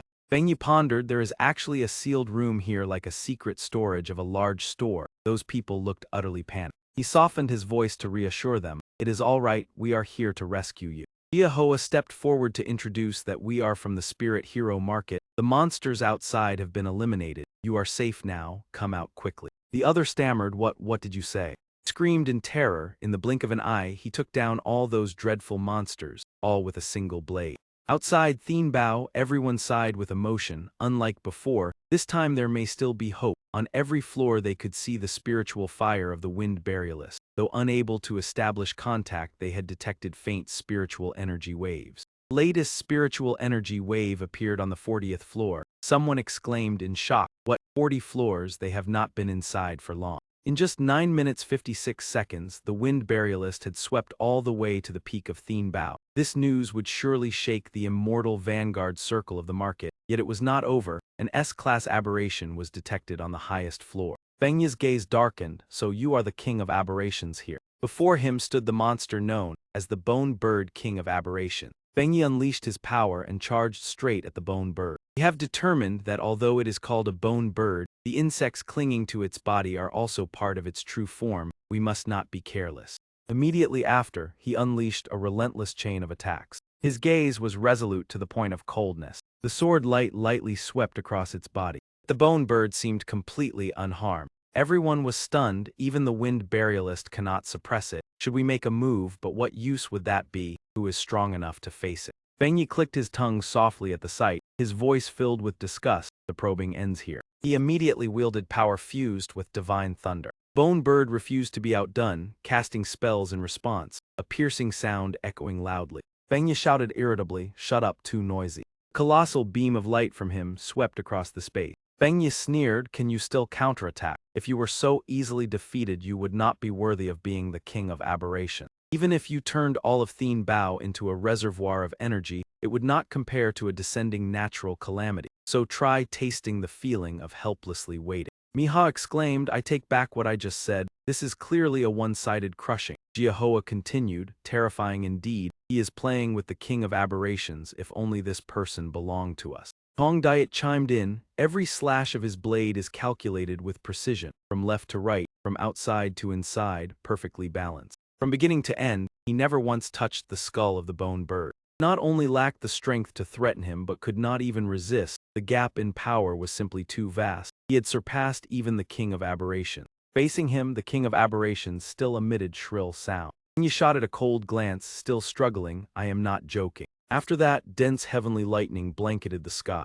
Bone Bird continued using its sharp cries to resist. The sky sank into a ghastly red light. Bolts of lightning tore through the blood-tinted space. When everything settled, the sky returned to normal. Everyone looked up with emotion. Yes, the aura of the king of aberrations is dissipating. It is hard to believe. What level of immortal vanguard is he? Completely beyond us. Only now do we understand that beyond every mountain there is a higher one. The invasion of Taithai by an S-class aberration was named Hell's Sacrificial King. The natural calamity had not yet fully formed before it was sealed. The details were classified top secret. I fear no one can replicate that resolution. When you spoke, the bone bird has been slain. Dark world has collapsed. Now you can contact the outside and report. Tong Diet called out loudly, "I am Tong Diet, reporting. The Thien Bao incident has been resolved. All aberrations have been eliminated." That is not the case. Thanks to the Wind Burialist's assistance, the mission was completed smoothly. We hope the Spirit Hero Market will coordinate to express gratitude to Taithai and the Wind Burialist. The newly appointed market captain only shows up now. The mission has already ended. Yes, perhaps knowing the Wind Burialist of Taithai was present is why he came. We once advised against causing trouble, but those overly confident rarely listen. What are you doing? This mission was taken over by the military district. It was the Spirit War Zone that invited the captain of Taithai. We must take responsibility for him. Now we need to escort him away. Any ambiguous actions are a provocation against the authority of the military district. Wind Burialist is a key captain jointly recommended by the Spirit War Zone and the Spirit Hero Taithai. Anyone who dares provoke him must bear the consequences. At that very moment, Fang Yi slowly stepped outside. His eyes narrowed slightly, clearly revealing his displeasure. Fang Yi sighed softly, so fast he had already arrived. At that moment, a man rushed forward claiming to be the captain of Shang City, Yue Fengjiang, asking if he was the wind funeralist from Tai City. Fang Yi replied calmly, "So what if it is true?" Inwardly evaluating the opponent as a wind-type pioneer he had met for the first time, his aura domineering yet deliberately concealing his spiritual power, likely only at the spirit creation realm. He waved his hand backward, spiritual energy instantly gathered. The collision of power from both sides caused the air to tremble. With a single move from Fang Yi, Fengjiang was forced to retreat. He frowned, thinking, was this brat truly so famous, just in time to establish prestige for the Yue clan. He said he thanked him for resolving the crisis for Tianbao on behalf of Shang City, but as the captain of Tai City coming here, was he not overstepping his bound? Fang Yi replied, "When I arrived, Shang City had no captain. I accepted the military district's request to assist. Now that you have just taken office, you wish to settle accounts." Fengjiang laughed reassuringly, telling him not to be agitated. The Yue clan always valued talent. He wanted to borrow his blade. Killing intent spread in intimidation. Otherwise, he should not dream of leaving Shang City. Feng Yi's face turned icy. He closed his eyes and calmly asked, "Borrow it," causing Fengjiang to grind his teeth in fury. Feng Yi unleashed a violent burst of flame to attack. The opponent stiffened momentarily, unable to move. Feng Yi said coldly, "Lend it to your entire family." He swung his sword, creating a deep gash across the ground. Feng Jiang leapt aside to evade, laughing and saying it was truly interesting. Tong Diet Hot Hai ran over reporting that the signals around here were disrupted. They must immediately inform the military district and escort the survivors away. He warned that 10 minutes remained. If they did not want to lose their captain, they should beware. Lam An covered his teammate's mouth and said, "I understand." 3 ran off, discussing that Yue Fengjiang had just taken office and already stirred trouble. They needed to call for reinforcements. Returning to the battlefield, Feng Yi's gaze was icy, as he said next would depend on his fortune. Feng Jiang sneered, "If you want to kill me, then use your full strength." The blink of an eye, Feng Yi had appeared behind him. Feng Jiang sensed it and turned his head. A powerful strike immediately descended. He retreated several steps, secretly alarmed by the sensation just now. The Yang attribute erupted, causing his body to tremble in fear. Feng Yi stood upright amid the encircling flames. He said, 100% of my strength. I fear you could not endure even 10 minutes. Feng Jiang curled his lips in a smile. He realized that blade was the secret spirit weapon of the Spirit Association. Feng Yi did not respond, merely maintaining his composure. He said that a spirit weapon possessed terrifying power. A single strike could tear apart a mountain. He thought this trip was not in vain, for he must seize that blade. He threatened to hand it over, otherwise he would seize it at all costs. At the Spirit Association of Tai City, the president slammed the table in astonishment at the 2 captains fighting. Zhu Qingying asked why the wind funeralist invited by the war zone was in conflict. This was no trivial matter. Zhao Jin stepped in to report, startling the president. He asked how Shang City responded. Zhao Jin hesitated and said they believed their captain would not lose.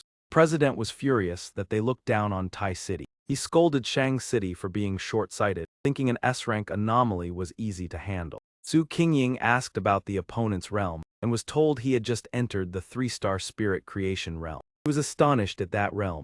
The president said, "So what if he is 3-star? The wind funeralist possesses multiple extreme attributes far beyond his realm." Shang City does not understand the 2 words wind funeral. Returning to the battlefield, Feng Yi unleashed a heavy punch. Feng Jiang was struck and spat blood. He was bewildered that his blade technique could not extinguish the flames. Spiritual power seemed to be devoured. He was astonished, never having encountered such a style of combat. Feng Yi said it has arrived, causing him to tremble in shock. They had fought their way close to the Spirit Association building. Feng Yi sneered coldly, "Out of respect for Tai City and the military district, I will give you one final chance." He delivered a powerful kick to the man's face. He said, "If there are those who shrink their necks, then I must make it clearer." Feng Jiang, covered in injuries, gritted his teeth.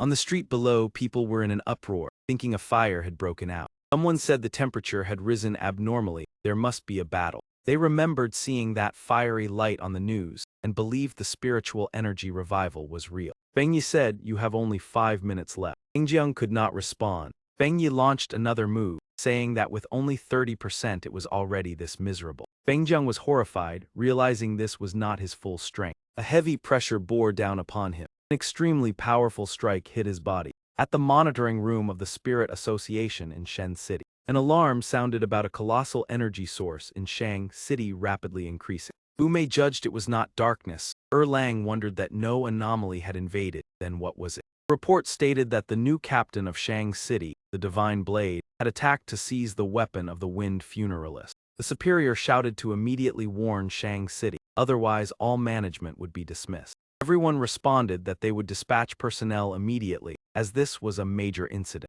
Rong stepped in and said she would handle it. Inside the building, a little girl pointed at the sky, thinking it was a meteor. Mother panicked and pulled her child away.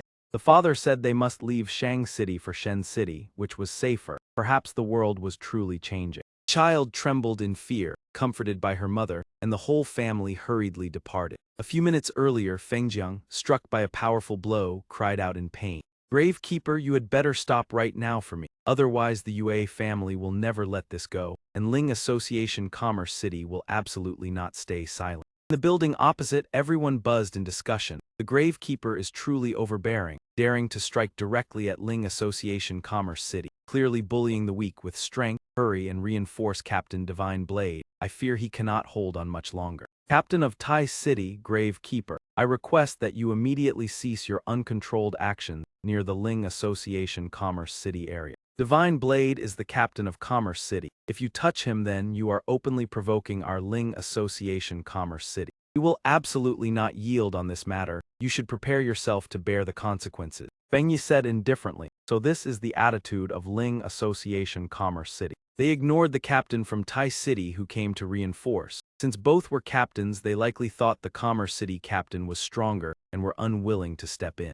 Waved his hand, and fierce streams of flame shot straight toward the building. The people inside panicked and stumbled backward in retreat. Fang Yi glanced at Fang Jiang. I fear you have misjudged. With your strength you still want to seize the blade in my hand. That man was speechless, left only gasping heavily. He hurled the long blade forward. Then let us see whether you can withstand it. Fang Jiang laughed loudly in delight. Ha ha, at least you know your place. Ling Association Commerce City is truly useless. Such a powerful spirit weapon was researched first by Tai City. This treasure is worthy of belonging only to me. Fang Yi thought to himself, he could never understand the mindset of these pioneers. Because they possessed superior power, they wished to use extreme means to seize what did not belong to them. In the end, those people were no different from anomalies, and the growing number of such individuals was precisely why humanity was nearing destruction. Yet Ling Association Commerce City indulged them to act brazenly without restraint. This must end. His gaze turned sharp and resolute. Suddenly an explosion rang out, forming a massive fireball in midair.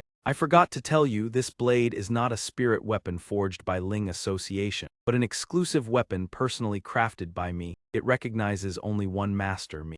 The flames surged, sending the crowd below fleeing in chaos. Save us, save us. Could it be that Captain Divine Blade did not survive? Was it not said that the Gravekeeper had only reached 2-star spirit creation realm? Yue Fang Jiang was clearly one realm higher than him. Wang Zhang was the person in charge of Ling Association Commerce City. Watching the scene, that man calculated inwardly. Divine Blade Yue Fang Jiang was the only one in Commerce City who had reached 4-star spirit creation realm. With outstanding talent and priority resources, given more time he could reach Diamond Realm. As the heir of the Yue Blade sect, he had the strength to rank among the top 5 captains of Xia Nation. But he was still no match for the Gravekeeper, and now the Gravekeeper had already surpassed the scope of a captain's rank. This person possessed combat power capable of destroying an entire city. 5 people trembled in panic. What should we do now? Could it be that he truly intends to drag Ling Association Commerce City into burial together? Captain of Tai City, please show mercy. It is all our fault. In the distant sky, a helicopter was rapidly approaching. The aircraft reported that ahead there was an extremely powerful pure yang attribute. The blaze near Ling Association Commerce City was gradually weakening and subsiding. UNHU stood at the helicopter door. Weakening, I fear we have arrived too late. I have already sensed it. His ability is astonishing, enough to directly destroy Commerce City, the 3rd largest city. She clasped her hands before her chest, and spiritual energy began to gather, then dispersed into fine strands that fell toward the ground. This was entirely at the level of a national tier pioneer. Even this much already counted as him showing restraint. Wang Zhang exclaimed in delight, look at his headquarters. People from headquarters have arrived. Hearing that, Fang Yi also raised his head to look upward. Water attribute, this pure force was even stronger than Yue Fang Jiang just now. Among the pioneers he had encountered, it ranked at the top.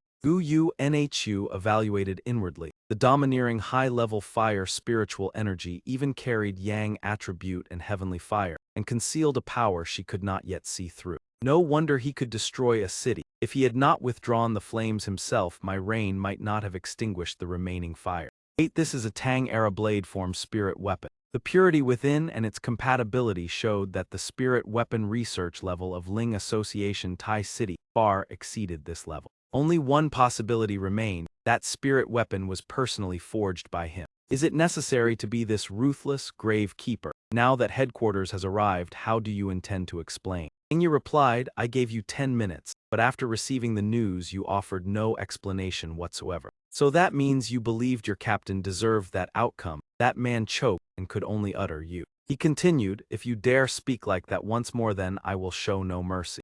UNHU descended to the ground and called out, Captain of Tai City Fang. Fang Yi merely glanced back and remained silent. Wang Zhang thought inwardly, headquarters must consider public opinion. No matter how strong the Gravekeeper is, if the handling of the Commerce City captain by the Tai City captain is brushed aside, would not other captains feel uneasy? How then could Ling Association everywhere be managed? She introduced herself. First time meeting, I am Gu UNHU. That man continued calculating. Commerce City has been destroyed to this extent, yet the Gravekeeper still stands here speaking arrogantly. Perhaps headquarters should teach him a lesson. Gu Yunhu stepped forward. I am the Sea Mystic of Ling Association headquarters. His whole body trembled and his voice faltered. What? The Sea Mystic is apologizing to him. This negotiation will reflect headquarters' attitude toward the Gravekeeper. Prioritize appeasement and reward, absolutely avoid conflict. As for Ling Association Commerce City, the subordinate beside him interrupted his thoughts. Is this truly the end? After all, the Commerce City captain has been burned away. Does this not count as internal strife? The headquarters representative only asked briefly about responsibility and even promised to give him an explanation. Fang Yi stared at them, thinking their dissatisfaction was not worth concern. The Liang City captain had once been hostile toward the Gravekeeper and sought to take his life while despising all, while Tai City and the Spirit War Zone had repaid favor. At that time, why did they not think of stopping internal strife promptly to reduce losses? Truly a group of the self-righteous. Gu Yunhu walked up to him, who is responsible for Liang City Ling Association. He trembled and raised his hand. It is me. She continued, I give you 3 days to appease the public and provide a reasonable explanation to temporarily calm public opinion. He hurriedly replied, we understand. He cut him off, her voice cold. 3 days later, if the requirements are not met, then all of you will be dismissed. Headquarters will send people to take over Commerce City. Remember, within these 3 days, if it is not handled properly, then the consequences will be borne by yourselves. Fang Yi looked at her, thinking that headquarters had decided to replace all personnel of Ling Association Commerce City, truly beyond his expectation. This time headquarters needed to clearly declare its stance. Anyone who dared provoke the Gravekeeper would meet the same fate as Yue Fangjiang and Commerce City. Gu Yunhu asked whether this handling satisfied you, and assured that it would not happen again. She said, whoever challenges you challenges Ling Association headquarters. He replied coldly, I do not care how you deal with them. What I care about is the meaning of suppressing public opinion. Gu Yunhu remained calm. Do you doubt the ability to continue controlling public opinion about spiritual energy recovery in Commerce City and Tai City? She explained, the world is facing successive mutations and disasters. Many people have already guessed much of the truth, but it has not been made public because the timing is not suitable. If it is announced now, then the global situation will immediately change. Chaos will erupt from within and shatter the fragile facade just established. If Tai City at that time had not had you, perhaps the era of spiritual energy recovery in Xia Nation would have begun the day Tai City was breached by anomalies. Or without Wu Lao of the Spirit War Zone, we would have accelerated that process, and ordinary citizens would have been dragged into the new era unprepared. Fang Yi's expression darkened. So that is how it is. Better to let a small group fall into disorder than let all descend into chaos. To maintain the illusion of equality and peaceful life after spiritual energy recovery, there must be pioneers who rise above millions of ordinary people to confront dangers directly. No wonder many pioneers act rashly. Xia Nation strictly controls public opinion to restrain conflict and limit anomaly spread, while helping ordinary people gradually transition into the spiritual energy era.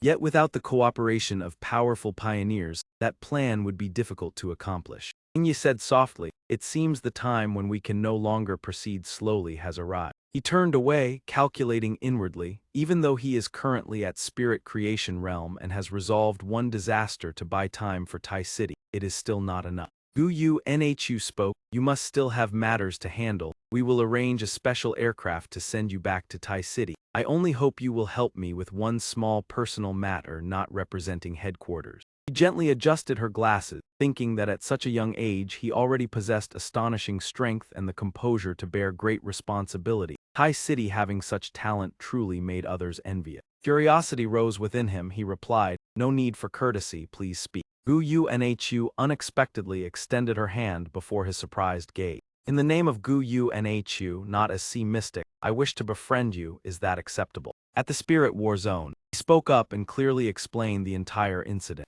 After hearing it, Jia Lam slammed the table in anger, finding it utterly ridiculous that the Spirit Guild of the Merchant City could behave so naively. If this situation continues, the battle positions of the Merchant City will keep surrendering. The headquarters of the Spirit Market must intervene early. Otherwise, the brutal spiritual energy war of the Merchant City will suffer total defeat and be removed from the list. The commanding general powerless, arming the 3 armies. Crossed his arms and sneered, the Spirit Guild headquarters is still trustworthy, especially since the Kai Hyen may want to uncover her secrets, so we also need to issue an appropriate statement. She calculated coldly, that is only natural. The compensation for the Undertaker must not be less. We are no worse than the Spirit Guild headquarters. The original reward from the Merchant City Guild this time will also be double. He closed his eyes and said, "It cannot be denied that this Undertaker possesses strength and character, decisive in killing, adept at seizing opportunities. This is the essential quality of a city leader. I believe this reward is entirely worthy of him." He pondered, "If I did not truly acknowledge him, I would have thought you were doing this to make things difficult for him." He continued, "Danger and opportunity always go hand in hand. Only he is worthy to cultivate here. Our war zone also has a genius in seclusion. Future holds even more brutal trials than the Hell King's sacrifice land. Each emergence will shatter humanity's fate. Only if the Undertaker advances swiftly can he grow in the darkness and reach places never seen before."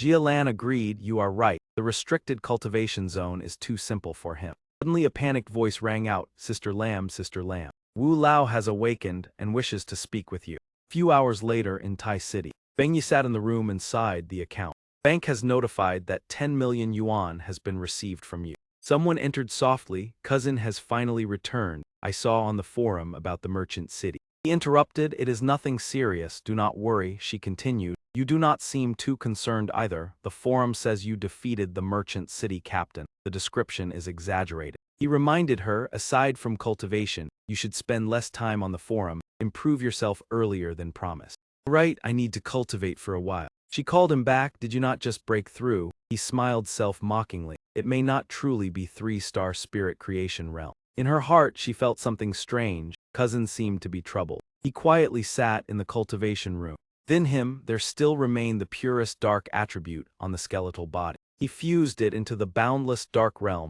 to maximize the use of energy. The system voice sounded, "Do you wish to embed the dark attribute into the infinite dark realm?" "Yes." After the fusion, the dark attribute leveled up. In his heart, he prepared to take the initiative in battle. That not be like a monarch, commanding the aberrations to work for him. A gigantic image appeared above the Fang Yi building. The system displayed it. "Check, you have met the breakthrough requirements. Do you wish to advance to 3-star spirit creation realm?" Everyone was stunned. "Look, what is that? A projection, an immortal descending, he once saved us before." Suddenly, a circle of light appeared in midair. Fang Yi stood there, calmly observing his surroundings. He contemplated, the subdued aberrations were like servants obeying a monarch, increasing the boundless dark realm. The scene was engulfed in terror and eerie mystique. Status panel appeared, "Boundless dark realm has leveled up, new ability acquired. Report new ability, aberrant combat." Fang Yi announced that someone new had joined the great family of the boundless dark realm. "Your pure power has greatly contributed to my advancement. Perform well here, none of you will be treated unfairly." He reminded himself to fully utilize the new ability of the boundless dark realm while increasing his spiritual power reserves. In a distant part of the city, a strange light shot into the sky. He broke through to 3-star spirit creation realm. Fang Yi reflected. The previous absorption ability and cultivation technique were increasingly merging with his body, his power becoming purer. Thanks to the upgrade of the boundless dark realm, using the dark attribute was no longer as sluggish as before. After some time, Fang Yi walked forward, carrying golden dust. He said, "Other matters still need to be explored in practice." In the spiritual war zone, Jia sighed in admiration. "The leveling speed is too fast." He asked how long it had been since you picked the 7 decay flower to save my life. She replied, "Half a month." Jia pondered, "Just over 10 days. Fang Yi has achieved unimaginable feats. For other cultivators, this would take a lifetime." He was astonished. Just after reaching spirit creation realm, he controlled the dark tide, gathered the 7 decay flower, saved both me and countless Xia nation cultivators, suppressing the darkness we could not. He continuously dealt with aberration kings in 2 cities, resolved disasters within the city, advanced 2 stars consecutively, all within a dozen days. I am eager to meet this heaven-favored child. At the Spirit Guild of Tai City, Su Qingying was delighted. It is the new direction of Fang Yi. He has leveled up again. The energy of the Undertaker is even stronger than when the Aberration King appeared. O2 quickly issued an order, activate the backup plan, ensure the Undertaker's breakthrough is not disturbed, level 1 contingency plan. She smiled confidently, After the Hell King's sacrifice calamity in Tai City, the Undertaker holds immense authority. Ordinary people who have not awakened also accept the anomaly, remembering Fang Yi's spiritual power and feeling reassured. As for those talkative ones in Merchant City, I will prove how strong the Undertaker is. Some do not believe Tai City was handled solely by the Undertaker. The great figure immediately resolved the heavenly treasure building disaster, a level equivalent to the aberration in Tai City and even the Merchant City captain. He was hung up and beaten by the Undertaker from the east to the west of the city. No one knows where he found the courage to provoke the great lord. He was utterly crushed, displaying overwhelming strength, inspiring fear and conviction. No cultivator dares to cause trouble anymore. Inside the Merchant City office, Kind Lai was working Merchant City. He sank into thought. Cultivation is extremely arduous. After awakening, there are no signs of nearing 2-star Ghost Palace realm. Undertaker, where exactly is the problem? These cultivators are mediocre. They neither inquire nor provide information.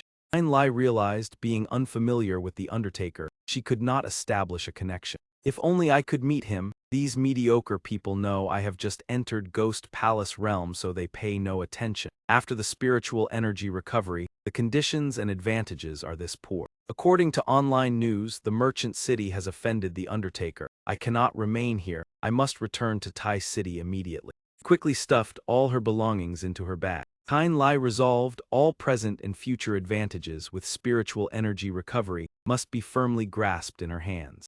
At home, Lin Yi asked curiously, "Have you successfully leveled up? Do you feel any change in your body?" Fang Yi replied, "It is fine. Spiritual power flows more smoothly. Efficiency is higher. For now, there are no major transformations. Deeper changes must wait until he advances to Diamond Realm to appear." She smiled and raised her phone. Sister Jia Lan asked if we want to go to the Heavenly Sea Forest, where a heaven and earth anomaly has appeared. He replied. He also received an invitation. The spiritual war zone is compensating for the Merchant City incident. She invited you as well. Let us go together then. Lin Yi was excited. That is wonderful. Heavenly Sea Forest borders the management area of the spiritual war zone. Originally ordinary, in the past 5 years it has grown vigorously, evolved new species, spiritual energy over 60%, high aberrant flora and fauna activity, both a sacred cultivation ground and a terrifying mutation site, central region under war zone management. In the spiritual war zone, Than Huang greeted them. Heavenly Sea Forest, we meet again, captain of Tai City. I wonder if you still remember me. Fang Yi replied, yes, you are here too. He explained, overseeing the restricted area, Chief Jia Lan entrusted me to receive you and your cousin, along with several situations that need reporting. Before you arrived, the Heavenly Sea Forest underwent a troublesome change. Mutated fire different from darkness, extremely gloomy energy. It cannot be fully burned away or extinguished. He was surprised, a new mutated fire attribute yet to be determined. Than Huang replied, correct. I will accompany you and your cousin, Fang Yi said. I think it is unnecessary. Lin Yi, what do you think? Lin Yi replied, it is not necessary. Thank you, sister. She nodded. All right, you two be careful. I will wait here. Than Huang thought to herself. Previously everyone focused on the Undertaker, failing to notice the young girl who seemed weak yet possessed firm temperament, strong spiritual power, talent surpassing mine. What have these two siblings experienced to grow so much, such extraordinary talent? Shortly after, his footsteps echoed as he entered the cave. Fang Yi surveyed the surroundings before speaking to confirm, this is the place. The deathly aura here is so dense it is suffocating. That chill is no less than a dark tide, Lin Yi added. Moreover, that officer once said this flame cannot be extinguished, so it will surely continue to spread. Fang Yi circulated the yang breathing technique and reminded, Lin Yi, step back behind me. His entire body ignited with blazing flames. He speculated this flame far surpasses ordinary fire attributes. It even seems to target the spiritual energy on a person's body to devour it, but in the end it is still fire. Before the supreme yang attribute, it cannot stir up any real storm. He said, I have sensed the source of the dark fire ahead. Why, you carry the wood attribute, so you will be at a disadvantage against fire. Let me shield you, be careful. She softly replied, yes. Fang Yi's expression turned solemn as he swiftly drew his sword. He swung with immense force as if to split space apart. A dim ray of light cast toward them. Lin Yi whispered, the deathly aura is even heavier now. Suddenly they felt the surrounding space begin to change. She asked softly, what just dripped down? He replied, it was molten lava. Fang Yi's eyes instantly sharpened, it has arrived. The system displayed a notification, a heaven and earth anomaly detected. Preliminary analysis indicates fluctuations of grave fire attribute. The system automatically collected data and began compiling. Notification, grave fire technique obtained. Grave god domain can absorb surrounding attributes and convert them to enhance yang power. Fang Yi pondered, this grave fire resembles a desolate attribute, highly specialized, dedicated to nurturing the yang attribute. An information panel appeared, death steel mark ability acquired, special attribute note, exercise caution when implanting. He paused slightly. What is this? The system explained, endless death will carve a steel mark upon target slain, accompanied by the effect of yellow spring flames. Fire from all directions will surge to burn the marked endlessly. Death Ice Tower carries potent toxicity. Those marked will suffer a curse that erodes bodily structure. The infernal realm opens, evil spirits guide the way into the abyss. He frowned and thought, this ability is indeed terrifying but not suitable for me right now. The price and consequences are too great.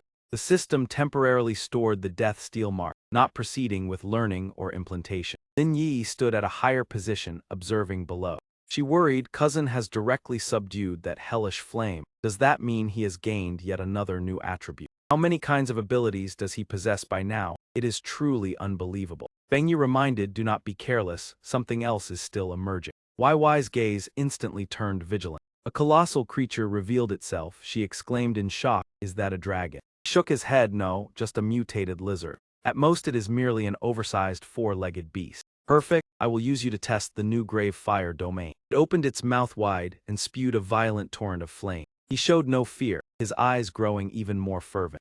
Two surging forces of man and beast collided fiercely. The ground instantly split open into massive fissures. A blazing red pillar of light swept across the space. In the end came a thunderous explosion, as if swallowing everything. Fan Huang covered her face and shouted, something has happened inside, request reinforcements at once. Her subordinate replied, understood. Warning, a new mutated life form has appeared in Thien High Forest. Spiritual energy has reached 1000%, danger level S, rank undetermined. Jia Lan worried, how could it be such a coincidence? The spiritual energy here has always been stable, yet just as the wind burialist entered to cultivate this occurs. Although we trust him, we should still go and check. Everyone immediately moved out and responded in unison, yes.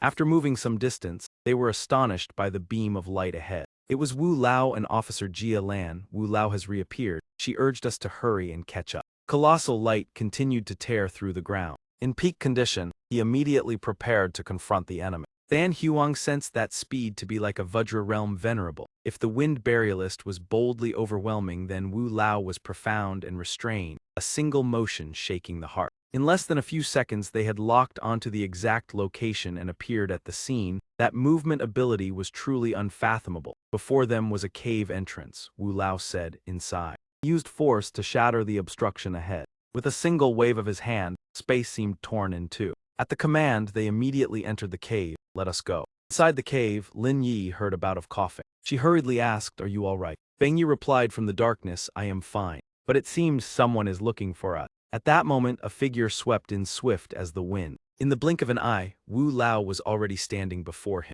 Fang Yi lowered his cold gaze. He spoke, you are the wind burialist, the savior who saved my life. Jia Lan outside called out anxiously, Wu Lao. He fell silent, countless thoughts surging through his mind. Wu Lao said, wind burialist, have you truly grown to such a level on your own? This mutated lizard was about to complete its evolution. If it transformed into a dragon, it would reach the Vajra realm. Judging by the clean wound, you ended it with a single strike. He suddenly realized he could sense pure grave fire upon the youth. Could it be the earlier warning was because of this? She landed and asked, you have resolved it again, handled so cleanly. Jia Lan said, if this half-dragon had successfully broken through, it would have reached the Vajra realm. The war zone never detected it before. Without the wind burialist, the consequences would have been dire. He replied, it is indeed you. Seeing senior fully recovered brings me great joy. Wu Lao laughed heartily. With a junior like you, I can rest at ease. You have dealt with this half-dragon. Can this matter be kept confidential? Do not let those outside Thien High Forest know, even the Spirit Hero Association. He reflected, so Thien High Forest, though managed by the Spirit War Zone, has the most intense spiritual fluctuation. What appears here may be more terrifying than aberrations of the extreme dark region. The Spirit War Zone wishes to shoulder the responsibility alone, not let the Spirit Hero Association bear additional pressure. Fang Yi replied, no problem. Thought about the grave fire he had just absorbed, inclined toward devouring growth like Tauti. That lizard absorbed grave fire and became a half-dragon. Could it be that Tauti once existed here? The revival of spiritual energy causes ordinary creatures to mutate dangerously. If it were the ferocious beast Tauti, it would indeed be a great calamity. No wonder the war zone values this place so highly. He extended his hand. It seems you understand, thank you. Fang Yi replied, it is what should be done. None of us wish for high-level aberrations to appear. Without clear signs, there is no need to cause panic. Outside the forest, streams of white qi drifted in.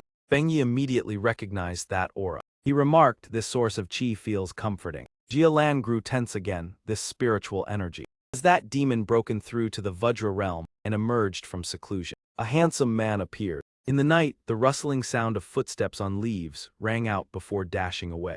Cultivator from Mok province under the spiritual war zone is named Bak-Tu. The group on the other side immediately became excited. Is that not Bak-Tu's aura? Has he already reached Diamond Realm? Wonderful. The spiritual war zone finally has another who has touched the diamond threshold. Fang Yi stared intently at the other party, a faint unease rising in his heart. That man's spiritual power seemed not yet completely stable. At that moment Bak-Tu smiled and spoke, Wu Lao Jia, I have emerged from seclusion. His gaze swiftly shifted in another direction. Bak-Tu hesitated before asking, and who might this be? Wu Lao stepped forward to introduce, this is Bak-Tu, the wood attribute cultivator of our spiritual war zone, the trump card here. He had been in seclusion to break through Diamond Realm. Bak-Tu smiled and greeted everyone, adding that he has only reached half-step diamond for now, not yet truly crossed that threshold. Fang Yi responded, greetings, I am the Undertaker, Fang Yi, captain of Tai City. In his heart he assessed that this man's spiritual body flowed smoothly, his aura fresh rather than domineering. Signs of diamond had appeared, yet his strength did not seem vastly different from his own,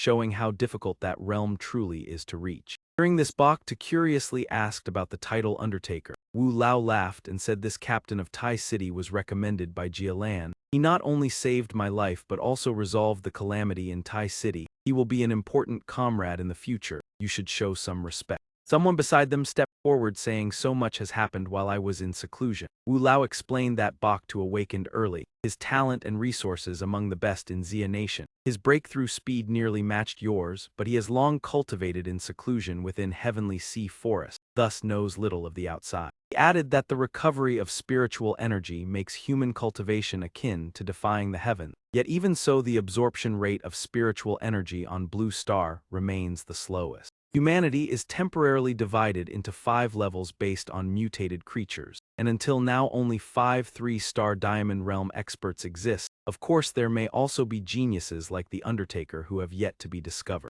He emphasized that in true terms those who reach that level are extremely rare, and advancement beyond is even harder, while Fang Yi remained calm. As spiritual energy grows denser over time, breakthroughs become less difficult. Yet Diamond Realm remains a vast gate like a heavenly boundary. Many attempt in succession yet fail to cross, some even paying a heavy price. He clenched his fist, saying that upon reaching Diamond the body undergoes a drastic transformation like rebirth. Spiritual energy flows more freely through the body, gradually approaching the legendary transcendent state. He laughed that Bak-Tu reaching half-step Diamond while remaining stable, his attribute not violent but even gentler, able to support both himself and others, is truly gratifying. Bak-Tu also looked at the Undertaker and praised him as formidable. Fang Yi remained silent, recalling the scene just now without another word. Bak-Tu took the initiative, saying, before my breakthrough I was influenced by the eruption of your spiritual energy, which allowed me to advance to half-step Diamond, therefore I wish to spar with you.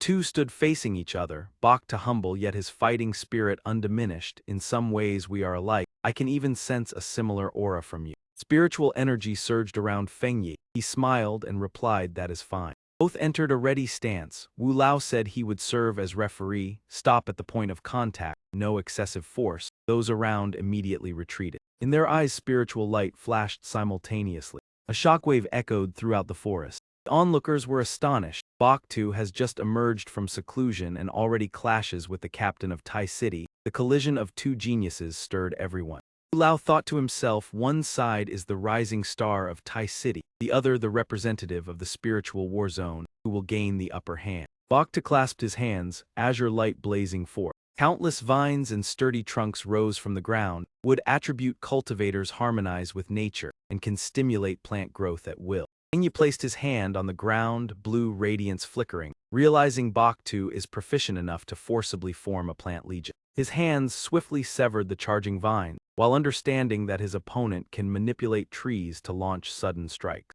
He moved nimbly, for this entire heavenly sea forest is Bakhtu's home ground advantage. Fang Yi smiled, golden light appearing in his hand. Those plants are quite easy to ignite. He waved his hand, flames sweeping across and setting the trunks ablaze. Yet the vines quickly reconnected themselves. Fang Yi immediately took note of that phenomenon. He asked, "Are the plants you control not afraid of fire?" Bakhtu replied that wood is indeed usually disadvantaged before fire, but my legion has been modified. He placed his hand on a tree saying they have adapted and are no longer easily restrained by fire attribute. Fang Yi's gaze turned cold as he stared ahead. Vines suddenly surged up to encircle him. He was sealed within the ring of plants. Bakhtu asked how about this move. Fang Yi remained composed, saying, "If you were a true enemy, then what you must face is not merely this layer of defense." Inwardly he acknowledged half-step diamond is indeed formidable. Flames erupted in his hand, touching the plants, spiritual power circulating to the limit. Bakhtu reminded, "Do not prolong this. The giant trees carry slight toxicity. Once activated they grow denser even if you are 3-star. Fang Yi smiled faintly, replying, "Is that so? I wish to test it." A ray of light burst within the plant cage. Bakhtu could not help staring in shock. The flames suddenly intensified, making him think, how is this possible? Bakhtu's expression grew more serious. Fire spread through the forest, though the plants had been enhanced with spiritual power and were difficult to affect by fire. He gritted his teeth, wondering what kind of flame this is. Suddenly Fang Yi appeared behind him, reminding that he has been distracted. Bakhtu immediately mobilized spiritual power to retreat and evade the strike. He thought clearly the opponent is only 3-star, yet his strength seems not inferior. Then he steadied himself once more upon the ground. Bakhtu looked at the sea of flames, saying, "You predicted I would continue channeling spiritual power into heavenly sea forest and cut off my retreat." He asked, "Did you deliberately let the forest burn like this?" Fang Yi smiled, admitting it, and praised him as strong. Thus he had to calculate one step ahead. He added, "If I let you keep increasing spiritual power, then this clash would grow harder." Bakhtu fell silent. In his heart he thought he is a rare genius of the war zone. Heavenly Sea Forest is his great support, yet the opponent of equal rank does not fall behind. Now at half-step diamond he cannot lose. He laughed loudly, saying, "Then receive this move." Bakhtu pressed his hand to the ground. The earth cracked and vines surged once more. Fang Yi saw this and was slightly startled. Wu Lao anxiously called, "Do not risk your life. Adding more wood attribute will drain your spiritual power." From afar black smoke billowed, green-lit vines surged upward. Bakhtu no longer maintained composure and roared. Wu Lao anxiously called out his name. He stood within the forest of vines, spiritual power endlessly pouring out to recreate the scene. Seeing this, Fang Yi immediately acted. His hand gathered flames, preparing to incinerate the surrounding spiritual energy thick. He turned to Wu Lao and Jia Lan, saying, "This battle is not over. Let me handle it." Wu Lao could not help being stunned upon hearing this. In Fang Yi's eyes flames blazed brightly, unleashed full force to burn the advancing vine, then pierced through layers of vegetation, charging straight toward Bakhtu.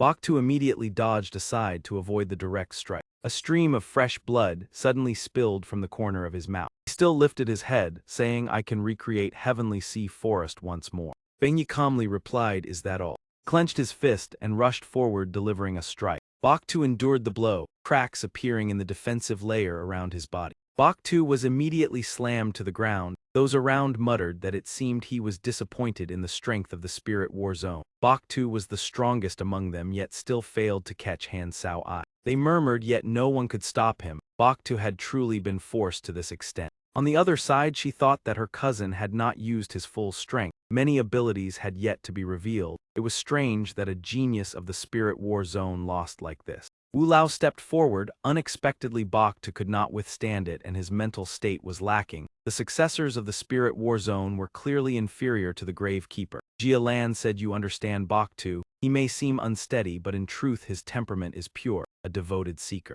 At this moment the battle between the two had ended. Bakhtu sat silently on the ground. He smiled and said, "Thank you. A layer of wood attribute spread out, yet I can still spar with you. My spiritual power is not exhausted." However, at this moment Fang Yi stated decisively, "Perhaps everything has already ended." On the other side, he did not listen, and continued forming seals to control spiritual energy. Bach to body, 3 figures leaped out. Myriad lives and all things heed my command. He thought that using spiritual power to create clones afterward, his spiritual power and consciousness were truly supreme among pioneers, even the strongest opponent he had ever faced, causing him considerable consumption. At this moment the clones and Bach to charged forward together only.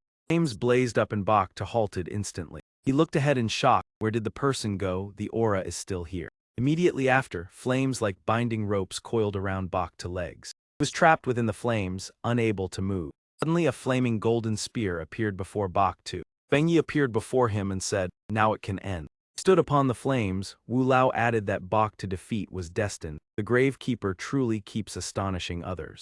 Jia Lan calmly replied that although Bach to would lose, she did not expect such a complete defeat. This prodigy had suffered his first crushing loss. She smiled and said, "I knew it." The other two were stunned. Someone who could consecutively handle 2 calamity-level anomalies, Bach to defeat, was expected. Yes, no matter how many plants were created, it was useless. At this moment he descended and stood on the ground. Bach to exhaled, half-step Diamond Realm, a genius indeed. His face showed disappointment in himself, that is all. Bach to cupped his hands toward Fang Yi. "Thank you for the guidance. I still have matters to attend to and will take my leave," he replied. "All right, it is fine." He dashed away. Jia Lan asked, "Where are you going?" Bach to answered, "Into seclusion." She was speechless upon hearing that. "Did you not just come out of seclusion? There is much to handle in the war zone." Wu Lao said this is his first crushing defeat. Let him go. Then he looked toward Fang Yi. Wu Lao smiled. "Gravekeeper, would you like to remain in the spirit war zone? Even as captain of Tai City you can hold a concurrent post."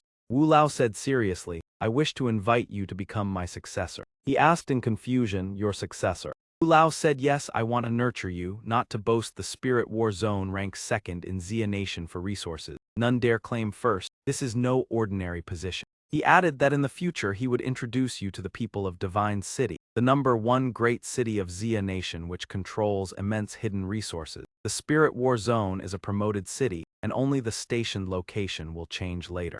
Wu Lao said that those who hold positions in Divine City are first and second-tier pioneers. In Divine City, you can transfer authority freely, and your realm will surpass mine. Fang Yi softly replied, "Thank you, Wu Lao. I do not think so. I do not belong to any association or captain, only reputation without substance in my hometown. I do not wish to join any side." Were startled in astonishment. He did not force it and said, "I understand you are right. In the era of spiritual energy upheaval, the stronger the pioneer, the less willing to be bound. Forces lack the qualification to impose conditions."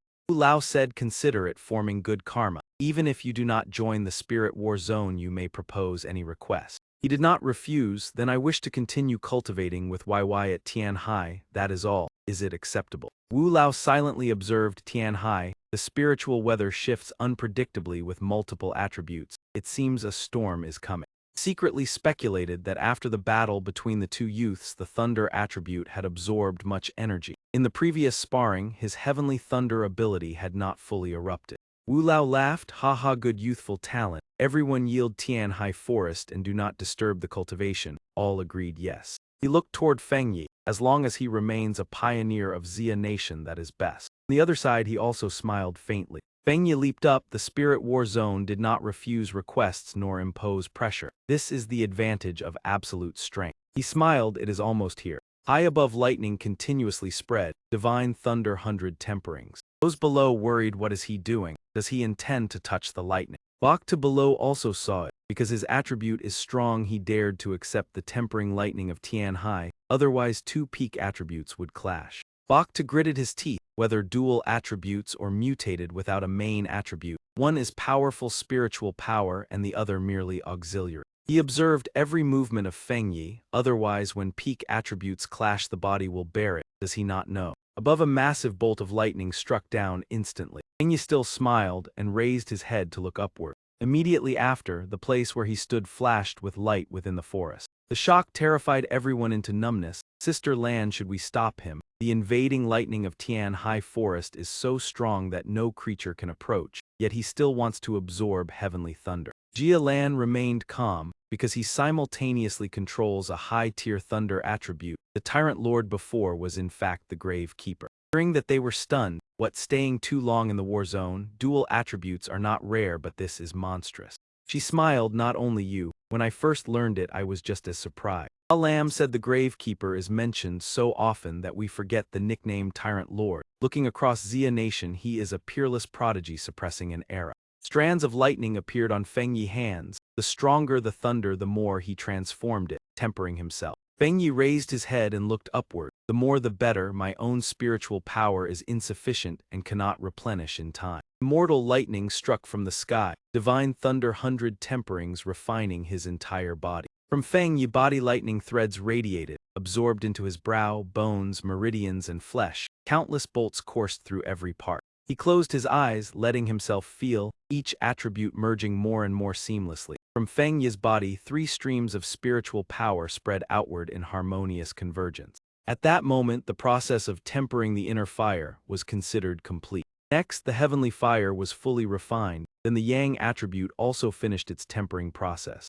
The dark attribute followed successfully. 100-tempered divine thunder reached great completion. Body and spiritual power flowed as one, and the depleted spiritual energy was fully restored. Fang Yi opened his eyes, clenched his fist, and smiled in excitement, as if the power of thunder had completely remade him. He immediately threw a punch toward the distant mountain range. A resounding shockwave echoed, the ground and the rocky peaks on the other side gradually cracking apart. The mountaintop was instantly blasted away. Indeed, the heavenly thunder cultivated within the Tian High Forest brought an extraordinary experience. Aisu stood stunned. The spirit stones of Spirit Mountain in Tian High Forest absorbed spiritual energy all year round, yet a single casual punch shattered the entire peak. Clearly, he had not even used 30% of his strength. He recalled that even a same-rank vanguard with lightning attribute, despite possessing special body tempering advantages, would find it difficult to achieve such distant power with only a single punch. Fang Yi still hovered in midair, radiant light surrounding him. Everything had come to an end.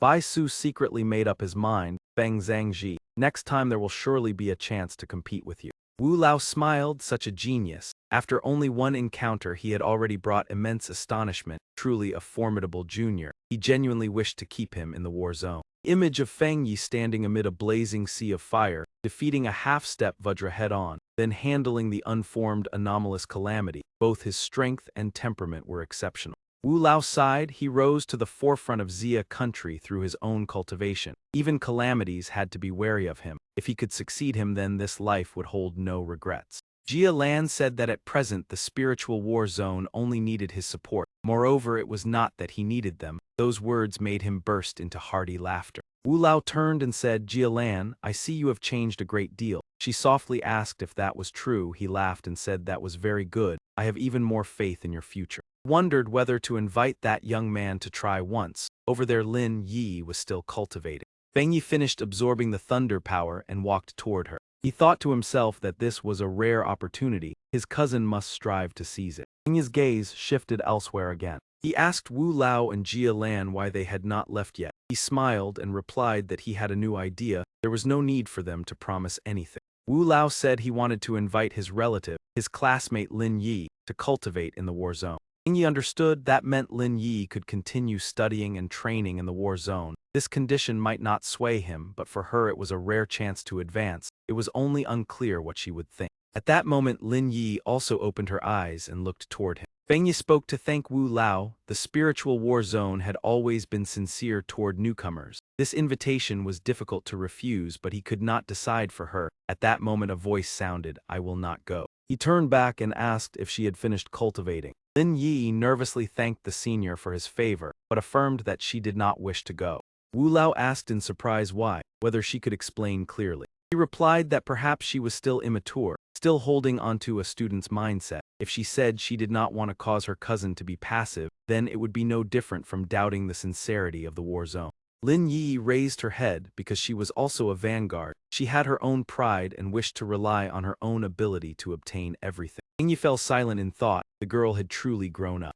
Wu Lao laughed loudly and gave a thumbs up. Very good. It was we who thought too one-sidedly. Apologies, little girl. We will continue to observe your performance. Keep striving. Lin Yi happily replied that she would certainly work hard. The scene shifted back to Feng Yi's home. The two returned and slowly climbed the stairs. The issue of spiritual power had been resolved. Next, he needed to study the grave fire attribute and how to apply it. He was still concerned about the death steel mark. All of it were knots that needed to be untied. As soon as they arrived, Lin Yi reminded him that someone was sitting in front of the door. Su Qingying saw them and stretched, saying they had finally returned. Lin Yi called out in surprise, "Captain Su." Fang Yi asked why she was sitting in front of his house and whether something had happened. She replied that a major incident had occurred at the border. Captain Yue, she had sought urgent aid from Ningzai Tai Shi. Fang Yi asked in confusion where Captain Yue she was now. She said that person was severely injured and was being treated at their Ningzai. She had risked her life to escape Yue Shi to deliver the message, having no choice but to specifically name Feng Zhangji to ask for help. At this moment at the Tai Shi Spirit Alliance Hospital, a loud call suddenly rang out, "Chen Ryu." He responded excitedly that Sister Su Qingying had arrived, and who was this? Su Qingying smiled and introduced this was Tai Shi Captain Feng Zhangji, and this was Yue Shi Captain Chen Ryu. Chen Ryu immediately shook hands in greeting, saying the anomaly at Yue Shi exceeded a plus level. She had heard he had handled 2 calamities before, so she earnestly hoped for his assistance. Feng Yi maintained an indifferent expression as he looked at her intently. Chen Ryu awkwardly apologized for her rudeness. She was too anxious. The anomaly concentration was only B level, but many people had gone missing. Team members had sacrificed. Those who came to assist had not returned. Even her younger sister had met with misfortune. Feng Yi thought that a B-level anomaly causing mass disappearances in a border city that originally had reliable vanguards clearly contained many irregularities. He asked whether those vanguards and her younger sister were missing or had already died. Chen Ryu trembled as she replied that. Su Qingying calmed her and told her to speak clearly. Chen Ryu lowered her head and said she could not contact them. But since childhood she and her younger sister had a special connection, she believed the girl was still alive. Thought suddenly flashed through Chen Ryu's mind. She hurriedly took something from her waist pouch, almost forgetting the most important matter. This was a token of gratitude. As long as he was willing to go, she truly had no other way. A small box was placed before him. Feng Yi frowned slightly. Inside, though sealed in multiple layers, it still emitted a familiar yang attribute. What exactly was it that required such tight sealing? The corner of Chen Ryu's lips curved slightly, perhaps. This was a spirit crystal formed when the heaven and earth of Yueishi shifted, erupting with yang attribute atop a high mountain before condensing, containing an enormous amount of yang spiritual power and the most precious treasure there. They had once hoped to cultivate a yang attribute vanguard from it, but no one could absorb it. Some were even injured by backlash. Su Qingying showed interest. Spirit crystals were extremely difficult to condense. At present, Spirit Alliance and the various military regions rarely possessed them. Those without the corresponding attribute still had a chance to awaken one by absorbing a spirit crystal, enhancing talent and strength. Therefore, spirit crystals became targets contested by many forces, high in value yet seldom circulated. The system explained that spirit crystals were not entirely born of nature. Feng Yi clenched his hand and decisively accepted it, asking whether they could depart immediately. Both replied there was no problem. He suddenly asked how exactly the anomaly at Yue she manifested. Chen Ryu frowned and recounted that at first a tombstone had suddenly appeared in the mountain. The villagers said they heard movement inside, but the steel showed no abnormal sign. The next day, when checked, the spiritual power remained within normal range. They sealed off the area and evacuated the residents, but that night a skull crawled out from the tombstone and dragged a herb gatherer inside. The off-road vehicle continued rolling forward. Chen Ryu said they had arrived. Su Qingying asked how the big shot felt. Feng Yi pondered and replied it was truly strange. He could not sense any anomalous aura at all. Chen Ryu explained that since that day tombstones had appeared throughout Yueishi without pattern. No one knew when a skull would crawl out to seize someone and carry them away. Just one day the number of tombstones had surged. She said she would take them to meet the people from Spirit Alliance and the military region. Feng Yi looked down. The anomaly concentration was indeed low. This situation had never been recorded in Spirit Alliance or the military region. Tombstones appearing with skulls yet without special spiritual fluctuation. Wondered whether the tombstones were merely to conceal the aura and make people careless or had another purpose. Capturing people and burying them resembled a ritual. Anomalies sometimes also conducted sacrificial rituals to restore a larger entity. This differed from the calamity that had appeared in Tai Shi, but the form bore similarity. Previously, the swarm of anomalies slaughtered the residents of Tai Shi to pave the way for a king-level anomaly to descend. During that, Chen Ryu suddenly halted. She turned her head and widened her eyes as she asked whether calamities were also a form of sacrifice. Qingying tilted her head and asked with a puzzled expression. Tran and Huok stared blankly at her hand before explaining that the villagers in the mountain stronghold disliked adapting to the times. Although they had been advised to leave, they refused, and tomorrow they would even hold a ritual. As soon as she finished speaking, the ground suddenly trembled violently. The phenomenon had begun again. Right before their eyes, an arm emerged from the earth. Fang Yi immediately and lightly dodged the first attack. He glanced over it. The intensity of this anomaly was not too strong. As expected, it was only at B rank. Without hesitation, Fang Yi swung his sword and split the arm in two. But immediately afterward, another arm appeared, gripping the blade tightly. Fang Yi's expression remained calm as ever. In the blink of an eye, a skeleton appeared before him.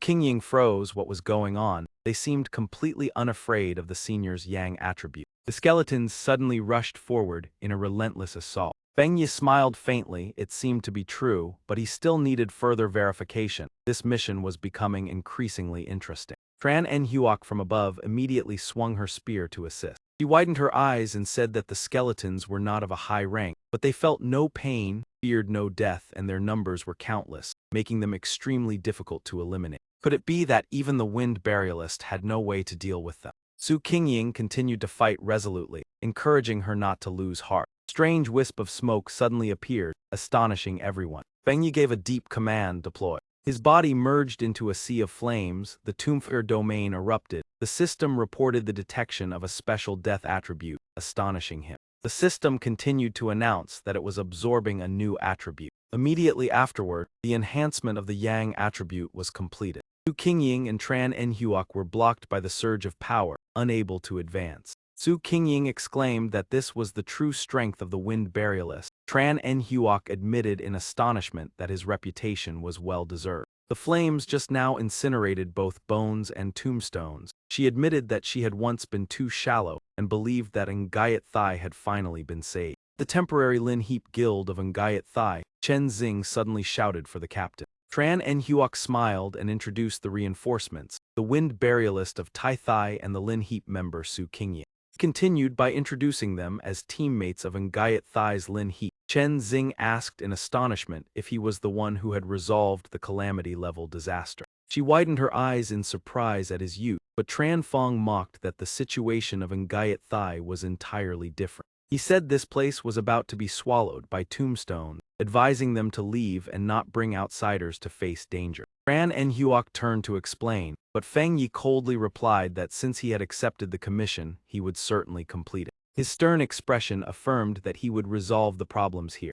Tran Fong recounted that the villagers lived primitively, praying to the gods whenever trouble arose, with graves everywhere. Since persuasion was useless, he told them to see for themselves. Fang Yi's gaze turned forward, contemplating the large-scale ritual of praying to the gods. The ancient village and its old customs seemed to be connected to the anomaly that had appeared. Suddenly a loud noise sounded from behind. Villagers lined up in long rows to prepare for the ritual. Tran and Huok said the ritual was about to begin, worried that if the anomaly erupted amid the crowd it would be extremely dangerous.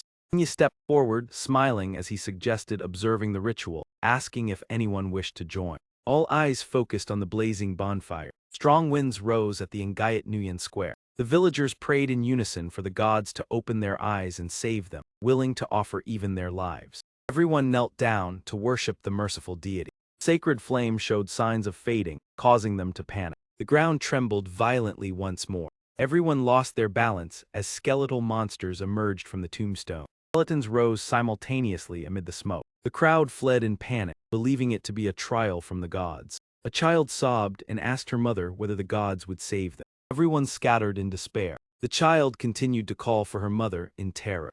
Skeletons silently appeared behind her. A bony arm slowly reached toward the little girl. A powerful burst of firelight instantly blasted the skeleton away. Countless other skeletons were swept into the sea of flame. All the villagers witnessed the scene with their own eyes. They were horrified and shouted that it was heavenly fire. A figure stepped out from within the sea of flame. Fang Yi declared sternly that there was no need to continue worshipping the gods.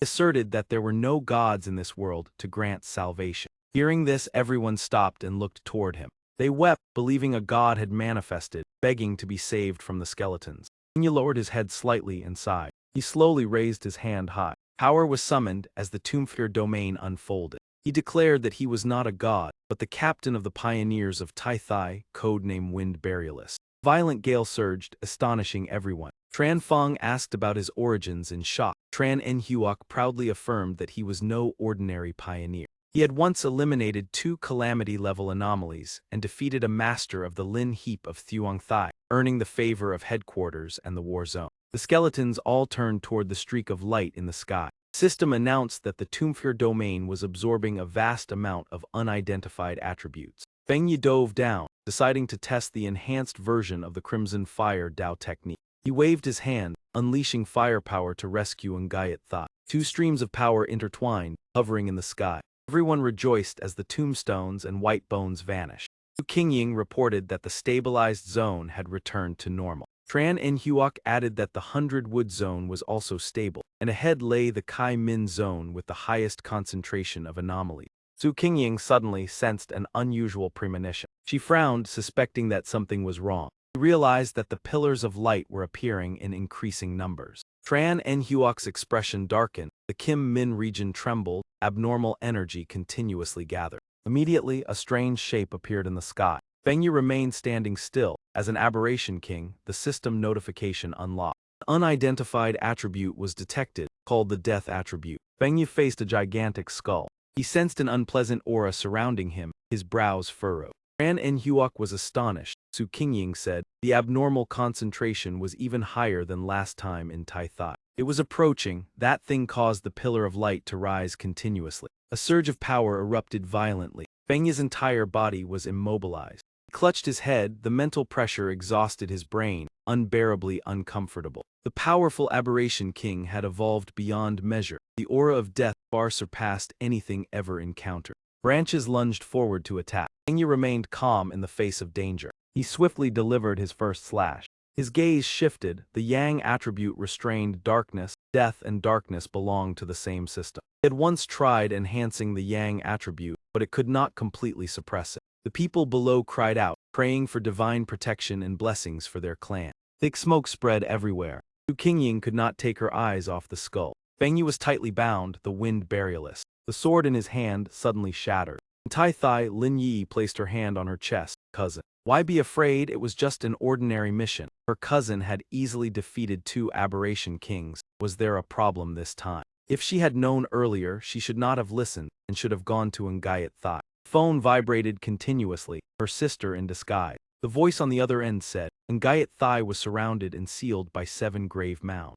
Jia Lan emphasized what had happened to her brother. In the meeting room of Tai Thai Lin Heap, the Wind Burialist might have died. Human efforts were meaningless, even for the Wind Burialist. In the Lin Heap conference room, the mistake at Ngayat Thai was regrettable. The abnormal branch king had appeared. It had to be eliminated before it evolved. Nhu stood up. Was this the time to talk about this? She turned away, wanting to go to Ngayat Thai. Kong Min stopped her. She was the center of Divine City. The army had mobilized its forces to gather at Ngayat Thai. Nhu turned back. They had nearly lost Venerable Kim earlier, and now they would sacrifice the pillar of Ha Kwa. What did you intend to do? Abandon the city? Unable to defeat the anomaly, Lin Heap had become like this. She could not agree. Kong Min frowned. What was Nhu planning? Wind Burialist wanted to go to Ngayat Thai. In the era of spiritual energy revival, one wrong step meant death. There was nothing surprising. She was agitated. Just wait for death then. Why resist? Why cultivate before the catastrophe of Divine City? Why risk everything to break the seal? Seal Divine City, abandon Divine City, wait for extinction. Kong Min was astonished. Others said it was for everyone's benefit, but what use was leaving? Nhu thought, a bunch of cowards. After witnessing the Wind Burialist's strength, she did not believe he would die so easily. Vehicles moved simultaneously around the city. Wu Lao said the transformed Dark Aberration King possessed attributes of darkness and death that had never appeared before. Wind Burialist might have encountered an inescapable rule. A subordinate reported Wu Lao Lam. The military district vehicles could not break through. Lam's expression was grave. Subordinate explained the military reinforcements had arrived, but the changes were ineffective. Ngayat Thai was covered by tombstones, attacks were ineffective, frontline soldiers were drawn in. The Aberration King continued to disperse energy. Events unfolded rapidly around them, and Ngayat Thai had to be resolved. The skull appeared in the sky. Ulao, should we retreat? The aberration king feared no attribute, including the wind burialist's abilities. Lin Yi exclaimed excitedly, it was impossible. Everyone had worked hard, she would go to Ngayat Thai. A gloomy life aura enveloped the Ngayat Thai square. Familiar names were engraved on the tombstones, Su Qingying, Tran and Hua. Streams of green life energy moved in the same direction. The gigantic skeleton absorbed energy. Reptiles crawled around Fang Yi. He closed his eyes without moving. In just a few seconds, his pupils turned pitch black. The system notification announced that the death brand was activated. Death brand trial ended. Fang Yi pondered. The death brand brought an unusual sensation. King of Death became gentle. He did not wish to repeat the rebirth trial. When he confirmed that the King of Death's power targeted him, he made his decision immediately. Since death was inevitable, he gambled and implanted the death brand. The system notification announced the implantation of the death brand. He learned the ability of the death brand. Fang Yi's eyes shone, his body transformed with new spiritual energy. The system notification announced the death brand was activated, awaiting effect. The stone cracked, liquid splashed out. It was completely grasped by the King of Death. The system notification announced that the King of Death's rule had taken effect. You have died. The death brand has initially taken effect, imprinting the body. Complete step 2 for the ability to manifest. Spiritual energy from the ground surrounded Fang Yi. The death brand advanced to its final step. Spiritual energy spread throughout his body. The death trial consisted of 3 layers. Only by overcoming them could 3 types of abilities be obtained. The mysterious imperial fire attribute, the immortal flames of the underworld burned endlessly. Death ice tower of the poison attribute, the body endured attacks and death curses, collapsing infinitely. Hellish evil realm of the earth attribute, the gates opened, demons escorted the fallen. Within the trial, experiences and pain made reality and illusion difficult to distinguish, like stepping into the cycle of death, exhausting all strength to overcome the death brand trial. Fang Yi thought to himself, now he had to swiftly face the true battle. In facing the law of death, Tri Vuong's eyes suddenly blazed with radiance. A stream of pale green spiritual energy appeared from his hand. The stone steel was lifted by that stream of spiritual energy. The scene before him left Tri Vuong astonished. The stone steel emitted a vast amount of refreshing green spiritual energy. Fang Yi descended from the sky.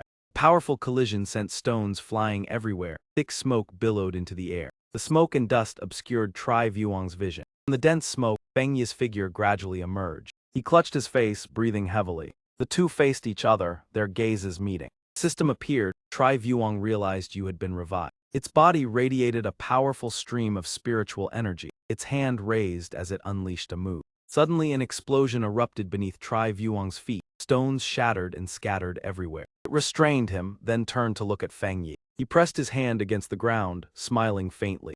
You have evaded the law of death. Fang Yi smiled confidently, a trace of blood flowing from his mouth. Tri Vuong sensed something unusual and immediately became vigilant. Outside the blockade of Ngayat Thai, Lin Yi felt anxious amid the dense atmosphere. 3 people stood atop the mountain. Lin Yi called out loudly to her cousin. Jia Lan formed spiritual energy in her hand, urging everyone to rescue the trapped and attempt to break the tombstone. Suddenly, a powerful stream of spiritual energy shot into the stone steel, piercing the empty ground near them. The strike turned out to be from Vu Nhu. She floated in the sky. I did as well.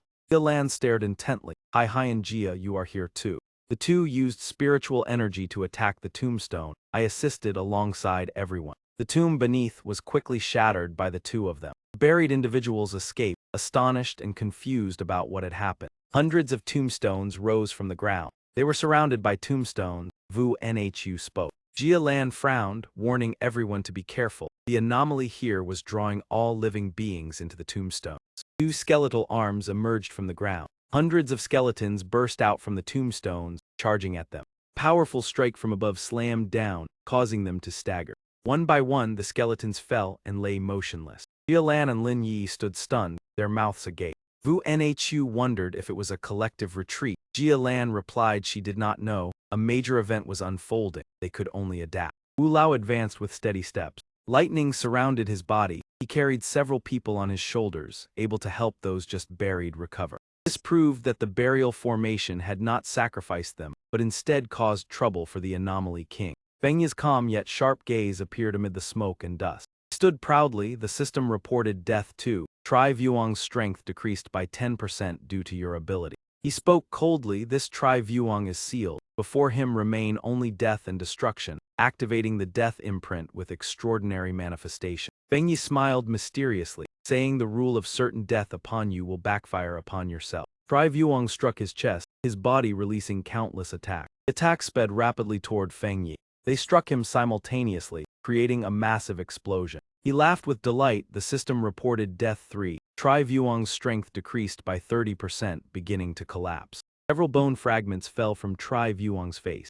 As the smoke dispersed, Fang Yi stood firm and spoke. Tri-Vuong was astonished by him. Fang Yi wiped the corner of his mouth, smiling faintly. Consider whether I will carve you to death. Numerous streams of golden light surrounded his body. They converged into a single beam that shot straight toward the gigantic Tri-Vuong. He thought he had been struck directly in the chest. The system reported the activation of the mysterious Yellow Springs mark. Tri-Vuong obtained a Hellfire avatar. Tri-Vuong looked at his blazing red left hand, startled and unable to comprehend. While he was bewildered, Fang Yi charged forward, just as described by the death imprint. Tri-Vuong did not realize I had weakened him and felt no pain. It believed my attack was ineffective. Realizing Fang Yi was approaching, he became cautious. Today he gripped his blade and slashed down fiercely. Heavenly Flame Blade. Tri-Vuong raised his hand to block the strike. Fang Yi shouted loudly. The clash of their attacks created a powerful shockwave. System reported death 4. Tri-Vuong's strength decreased by 45%.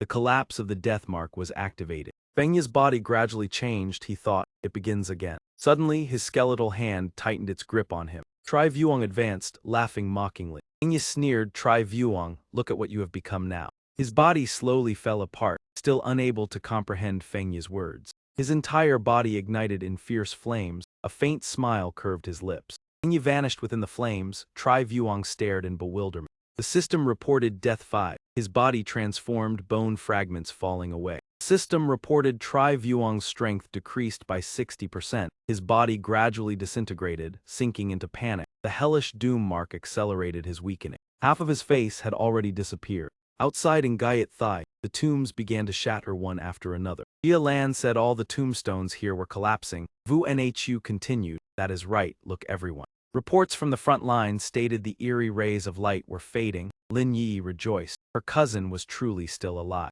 Wu Lao, brimming with imposing aura, entered in Gayet Thai, announcing the survivors and casualties, escorting them outside. Everyone understood, to prevent the anomaly from continuing. Within Ngayat Thai, the tombs were gradually crumbling. Amid the cold graves, a hand suddenly thrust up from the thick, clotted mud. Su Qingying struggled to haul herself out of the heavy earth. She gasped for breath, her mind spinning as she tried to recall what had just happened. Moments ago, she had clearly felt the life force within her being drained away. Even when she was pulled into the tombstone, both her body and soul had seemed to leave this place. It had felt like falling into a bottomless abyss of darkness with no escape, yet she knew that scene would soon fade. Suddenly remembering something crucial, she flung her eyes open. The tombstone, she had to save him at once. Su Qingying frantically clawed at the soil beside her, digging as she shouted, Tran En-Huoc, are you still alive? Come out quickly. A moment later, Tran En-Huoc's unconscious face emerged. She let out a breath of relief, thinking he was still trapped inside, unlike his younger sister who had vanished completely after stepping into the tombstone.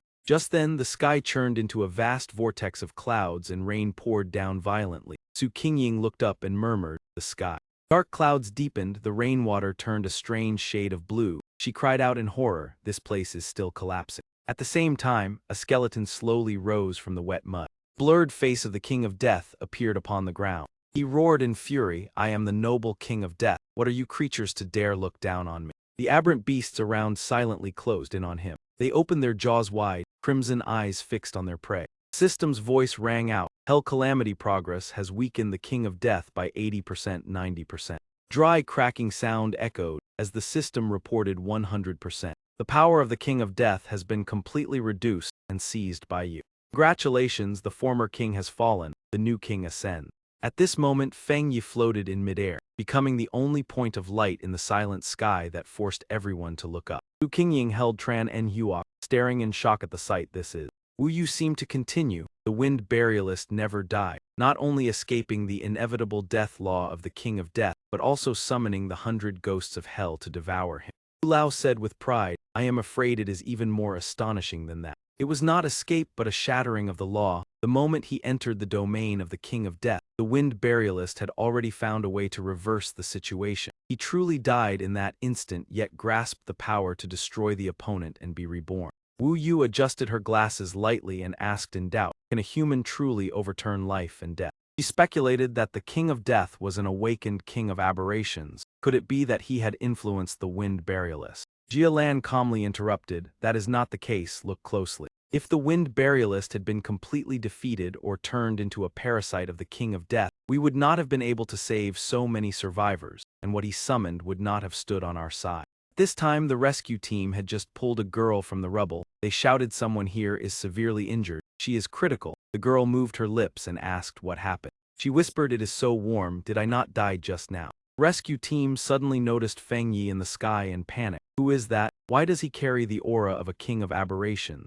the god of death? Does he truly exist? The people behind hurriedly refuted them. What nonsense are you talking about? That must be Lord Wind Burialist who saved us. Amid the heated discussion, a little girl squeezed in. The little girl excitedly recalled the moment she was saved and cried out, he is our god, he defeated those evil things. High above, Feng Yi lightly waved his hand to the left. He said coldly, it is time to end this.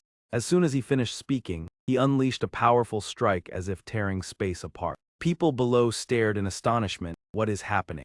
Before their eyes, the sky seemed to be sliced open, revealing a strange and hazy void. Countless souls rushed frantically into that fissure.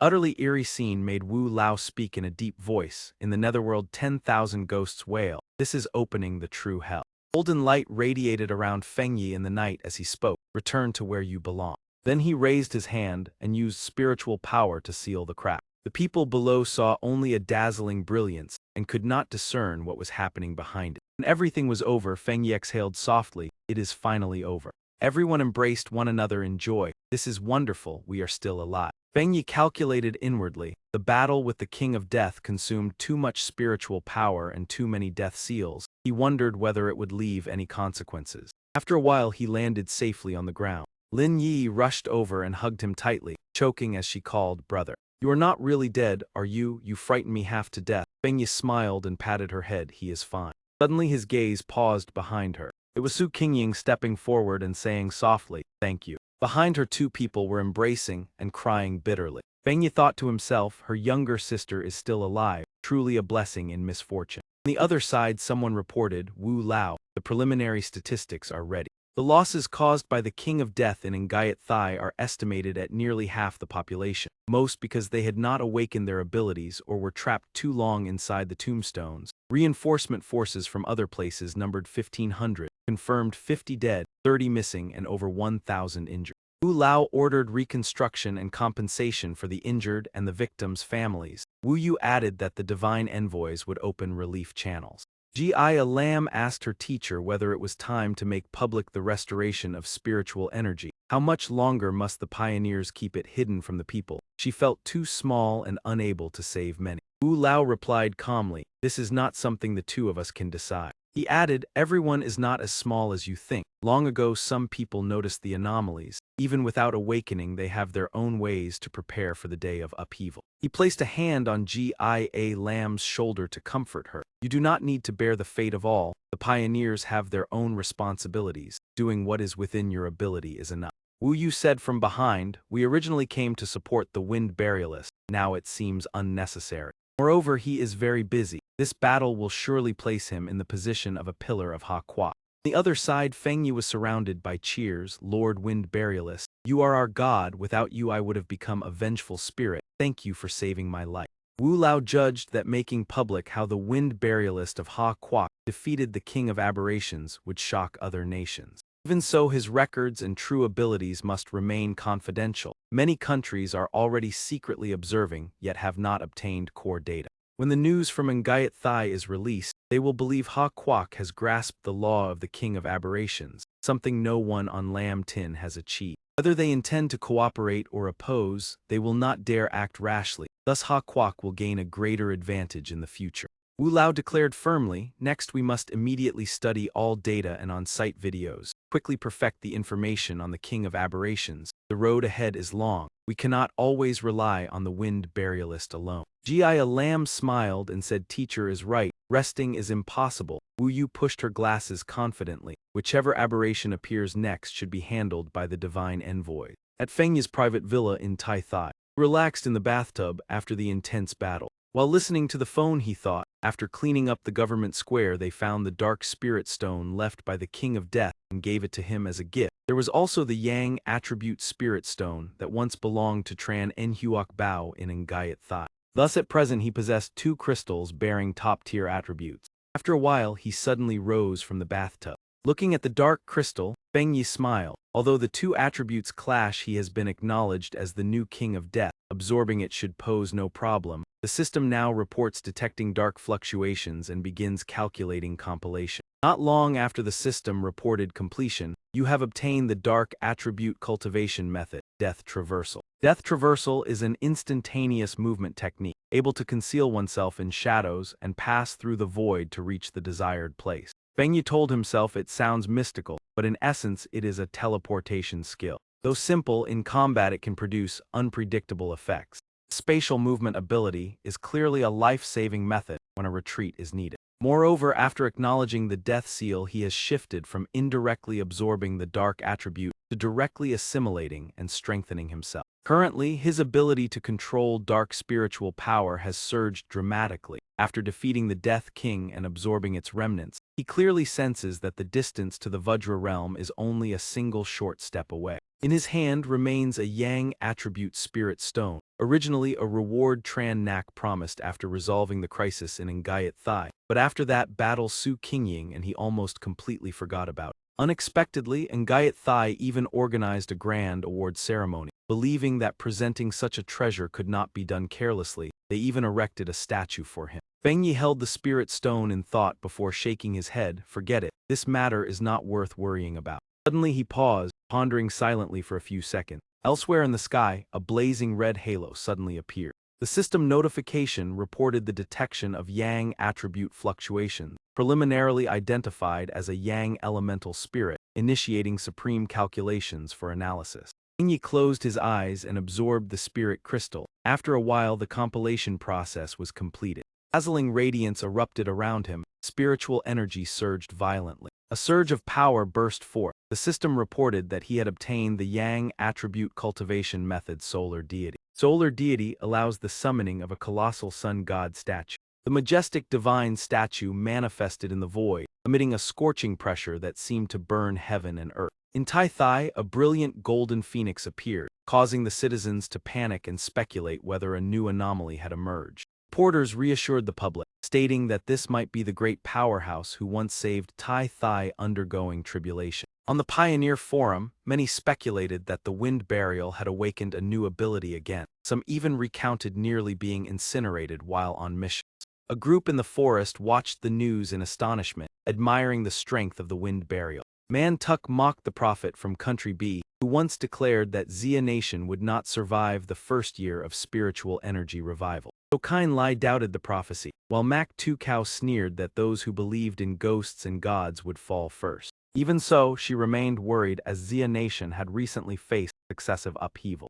Mak Tu mocked her, asking how long she had awakened to still remain at one-star ghost acts. Kain Lai retorted that without the revival of spiritual energy, they would be no better than her.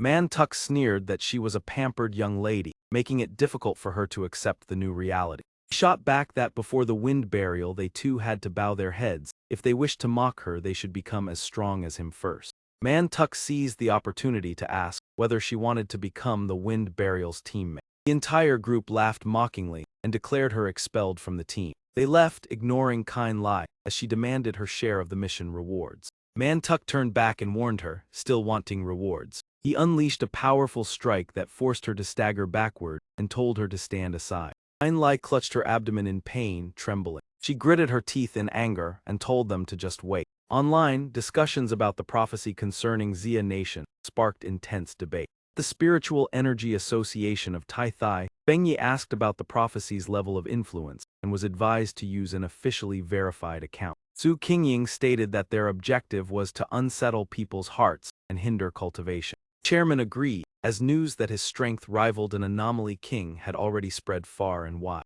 There were reports that Country B had once been involved in the catastrophe at Tran Thai to prevent Xia Nation from growing stronger. Fang Yi wondered that if they were weaker, how could they control a natural disaster? The chairman explained that everyone initially believed the catastrophe would occur in Country B, but it instead erupted in Then Thai and nearly claimed Wu Lao's life. Fang Yi admitted that he had not considered that possibility. Pressed a key on the computer. The Wind Burial's personal page posted a status: "Even the world's descent cannot keep pace with my breakthrough speed." Online community erupted, speculating that he was about to break through to the Vajra realm. Fang Yi believed there was no need for argument, proving it with strength was enough. Many survivors from Ngayat Thai confirmed they had witnessed him summon a terrifying phenomenon. They recounted how he shattered the Death King, causing his fame to spread even farther. In Country B, at the information center, staff members were furious at their failure to collect data on the Wind Burial. Data experts shouted angrily, demanding that they uncover his identity. Returning to Tai Thai, Fang Yi said this method would temporarily stabilize the situation. At that moment, a report arrived about a new forbidden zone in the west, formed by the fusion of yang and darkness. Fang Yi calmly asked about its attributes. Staff reported that the two elements clashed dangerously, yet also concealed tremendous opportunity. Fang Yi clenched his fist and smiled inwardly. He could test his new ability. Outside the western Minghain Forbidden Zone, a convoy of specialized vehicles approached. The vehicle doors opened, and one person after another stepped out. Two mysterious figures walked to the front. They were Fang Yi and Jia Lan. He noticed the dense escort and surveillance forces. Storm wind swept dust and stones across his cold face. A team member reported that yang and darkness were clashing violently inside and asked whether he was ready. He responded only with a silent gaze. Full view of the Minghain Forbidden Zone appeared, shrouded in gloom. Fang Yi asked about the group ahead. Jia Lan said they were selected by headquarters. They were all 3-star spirit creation geniuses with promising prospects of breakthrough. Wang Lam introduced himself as the captain from Hai Thai alongside Song Yiming, who possessed dual wind and fire attributes. Jia Lan stated that they should rely on their own abilities to pass through the dark storm barrier. Fang Yi glanced at the two, thinking they were testing him. He let out a cold snort. Then he drew his weapon and said, "Let me clear the path." Thought that this mission was partly intended to verify the wind burial. Song Yiming believed his pure fire element combined with wind was sufficiently powerful. Wondered whether it was inferior to Feng Yi's yang attribute. Jia Lan reminded him that he was a dual attribute genius of headquarters. The unpredictable dark storm barrier was formidable, yet not overly difficult for Song Yiming. Transmitted his voice, saying it was his turn. Jia Lan explained that Wang Lam's water form technique specialized in defense. When her realm increased, her defensive capability would reach an exquisite level. Wang Lam drew her weapon, its brilliance illuminating the surroundings. She sighed that the dark energy was too powerful. If one had not reached 3-star, survival would likely be difficult. Someone expressed astonishment, wondering whether yang and darkness could truly coexist. Mystical formations appeared in the sky. Song Yiming said yang had little effect, but darkness exerted immense pressure. He clenched his fist, believing that because he possessed the fire element he adapted well to yang. I also realized that passing through the veil only intensified the discomfort. So when I heard about the wind burialist outside, since you agreed, I also wanted to test how strong he truly is. Streaks of light suddenly flashed through the space. Song Yiming and Vuong Lam quickly dodged. He shouted a warning, danger. Keenly recognized that this was a yang attribute ability. Feng Yi appeared within the hazy mist. The two had waited for a long time. Jia Lan followed silently behind, not uttering a word. Song Yiming asked cautiously, "What is wrong with you?" He replied, "That is right, I was wondering how you managed it." Song Yiming was puzzled. The wind-rain veil remains split apart, has it not recovered yet? Calmly explained, "It is simple, just use a stronger yang attribute with superior quality to suppress the darkness within. Though it consumes spiritual power, yang restrains darkness. As long as enough energy is maintained, it can be sustained temporarily. It is a pity we could not bring more ascenders in, but for safety Jia Lan was brought first." He was stunned. "Is it truly that simple? You say it is only that. If this person truly in the same realm as us, it sounds easy, but accomplishing it would require an almighty like Wu Lao." Jia Lan smiled, implying that every talented ascender must undergo at least one adjustment of their worldview. Suddenly his expression changed, then he revealed a sinister smile. The system issued a warning: contamination source detected, dark anomaly fluctuations detected, and a level anomaly has appeared. The space where they stood suddenly trembled, creating a minor earthquake. Report indicates only an A-level anomaly, but since it is of the darkness attribute, it is still worth testing. Fang Yi swiftly advanced, the others followed behind. Before him appeared the silhouettes of a group of people. Fang Yi silently guessed that they were from Country B. Jia shouted from behind to stop him. Wait, are there others? Was the previous anomaly subdued by them? No other ascenders registered today. They are most likely illegal infiltrators. Yuang Lam asked, who are you? How did you enter here? Other party replied, as you can see, ascenders of Xia Nation, we are from Country B here for a trial.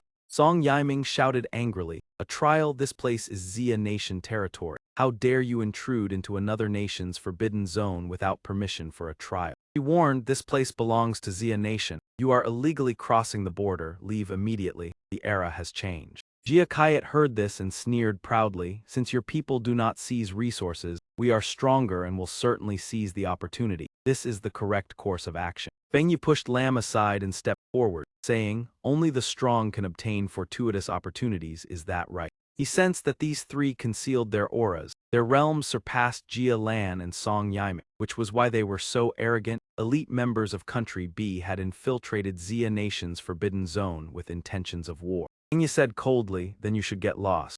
Jia Lan reported, 3 illegal infiltrators from Country B detected in the southwest of the forbidden zone. We will expel them immediately. Please increase surveillance. That man cursed, refusing a toast only to be forced to drink the penalty wine. His expression and that of the opposing side revealed shock at the dark attribute ascender.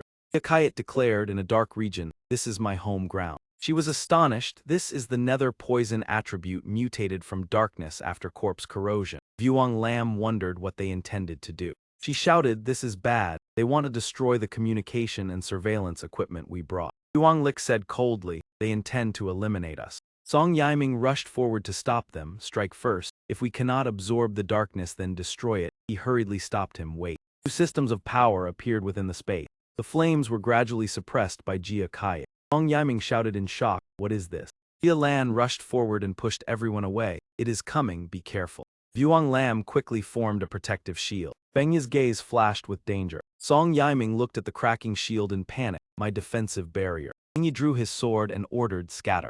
He charged forward, swinging his weapon to sweep across the space. On the other side, Jia Kayat's eyes gleamed with danger. That man said, a Xia Nation ascender of the fire attribute. Next time you will not be so fortunate. Glancing at his companions, they are inferior to you. He fell silent for a moment upon hearing this. Fang Yi turned his back, but his eyes still glanced over. Jia Lan shouted, this man is concealing his strength. He is at least at the 2nd level of the Vajra realm or higher, a cunning old fox. On the other side, Jia Kayat suddenly burst into mad laughter. Outside the forbidden zone, someone reported, the wind-rain veil has closed. The chance of breakthrough is low. Send a warning to headquarters. Ascenders of Country B have illegally crossed the border to attack the frontier forbidden zone. Scene before destruction remains intact. Subordinates reported it has been backed up to prevent risks. It is true that Country B possesses someone who wields darkness. Not entirely. Video analysis shows it is a dark sub-attribute. The damage remains high. Once struck, recovery is difficult. It is said that Country B is ruthless in ascender experiments. The person in that scene may be their result. Inside, that man announced gleefully, your companion is being corroded by nether poison. Soon his entire body will rot. His spiritual power will become nourishment. And you will return with me to the great Country B. After that, you will become a part of me.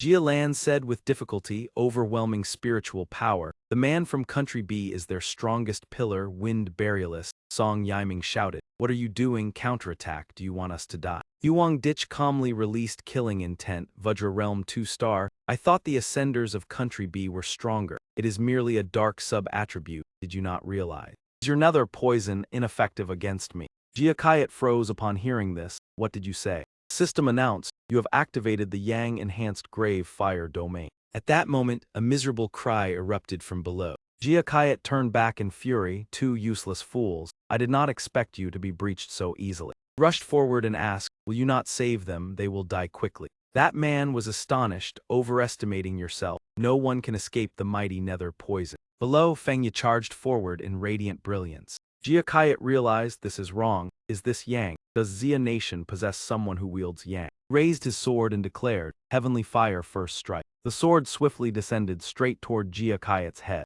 That man wondered, how can someone possess power nearly equal to the anomaly king? This is impossible. Jia Kayat panicked at the unexpected sight. On the other side, Enhat Min clutched his wound in shock. Jia Kayat spat out a large amount of blood. He stood still observing, his eyes cold and sharp. That man said, the darkness here is powerful, you cannot kill me. He was horrified he is still alive. That man has already targeted the place where darkness resides. Fang Yi exposed him, you wish to absorb darkness to recover. Unfortunately, your nether poison is too weak, the conversion rate is low. To deal with you, I do not need a tempered ultimate move. Is this all the greatest master of country B amounts to? Jia Kayat shouted in protest, unable to believe it. What on earth was happening? My light poison attribute is being suppressed by something. Why is it not recovering? Why? He merely pressed his finger lightly, without exerting any effort. Then a violent explosion resounded throughout the space. Fang Yi walked forward calmly, each step unhurried. His voice remained composed as he spoke. It has been resolved. Vuong Lam looked at Fang Yi in fear, unable to utter a word. Bolts of lightning suddenly appeared, engulfing everything. He explained curiously, this is how I removed the dark attribute from you. Jia Lan exclaimed in shock, never expecting you to defeat the alchemical pioneer of Nation B so easily. Fang Yi replied, I still doubt the combat abilities of those worthless scum. The Golden Realm expert earlier clearly did not advance normally. The mixed spiritual power felt extremely strong, and they infiltrated Ha Kwak unaware that it possessed Yang attribute pioneers. She agreed, I also do not understand why they did not know about you, but rumors within our ranks say an anomalous catastrophe once nearly struck Than Thai, yet was stopped by Wu Lao with his serpent body. It was originally intended to attack Nation B. It sounds unbelievable, we still lack solid evidence, he remarked. I do not consider this an exaggeration. Wu Lao is the pillar of Ha Kwak's pioneers and highly likely to attract attention, Nation B, and we have always been fierce rivals. If that is true, I can consider it an accidental good deed, avenging Wu Lao. Song Yiming said excitedly, I was truly foolish before. From today I will hang the portrait of the Undertaker above my bed to urge my cultivation, so that one day I may be noticed by him. Vuong Lam teased, brother, have you been influenced by the Yang attribute? He reminded them, although I have removed the dark attribute from you, it is not suitable to enter the core of the Forbidden Zone now. Jia Lan, lead them back or let them cultivate around the area. I will personally investigate the core of the Min Hein Forbidden Zone. Fang Yi stepped alone into a place filled entirely with lightning formation. Everyone watched Fang Yi cautiously as he entered the new space. Someone exclaimed in bewilderment, he just walked straight in. Yuang Lam asked curiously, Sister Jia Lan, if it were us, what would our success rate be? Jia Lan replied, do you need me to explain? I was once the sole successor to Wu Lao. When the Undertaker arrived, I retreated to the second line. We can still enter the Forbidden Zone's core, but absorbing extreme attributes is merely wishful thinking. Two wondered, are we imagining things? Why has Big Sister changed so much? The space shifted into a gloomy hue. He was startled, what is happening inside? She shouted anxiously, warning everyone to flee.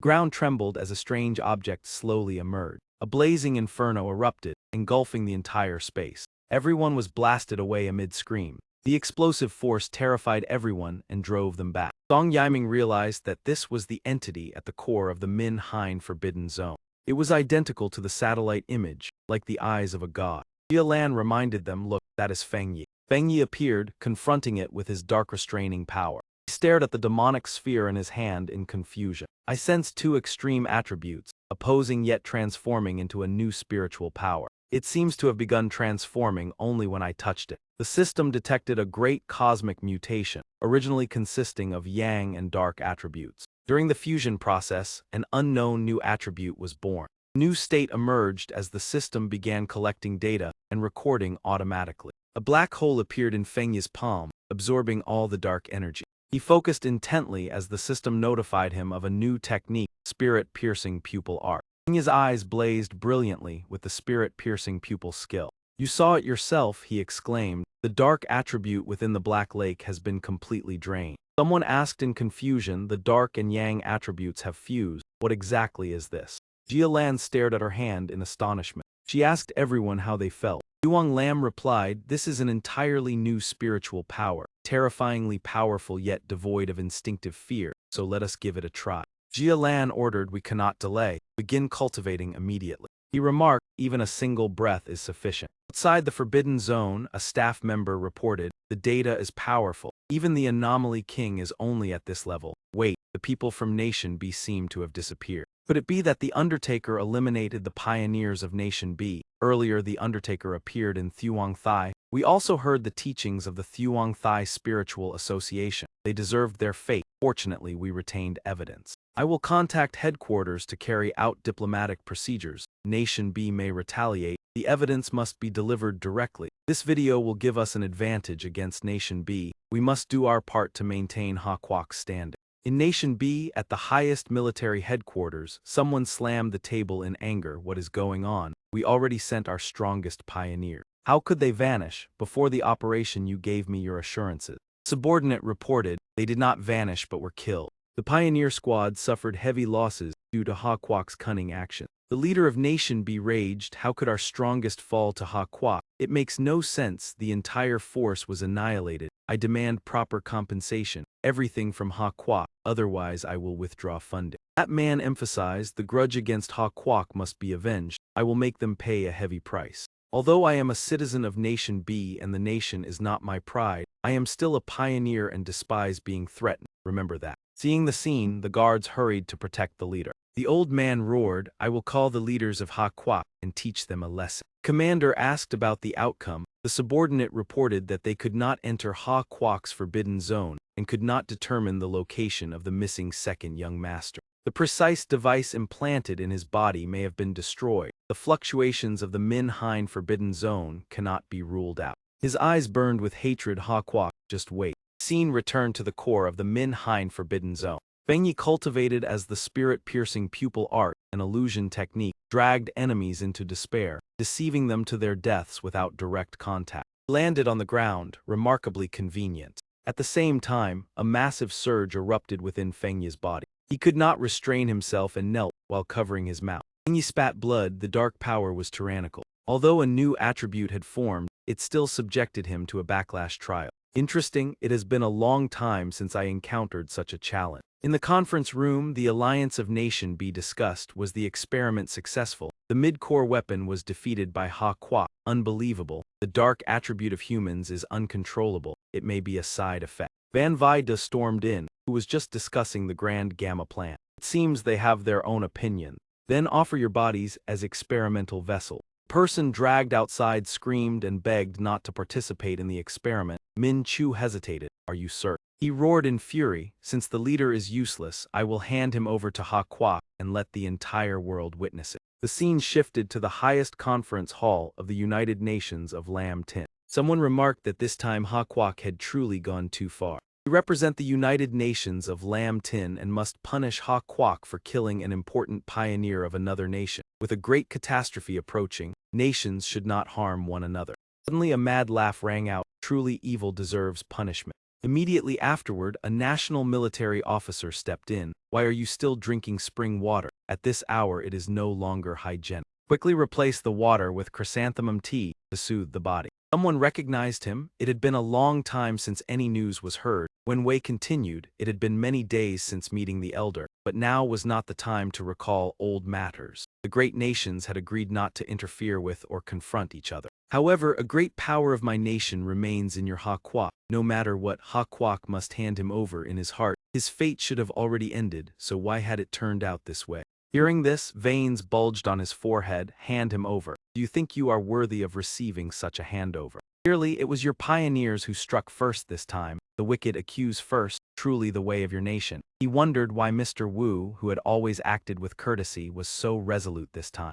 When Wei refused to yield, asking what evidence there was, he was displeased. How could he not know what had happened in HaKwak? If the only threefold Vajra realm expert of HaKwak returned to his peak, what would become of our grand undertaking? The military officer replied, you want evidence? I will present it before everyone. The pioneer of Nation B secretly crossed into HaKwak, intending to seize an opportunity. He even destroyed the recording device and struck first, but the pioneer of our side retaliated. I repeat, such ruthless actions truly deserve punishment. Hearing this, those below began to stir in shock. He crossed his arms and said coldly, allow me to present your nation with a proverb of HaKwak. Evil begets evil. Let everyone present bear witness. If a pioneer of another nation intends to steal the resources of Hakwa. The military officer turned away and affirmed that this was the outcome. He used the phantom traceless technique to follow him closely. A massive surge of energy shone behind the military officer.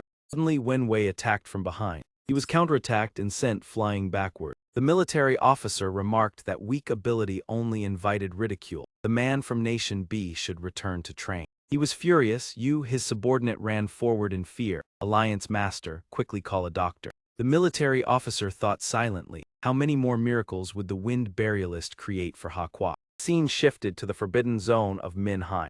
Jia Lan looked at the scene and assessed the terrifying fluctuations. The wind burialist might be in danger. The place where Fuang Ditch stood was shrouded in darkness, filled with black aura. His eyes shone brilliantly, radiating terrifying energy. Then Fang Yi roared and released his power. The system reminded that the spirit-piercing eye technique had been completely absorbed. The body no longer resisted the dark attribute. He said frankly that he had absorbed a new technique. He would first try using this one. Fang Yi used the spirit-piercing eye technique, activating it. His expression revealed undeniable coldness. Looking at the fragments, Fang Yi pondered and realized that he had experienced the illusions before. Truly interesting. Each opportunity made him stronger. To others it was like hell. This was the power of the spirit-piercing eye technique. Combined with the Death Gang seal, the experience was like 3 layers of hell. Thus it became even more terrifying.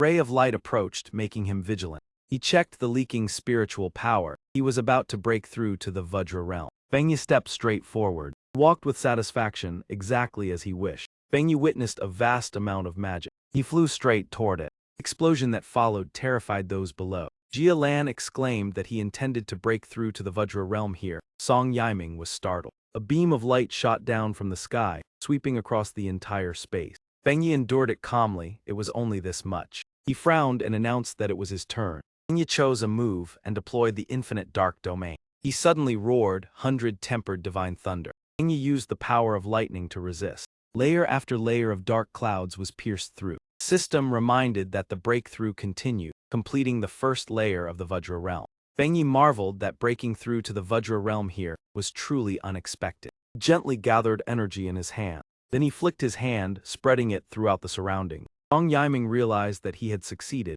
Jia Lan sensed the powerful spiritual energy. Everyone was in an uproar. The power was soul-shaking. What had happened? The vehicles were affected by the force and gradually toppled. The crowd was in turmoil, exceeding the maximum monitoring threshold, suddenly exploding in an instant. The storm curtain obscured everything. The previously dim golden light and displayed data malfunction. It was suspected that someone had broken through. Someone reminded them to wait a moment. Could it be that the wind burialist had broken through to the Vajra realm? The scene was terrifying. After being attacked by many pioneers, he still lived. The spiritual energy of the Forbidden Land had nearly been drained. Combined, it amounted to less than 1/10 drawn. The rest had been absorbed by the wind burialist. Wang Lam evaluated that it was truly a bottomless abyss, praising that without him the spiritual energy would have been divided among Nation B and Jing Tam, better than being taken by the wind burialist. 3 moved together and landed on the ground. Song Yiming looked at the scene in a daze. He remarked that the pressure felt immense. As he approached this direction, it was like Mount Tai pressing down. Wang Lam took out his phone and said he would set this as wallpaper, protecting the breakthrough to the celestial Vajra realm. Song Yiming grew tense, unsure how strong he had become. Fang Yi walked out and greeted everyone. Someone exclaimed in shock that he had reached the Vajra realm. He had succeeded.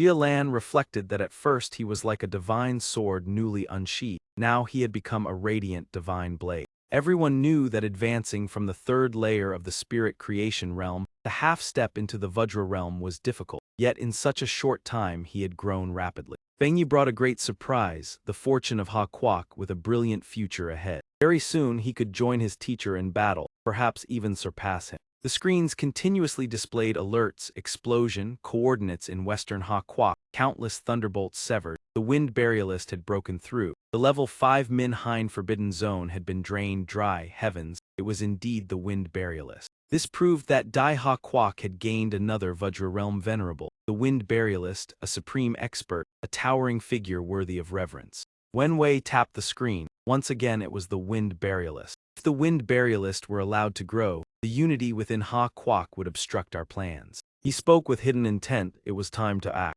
The commander declared that last time the wind burialist ruined the plan and Tai Thai escaped, this time no one would escape. The sorcerer added that they would investigate the identity of the wind burialist, infiltrate and attack the pioneer database, and find 2 photographs. When Wei smiled reassuringly, it was fine, no matter the method, as long as cooperation was pleasant, the true wind burialist would reveal himself. The scene shifted to 3 in the morning, a building in a certain city. Huang Luke cultivated with overwhelming excitement. His sleepless nights and early mornings had finally paid off.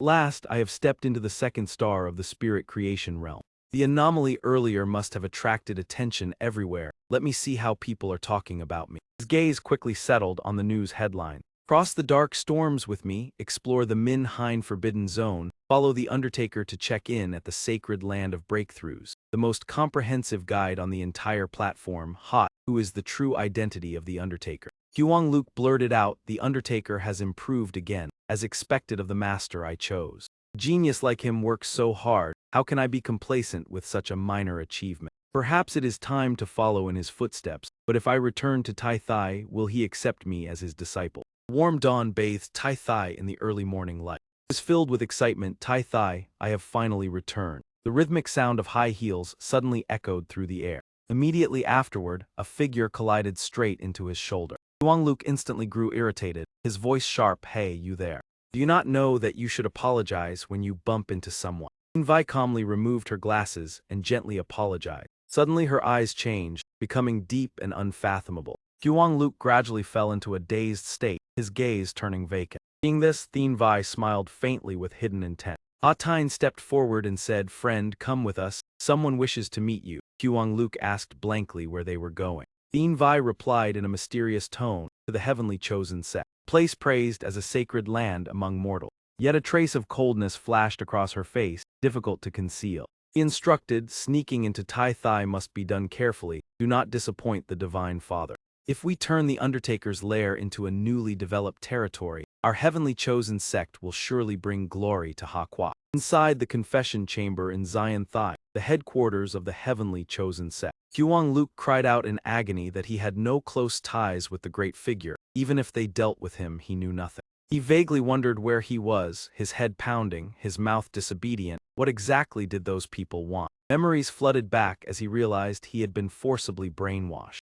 They wanted to extract information about his future master from him. Fortunately, he knew nothing. Someone asked whether he had confessed anything. The Divine Father was awaiting progress. Envy bowed respectfully, asking the Divine Father for forgiveness. The man in the confession chamber had been forced to speak, but seemed to know nothing. Yahello remarked that if so, did he still qualify as bait? I fear the Undertaker will not appear. Envy asserted that she would intensify the confession. After all, he was in their hands. The Divine Father's mission would certainly be completed. The scene shifted to the spirit alliance of Tai Thai. Su Qingying asked if you came here seeking Huang Luke's help.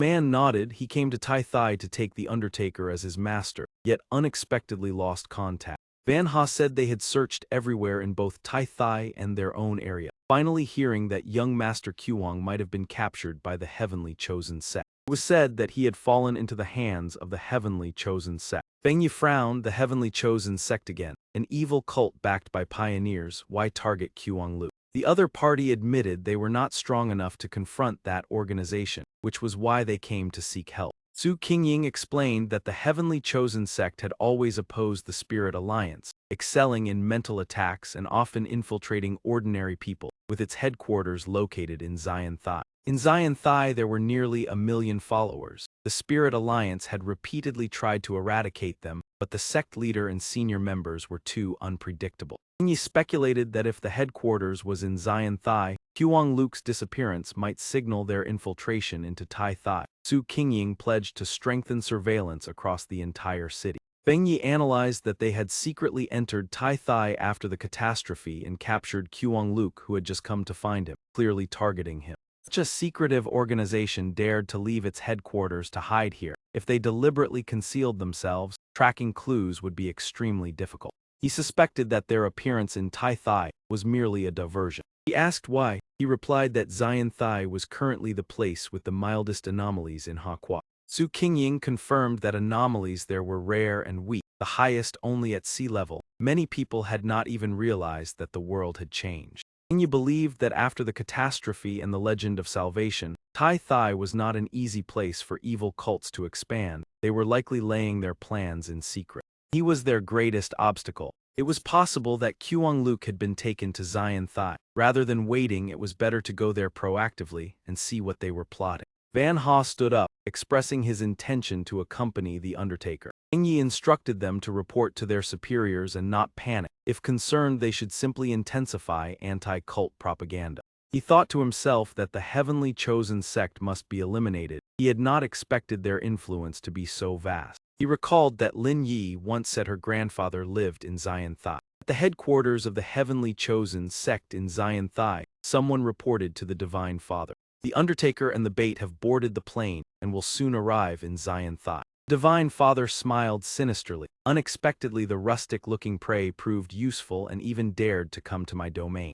Since he is a guest, he must be properly received. We cannot lose the etiquette of the holy sect. He asked whether such heretics could be exploited for the holy sect. The subordinate replied that heretics who could not be converted need not be kept. He smiled in satisfaction. Very well said. Heretics have only one fate, to be purged and erased.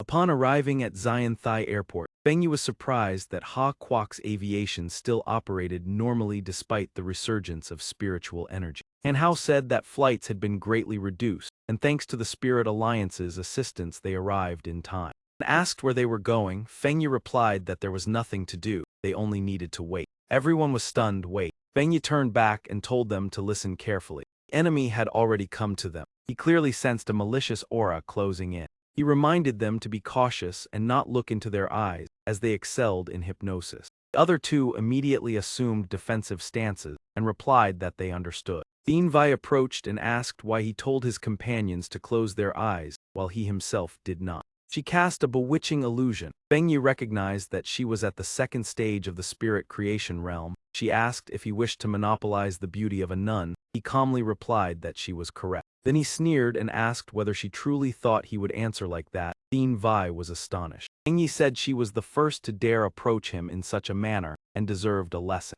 A pioneer illusionist like her was indeed interesting. His eyes blazed as his spiritual ocular technique counterattacked Bean Vi. She cried out in shock. Impossible. How does the Undertaker know illusion arts? The records never mentioned it. She shouted furiously, you dare use illusion arts against me. Foolish heretic, what our great chosen church excels at most is illusion arts. Tian Vi unleashed countless dazzling rays of light and said disdainfully, inferior.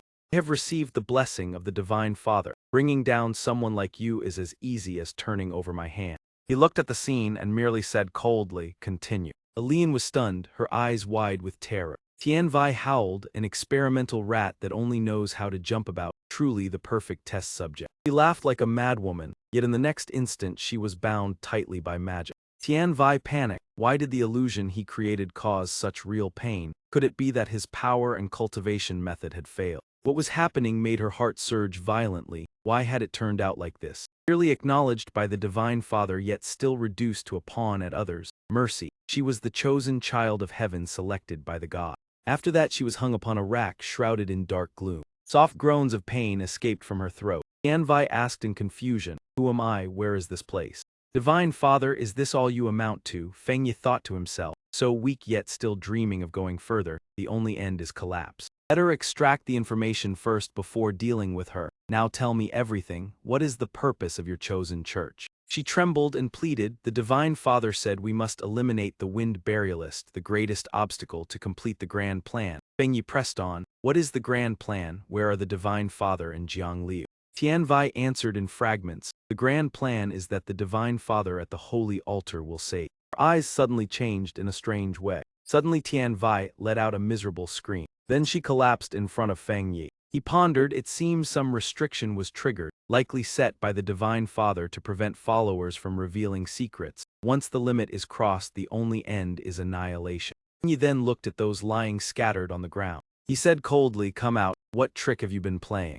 Two people immediately shouted, how dare you be disrespectful to the Divine Father? Capture the captain of Tai Thai alive. The chosen church will become famous across Ha Kwa. The Divine Father is not someone like you can touch. Surrender with your hands bound or your comrades will hardly survive. Fang Yi replied calmly, pure daydreaming. His gaze turned icy as his mind rapidly analyzed. These heretics are all at the third realm, some even on the verge of breakthrough. Relying on their illusion arts, they could cause considerable trouble, even enough to shake the spirit energy association of a city. But their foundation is unstable, strong only on the surface. Fang Yi swung a heavenly fire slash. Their strength was hardly worth mentioning. Space instantly fell into chaos. Shrill screams rang out. He stepped forward and lightly touched the tip of his sword to one of them. That man's face turned pale with fear. The one beside him trembled at the sight. Fang Yi swept his indifferent gaze around. In the mirror appeared the unpleasant face of the cult leader. She spoke, "Wind Burialist, there may be a misunderstanding between us. The chosen church seeks to save humanity. The 3 aberration incidents in Zion Thai were all handled by us.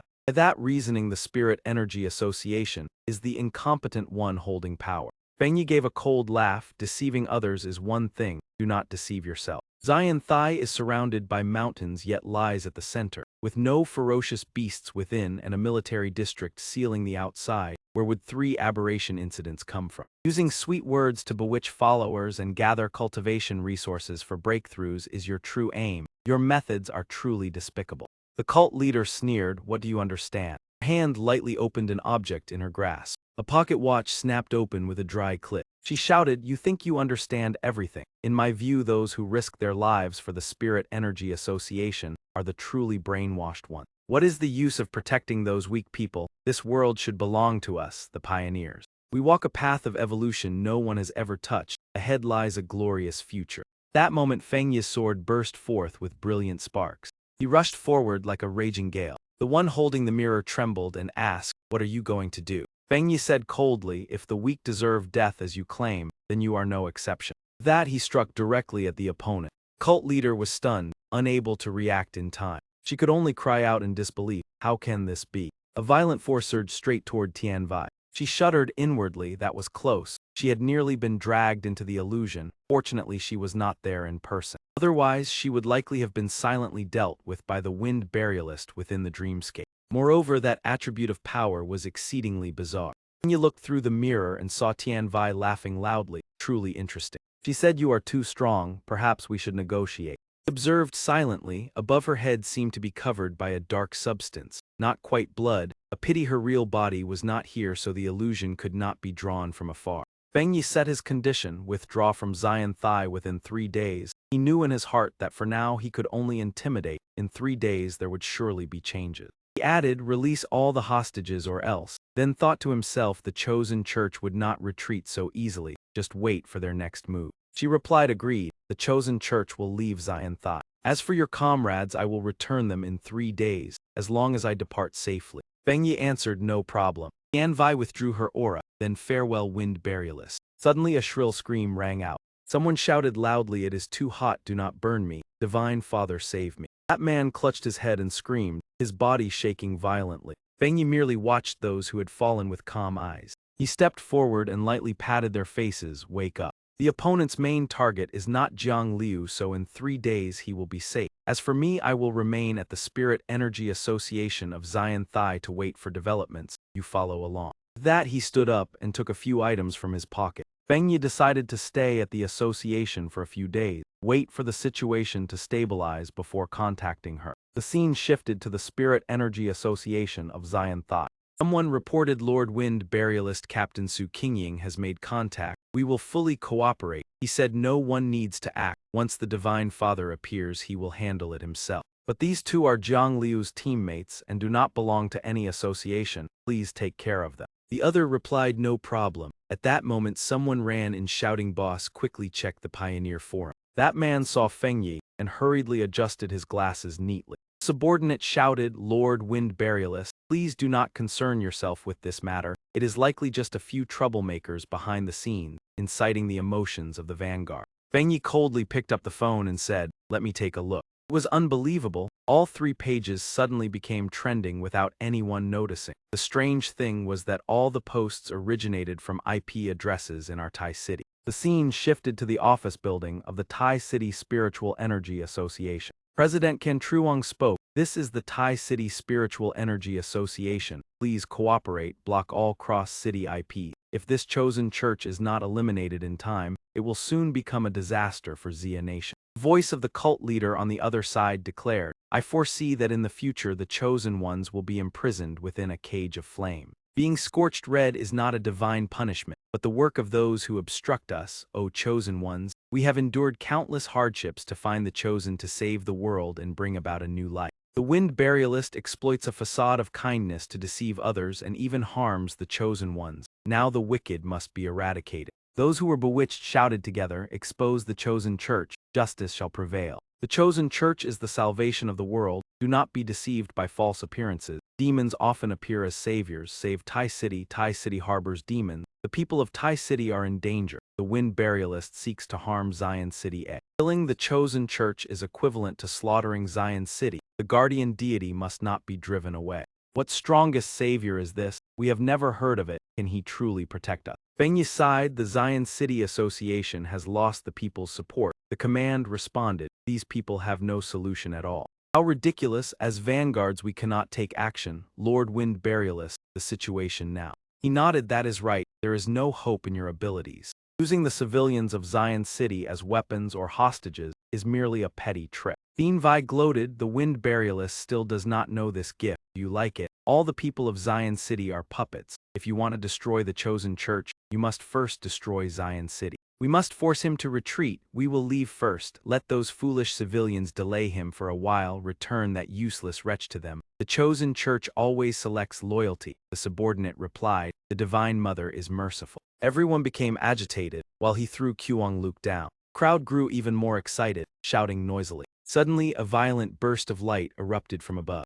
We were dazzled by the light and cried out. Bean Vi was also stunned by the scene. Fang Yi stepped forward. I already said that if you did not leave Zion City after 3 days, you would bear the consequences. In shock, how dare he reveal himself? Is he not afraid of throwing Zion City into chaos? Bean Vi gritted her teeth. Today I have miscalculated. If I had known you were hiding subordinates, I would have killed them first. With so many people here, do you not care about their lives? He sneered, swung his sword, and asked, did you not know about this? The subordinate beside her was struck and screamed in pain. Fang Yi declared, my technique specializes in countering dark anomalies.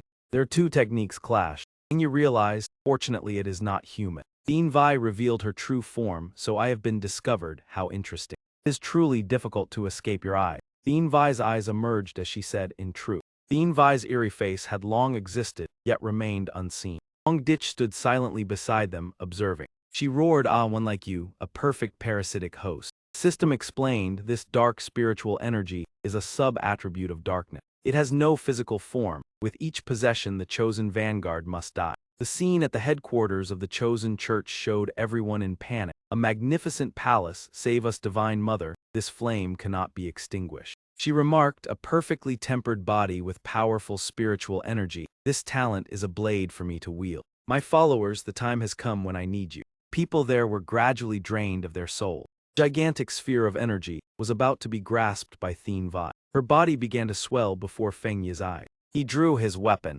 Fang Yi delivered the first slash at her. A colossal flame erupted instantly. Her voice trembled, it hurts. I have not felt this in a long time, but... Fang Yi stepped closer. It seems it is not enough. Only by cutting you down completely will it suffice. He thought to himself, this dark intellect retains a path of retreat. It can generate spiritual energy and disguise itself within humans as a force. It is not as easy to kill as the previous anomaly king. In the end, the space was enveloped by surging power from all directions. The command was alarmed. The dark attribute can generate intelligence and parasitize vanguards. Immediate notification must be sent everywhere. The source of Fang Yi's spiritual power clashed violently with the stream of black aura from the celestial entity, creating a tense standoff. He remained calm, analyzing each move before clenching his fist and thrusting it straight forward. Roared in fury, never expecting that a mere human, no matter how different, was destined only to serve as a vessel for me. Rest assured, I will make the best use of your body. The celestial entity's laughter echoed, blanketing the entire city in a gloomy atmosphere. Fang Yi curled his lips into a faint smile, showing interest. Indeed, you have some skill. This gloomy spiritual aura is truly unusual. Even under the suppression of the yang attribute that naturally restrains darkness, you still have the strength to counterattack me. His body began to transform as he coldly said, but you should also understand clearly. When Feng Yi's true form revealed itself, he calmly declared, "I have long since stepped beyond the boundary of life and death." I hissed in shock upon hearing that. "What did you just say?" Above, everyone was in chaos, thinking the burial wind envoy had been swallowed by darkness. Some tried to reassure the others that he had once defeated even the King of Death, so he would overcome this as well, while Tra-Mi worriedly reminded them that this dark consciousness had never appeared in the history of the association. He gritted his teeth and shouted for them to stop. Now the only option was to trust him. Huang Luke Tin held his head in confusion and asked what had happened.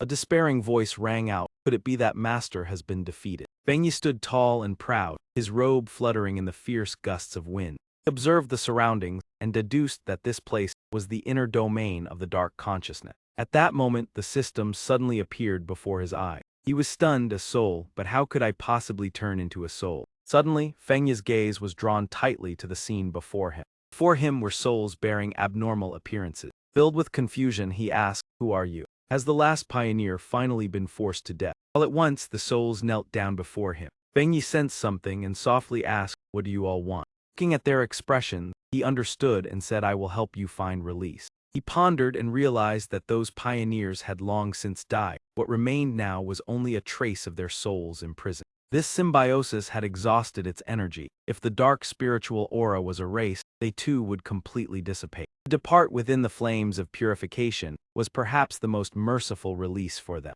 Feng Yi drew his sword, preparing to enter battle. He activated a skill bearing the Yang attribute to purify. Bai screamed in agony, "What have you done? It hurts, but it is useless. I will piece you back together. If you refuse to obey, then I will leave you with no room to resist." The system issued a warning signal due to the massive amount of darkness being affected. The dark consciousness visibly weakened. The hellish abyss mark was activated. Black sphere suspended above the city's sky began to crack, the progress of its collapse becoming clear. Feng Yi's eyes flared brightly, his gaze blazing like fire. He gently raised his hand and pointed forward, coldly uttering a single word, "Break." I trembled uncontrollably at the sight. Feng Yi's voice resounded with authority. The celestial entity wailed in despair, "No." A thunderous explosion engulfed the entire sky above the city. Kai-Hai heard the sound and wondered if the dark consciousness had been destroyed by the burial wind envoy. Huang Luke felt an unprecedented surge of spiritual power. That man was inwardly astonished, using a human body to reach such a limit, merging the extreme Yang attribute into himself to wield it. He was already the first cycle descended Yang King. The oppressive aura of Kim Kwang Tru gradually faded away. Feng Yi softly said this trip was not in vain. The system confirmed that the dark consciousness had been completely destroyed. Spiritual insight eyes increased, the infinite limit continued to grow. At that moment Lin Hoa spoke up, and me too, I wanted as well. He was shocked to realize that Lin Hoa had evolved to the point of being able to speak. Release streams of dark aura, causing great tremors around it. Lin Hoa voiced her gratitude to her master for nurturing her. Feng Yi judged from the voice that she was likely female. Since he stepped into the can stage, Lin Hoa had quietly grown stronger. What was once mere instinct to absorb power had now become the ability to speak human language, perhaps thanks to the spiritual power absorbed in the infinite dark realm. After devouring the dark attribute, her aura had grown even more formidable. He laughed and said, "Asleep again? How strange, it seems she is growing more and more fond of sleeping. I must find a chance to study her carefully." Light gradually spread across the city. Someone remarked thankfully that it was fortunate to have the burial wind envoy captain. Without him, Zion City would likely have faced catastrophe. Huang Luke added that the burial wind envoy had indeed dealt with the dark consciousness. "I saw him save the entire city with my own eyes, truly. Even if I were to die now, there would be no regrets." At that very moment, a dense stream of black aura suddenly enveloped that man. A sharp dark spike shot straight down from above. Two forces collided directly above Huang Luke's head. That man turned around in panic and asked what is happening. Feng Yi descended from above and coldly said, "There is still one that slipped through the net." The commander spoke, "Burial wind envoy, sir, we are deeply grateful to you. The kindness you have shown to Tai City and Zion City will forever be engraved in our hearts." That man was astonished by that exquisite strike, a supreme yang blow that left darkness no time to react. This was the burial wind envoy who had stepped into the diamond stage, the only idol of his life. He respectfully said, "Burial wind envoy, sir, thank you for eliminating the disaster for Zion City, for when we fought the chosen sect, we were never able to dispel this concern." He replied, "There is no need for courtesy. I I want to remind you that dealing with the chosen sect alone is not enough. Do not let your guard down. Zion City has yet to face a truly great upheaval. Compared to other places, you are living as if in peacetime, yet the surrounding resources are abundant and the recovery of spiritual aura is inevitable. No one knows when mutation will occur once it arrives. Those words caused the commander's face to turn pale at once. He hurriedly affirmed that we are always well prepared. The dense spiritual power is under control and we patrol every day. He added that even though the dark consciousness seemed eradicated, there was still one remaining entity of the dark attribute. It nearly latched onto that young man, following the direction of Fang Yi's pointing hand. He exclaimed in shock what? He strode straight forward without hesitation. Fang Yi requested to be taken to the forbidden zone of Zion City because he sensed that the revival of consciousness was near. He immediately replied understood. He thought that since Vo Dai still wanted to meet her, he would have to postpone it. Matters afterward could be considered later. The scene shifted to the mountainous region of Zion City, deep within the forest. The commander explained that the winding national highway was still operating, and most of the forest remained open. Only a small area with dense spiritual aura had been sealed as a forbidden zone. He even jokingly asked whether later you would like to see pandas or enjoy hot pot. Yi replied no, official matters come first. In his heart, he thought that the people of Zion City truly lived carefree lives. But if pandas were infused with spiritual aura, would they transform into the forms recorded in ancient texts? Suddenly his gaze froze with sharp focus. He looked out the window and said, "There it is, over there." He sprang out of the vehicle, startling the commander, Burial Wind and Voicer. He instructed Seal off from the main road. "I will head up the mountain. No one needs to follow me." Kai Hai stood atop the cliff, bewildered, wondering why he could not sense anything. On this side, Fang Yi dashed swiftly through the dense forest. Clearly sensed the aura of thunder drawing ever closer. The nearer he moved to the mountain peak, the more intense the resonance within his body became. Fang Yi lightly tapped his foot upon the ground with gentle ease. He stood upon a high branch, casting his gaze to observe the entire surrounding. The tree trunk beneath his feet suddenly transmitted waves of surging electric light. The system immediately issued a warning, detecting a barrier imbued with the thunder attribute. Fang Yi drew his hand back, spiritual energy around his body surging like a raging tide. He activated the skill 100 temperings of divine thunder. Yet after the strike, his movement abruptly halted. In the sky, streaks of lightning tore space into jagged fissures. The information panel displayed, detecting a massive amount of thunder power accompanied by the effect of lightning punishment. A powerful current crashed down upon the tree where Fang Yi stood. He immediately employed guiding thunder into the body. Terrifying natural calamity or a rare opportunity, these two opposing forces had always coexisted. A thunderous explosion roared as if it sought to sweep away the very fabric of space. Fang Yi did not retreat but charged straight toward the source of the thunderous radiance. The system displayed a notification, detecting an immense quantity of thunder attribute, activating supreme calculation, compilation in progress. You have obtained the cultivation method Divine Limit Thunder Art with the abilities to summon lightning tribulation, execute annihilating judgment, guide tribulation into the body, and break the limit. His gaze turned cold as he immediately activated the ability Break the Limit. According to my understanding, every ability has its own limit, from realms that require conditions to break through to cultivation methods that demand abundant spiritual power to reach their peak. Yet Divine Limit Thunder Art seemed to shatter that law, capable of summoning lightning tribulation to temper the body and strengthen both realm and technique. Fang Yi silently thought that lightning tribulation could also serve as an offensive weapon, comparable to 100 temperings of divine thunder. He never expected to obtain such a powerful trump card in this desolate mountain. Suddenly, a disturbance from behind drew his attention. Fang Yi swiftly moved, sensing the mountain peak trembling violently, its source surely there, and he realized that thunder no longer filled him with fear. The system issued a reminder, detecting the descent of a throne. The attribute of the throne was thunder. The throne contained ancient spiritual power, astonishing Fang Yi as it was seeking a master. He extended his hand to touch the origin of the lightning. Fang Yi struggled to reach closer despite the immense difficulty. The information panel appeared. The Thunder Throne has acknowledged its master and rejects your approach. He stood stunned upon realizing that the master of the throne was a gourd vine. Indeed, as spiritual energy revived, all things possessed opportunities. Even grass and trees could become formidable existences. Manhwa suddenly appeared and spoke, "Master, are you calling me?" leaving him astonished. Fang Yi understood that the gourd vine had sensed Lin Hoa and initiated communication.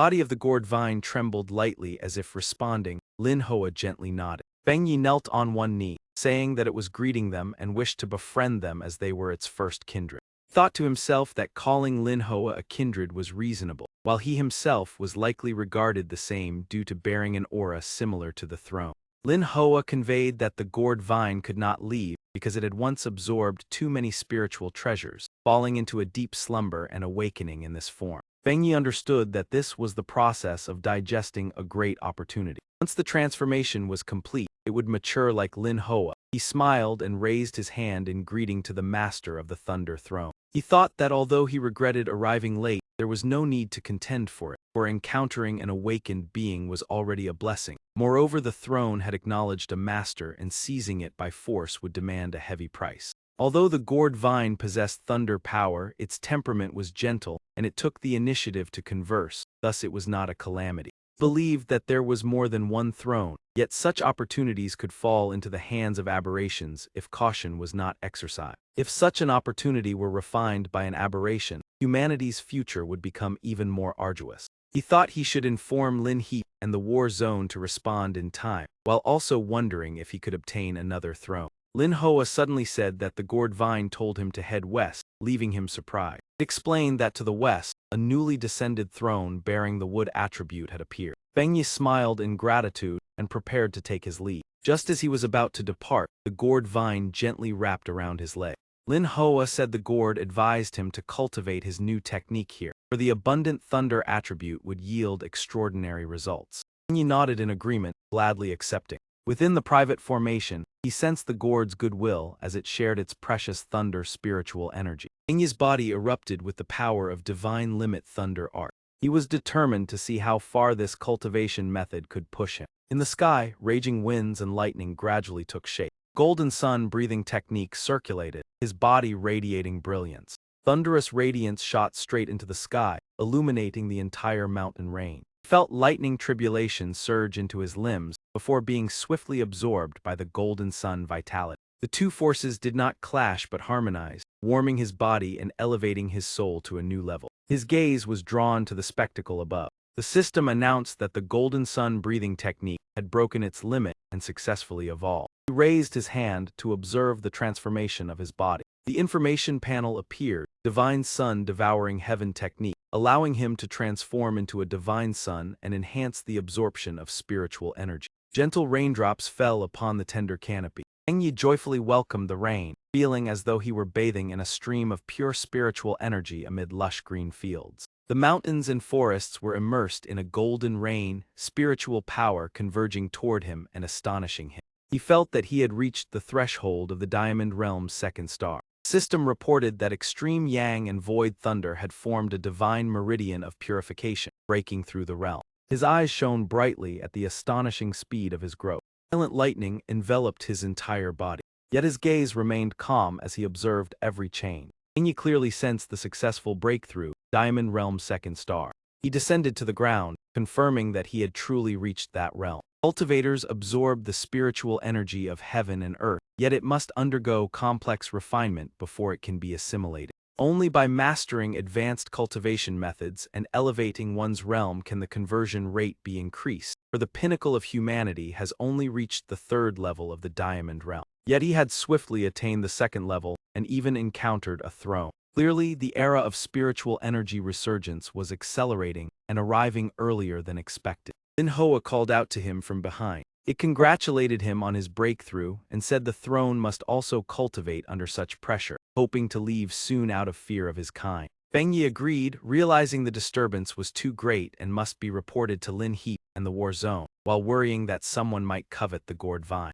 In his mind suddenly appeared the image of a dark space and a pressure-filled throne. Fang Yi exclaimed that the power possessed by the throne would certainly spark conflict among the pioneers, but what made them believe that the throne must belong to humanity? He reassured him, "Do not worry, I will not let my kind compete for your throne. It cannot leave this place for now, so it can only part ways with us. Till we meet again, Thunder Sovereign." The scene shifted to the spiritual war zone. Jia Lan asked Lao and Go, "Have you obtained the information yet?" Calmly replied, "The headquarters has just recorded abnormal fluctuations in Xian Thai equivalent to the 3-star Diamond Realm. originating from two different sources of spiritual energy. What did the Fang Tang Jia say? She frowned. He has reached the 2-star diamond realm and also possesses an S-grade diamond realm spiritual artifact. Due to the special nature of the throne, he wants to entrust the investigation mission to us. Sir, are you not surprised? Wu Lao replied, the powerful restoration of spiritual energy is a fact, and the emergence of opportunities such as the throne is also within the expectations of Ha Kwa. You have remained at the half-step diamond realm for quite a long time. Have you shown strong signs of a breakthrough recently? At present, the pioneers of Ha Kwak are all undergoing a breakthrough phase. The abnormal phenomena have also reached their peak. To be honest, I also feel that I am about to break through the barrier of my realm. Jia Lam was stunned. What? He explained, when spiritual energy erupts, both opportunities and dangers increase and become unpredictable. We are pioneers and also soldiers of Ha Kwak. Our mission is to step into danger and turn it into safety, even at the cost of our lives.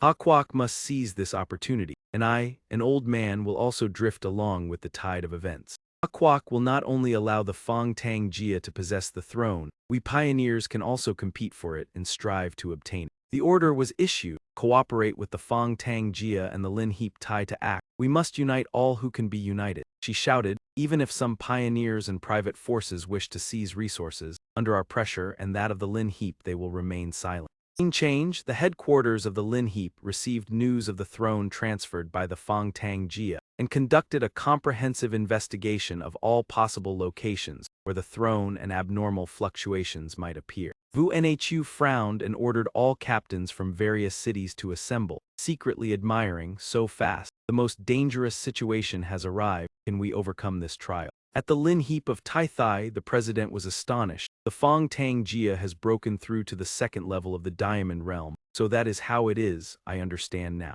The Lin Heap of Tai Thai cooperated with the Captain Fang Tang Jia, managing Tai Thai to allow him to operate with peace of mind in Zion Thai. Su Qingying exclaimed excitedly, the Fang Tang Jia has reached the second level of the diamond realm. He replied, yes, the second level of the diamond realm is second only to Lao and Go and is the second in Ha Kwa. Tai Thai benefits from this. She scratched her head awkwardly, the abnormal surge of spiritual energy. I never expected this, I was too shallow. Only 2 days ago I was still satisfied with my own advancement. The president agreed, indeed, if Tai Thai experiences a similar event again, and an even greater natural disaster than last time, it is hard to imagine. We must protect Tai Thai and not hold back the Fang Tang Jia. 10 hours later, Zion Thai, where the captains of the Lin Heap gathered. Nhu reported that based on clues provided by the Fang Tang Jia, the headquarters investigated the abnormal spiritual fluctuations. More than 20 similar cases have been discovered worldwide, but are not necessarily related to the throne.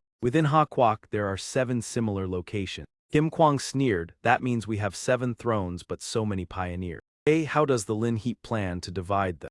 Yuang Lam reminded him, the captain of Fang Thai is currently attending the Lin Heap conference. Please keep your feet on the ground. That man immediately showed disdain, just relying on you. Do you also want the throne? He retorted, so what? Who here does not want it? Everyone listened to the argument in silence. She suddenly fell silent. Ananche also lowered her gaze. Kim Kwang challenged, Lord Fang Tang Jia, with the same attribute as you, do you think the throne can still fall into your hands? How could Hai Thai allow someone like you to be a captain?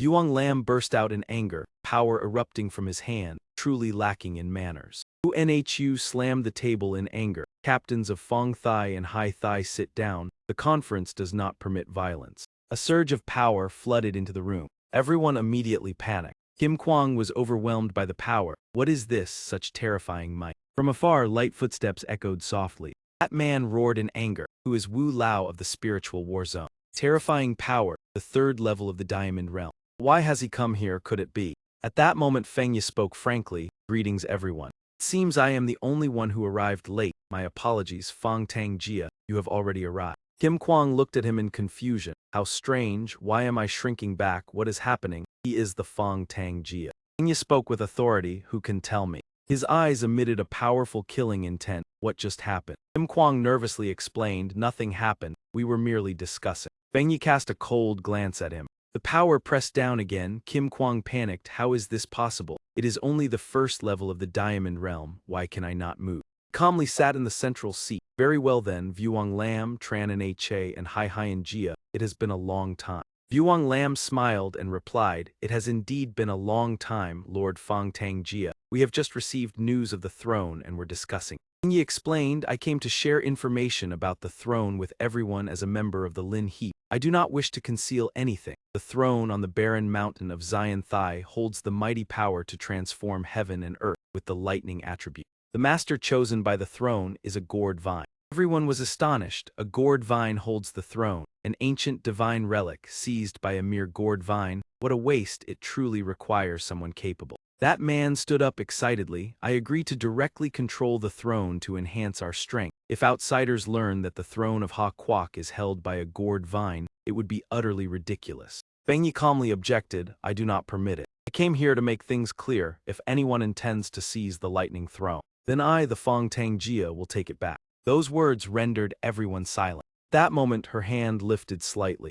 Ananhe said, "I agree with the Fang Tangjia." Vu Nhu said, "I also agree. Moreover, the captains should not underestimate plants favored by spiritual energy, according to discoveries made by the Lin Heap of Xian Thai before all captains arrive. The area of the lightning throne has transformed into a lightning hell. No one dares to approach." Vuong Lam added, "I agree with the Fang Tangjia and Hai Hyan Jia. I also consent." That man spoke unwillingly. "I have no objections. It is better to search for new thrones instead." He let out a soft breath. The Fang Tangjia is truly a great support. It is indeed not easy for the Lin Heap to control the current top-tier pioneers. Vu Nhu stated, "If no one objects, we will assign missions to search for the thrones based on the range of spiritual energy, dividing into 4 directions. Each captain will choose the nearest location. Unclaimed thrones may be contested freely. The Lin Heap will not interfere, and no one is allowed to conceal information about hidden thrones." Suddenly someone rushed in breathlessly. "Report, the Thunder Sovereign has successfully evolved.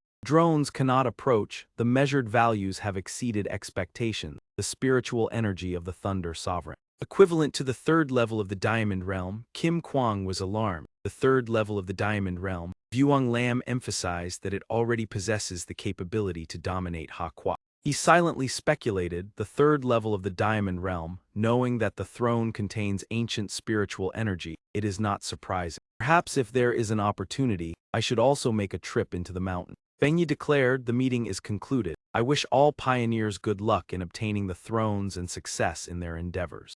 After the meeting ended, Vu Nhu said, "Fang Tangjia, the headquarters hopes you will temporarily remain in Xian Thai. We are concerned that other pioneers may target the lightning throne, although the dark intelligence incident has ended." He replied, "Everyone believes that the dark intelligence has not been completely eradicated, correct?" She said worriedly, "Yes, both the dark intelligence and the throne are caused by the powerful restoration of spiritual energy. The throne possesses unparalleled ancient power. We will not discuss it for now. We witness the dark intelligence destroyed, yet we still worry that a few remaining fragments may pose hidden dangers to Zion City, as it has weakened greatly and cannot depart." Strange symbols appeared on the screen, a graceful hand reaching out to touch them. Fang Yi nodded in agreement. Her assessment was precise. Being prepared in advance is always beneficial. "I think so as well. For now we will not leave Zion City." At this moment the scene lay upon home mountain of Zion City, within the forbidden Thunder Peak. He looked around, silently evaluating the majestic landscape, then decided to borrow the surging power of thunder to temper and upgrade his cultivation technique.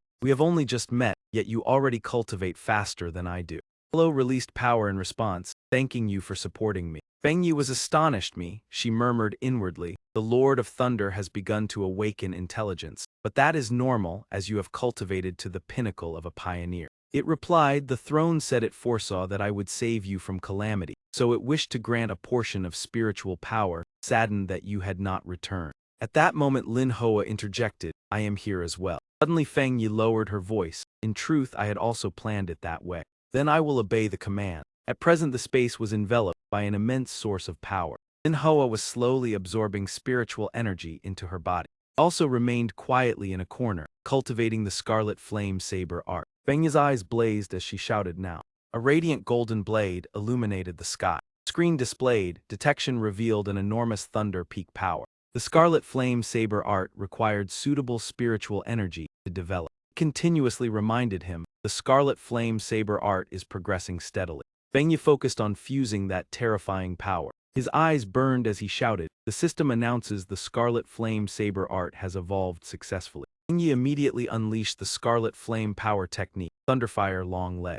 A vast surge of magical power burst forth, sweeping everything around. The information panel appeared, the Thunderfire Long Leg after tempering through the heavenly tribulation thunder of insight. The Scarlet Flame Saber art achieved an ultimate breakthrough. Saber cultivation reached 100%, enhancement completed. A thunderous explosion shook the entire mountain. Nha marveled, this flame belongs to the wind entombed one. Vuong Lam explained it was not from the thunder forbidden zone. Could something have happened between them? Kim Kwang continued, this man refuses to let us plunder. Sun Ha evaluated, the wind entombed one has said the Lord of Thunder is his friend. At Lin Heap of Zion City, warning alarms resounded. Abnormal concentration at the throne location exceeded detection limits. No one was permitted to approach. Lahan observed the scene and pondered deeply. What is the wind entombed one doing in the forbidden zone? He may be fighting the throne. Fang Yi reached out and tightly grasped the immortal flame. He evaluated, the Scarlet Flame Saber art has evolved. The blade path has endured hundreds of temperings within the heavenly pool.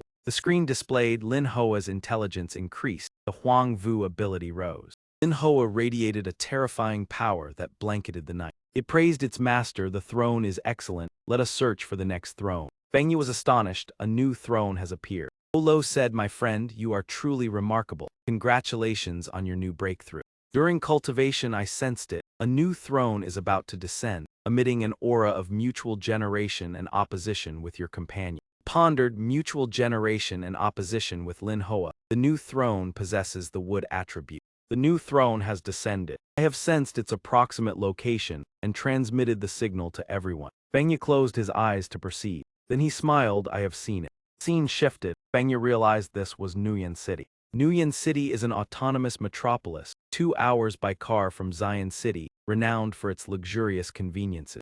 In contrast, Ngulong is chaotic and culturally intense, once the most crime-ridden city of Hakwa. He walked along the streets of Nuyen City. Huang Ditch sank into contemplation. As spiritual energy recovered, the branch in Nuyen City progressed slowly due to local influence. No pioneers have joined Lin Heap, so there is no captain in Nuyen City. Fang Yi looked ahead and halted. He marveled, sensing something in the west. Inside the villa the lights shone brilliantly. Girls chatted, addressing young Master Chuang. A subordinate reported that he had detected a pioneer. Chuang grew excited. Even in Nuyen City no storm could be stirred. He was startled by the immense power ahead. A colossal sphere shook the space, leaving only cries of alarm. Chuang watched the unfolding events in panic. He shouted, move, I want to see who dares to cause trouble above my head. Time passed. 2 minutes later he entered the forest. Fang Yi perceived what lay ahead. A man leapt down from above, daring to intrude upon the private domain of young Master Chuang. Fang Yi sneered, private domain. Thug Ha was struck and immediately cried out in shock. What? Fang Yi spoke coldly, this mountain range belongs to Hakwa. In the future it will be managed by the Nuyen City Association. Yet you still dare to claim it as a private domain. Chuang shouted, you cannot refuse me. I am the king of this place. Your appearance here means you must belong to me. You must sit upon the throne. If you refuse, I will destroy you as well. The corner of Fang Yi's lips curled upward. He screamed madly, who dares? Patted his shoulder, the treasure recognizes its master automatically. To sit upon the throne and become the lord of the wood element, you are not qualified. Chuang roared, I am not qualified. Today you are doomed to die. His gaze froze. Fang Yi sneered, even your bodyguards are inferior. The frontier of Nuyen City, as space was engulfed by power, he calmly initiated the battle. The screen displayed, the wood attribute throne is pairing to recognize its master. Pairing successful, spirit harmony acknowledges its master. A violent explosion tore through the still air of the deep forest. In another corner of Zion City, a radiant halo suddenly flared into blinding brilliance. That was right. Huang Lam's expression shifted slightly. The wood element throne had already found its master. If the Nuyen clan were seized first by the vanguard over there, matters would likely grow even more troublesome. Vu Nhu spoke gently. The wind barrier had appeared on your side. Fang Yi replied, perhaps the vanguard in Zion City had detected the fluctuations and the anomaly of the throne. I am informing everyone so you can rest assured, the wood element throne has successfully acknowledged its master. She stood stunned. Could it be that you truly took the throne away? He declared that the new wood element sovereign was still a plant, not a human. But that spirit flower was cultivated by me. I will make it public as well. I also possess the Hong Vu attribute. That spirit flower was raised by me. To be precise, it is my spirit pet. The Eastern specter that once appeared at the Yang Fire Tremor was also handled personally by me. Furthermore, I have cleared out the local tyrants and thugs of the Nuyen clan. The Spirit Alliance can swiftly take over the garrison there. As for the remnants of his forces, leave them to you to settle gradually. That will be a long-term plan. Kid, the aura here is quite good, but for now you can only stay here. You cannot go elsewhere yet. Let us part for the time being. He thought to himself that it felt no different from sending a child off to school. The spirit flower asked softly, Master, when can I return to your side? Fang Yi considered, roughly when you reach the Golden Core realm. Cultivate diligently and enjoy your own opportunities. Next day, the scene shifted back to Zion City. Lin Yi was brought in by the Spirit Alliance of the Tai clan. She pondered. Her cousin's spirit flower had become the master of the wood element throne yesterday. The news spread throughout the vanguard circle. He even publicly revealed that he possessed the Hong Vu attribute. Yet the Spirit Alliance suddenly proposed recommending her as the captain of the Nuyen clan. Although they promised full support, she still had many doubts. Lin Yi could not help but sigh, exhaustion evident on her face. She thought she would observe the situation for now. She did not know whether she was capable of bearing such responsibility. First, she should visit her mother. Living in Zion City might be more stable. Suddenly, the space trembled violently, as if torn apart. Crowd panicked and fled. Someone shouted that it was an earthquake and to hurry to the shelter. She immediately sensed something was wrong. This violent surge of spiritual energy was clearly an anomaly. At the Spirit Alliance of Zion City, a subordinate reported the emergence of a strange breakthrough-level anomaly. Why could we not sense it, and why did the forecasting system give no warning?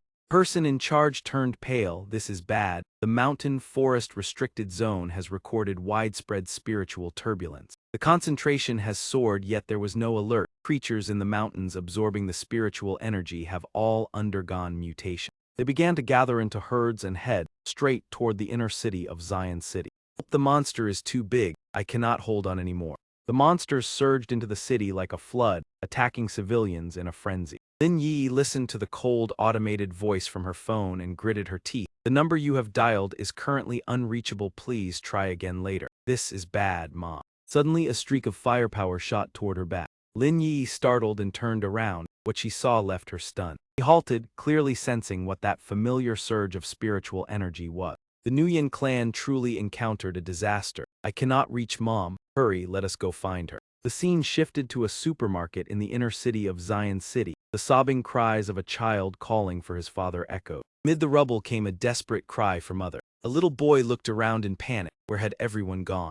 Tears streamed down his cheeks, his small body trembling nonstop. At last he collapsed onto the ground, bursting into anguished sobs. At that moment Tumai appeared, quickly covering his mouth. Little one, if you keep crying here, the wild beasts will discover us. The boy with tear-filled eyes stammered, but my parents. He gently took out a bag of pastries from her clothes. Fuok Triulian was coaxed. You like this the most, do you not? Tumai spoke softly, then do not cry for now. When someone comes to take us away, I will let you eat it. Consider it a reward for a good child. At that very moment, a dark creature silently approached them. Its face exuded an eerie aura, its eyes glowing with terrifying light. Tumai hurriedly lifted the boy and ran. Unfortunately, she stumbled over a plastic bottle and slipped onto the cold floor. Tumai shut her eyes and shouted, Damn it, I will have to risk it today. In the blink of an eye, the monster had been struck down.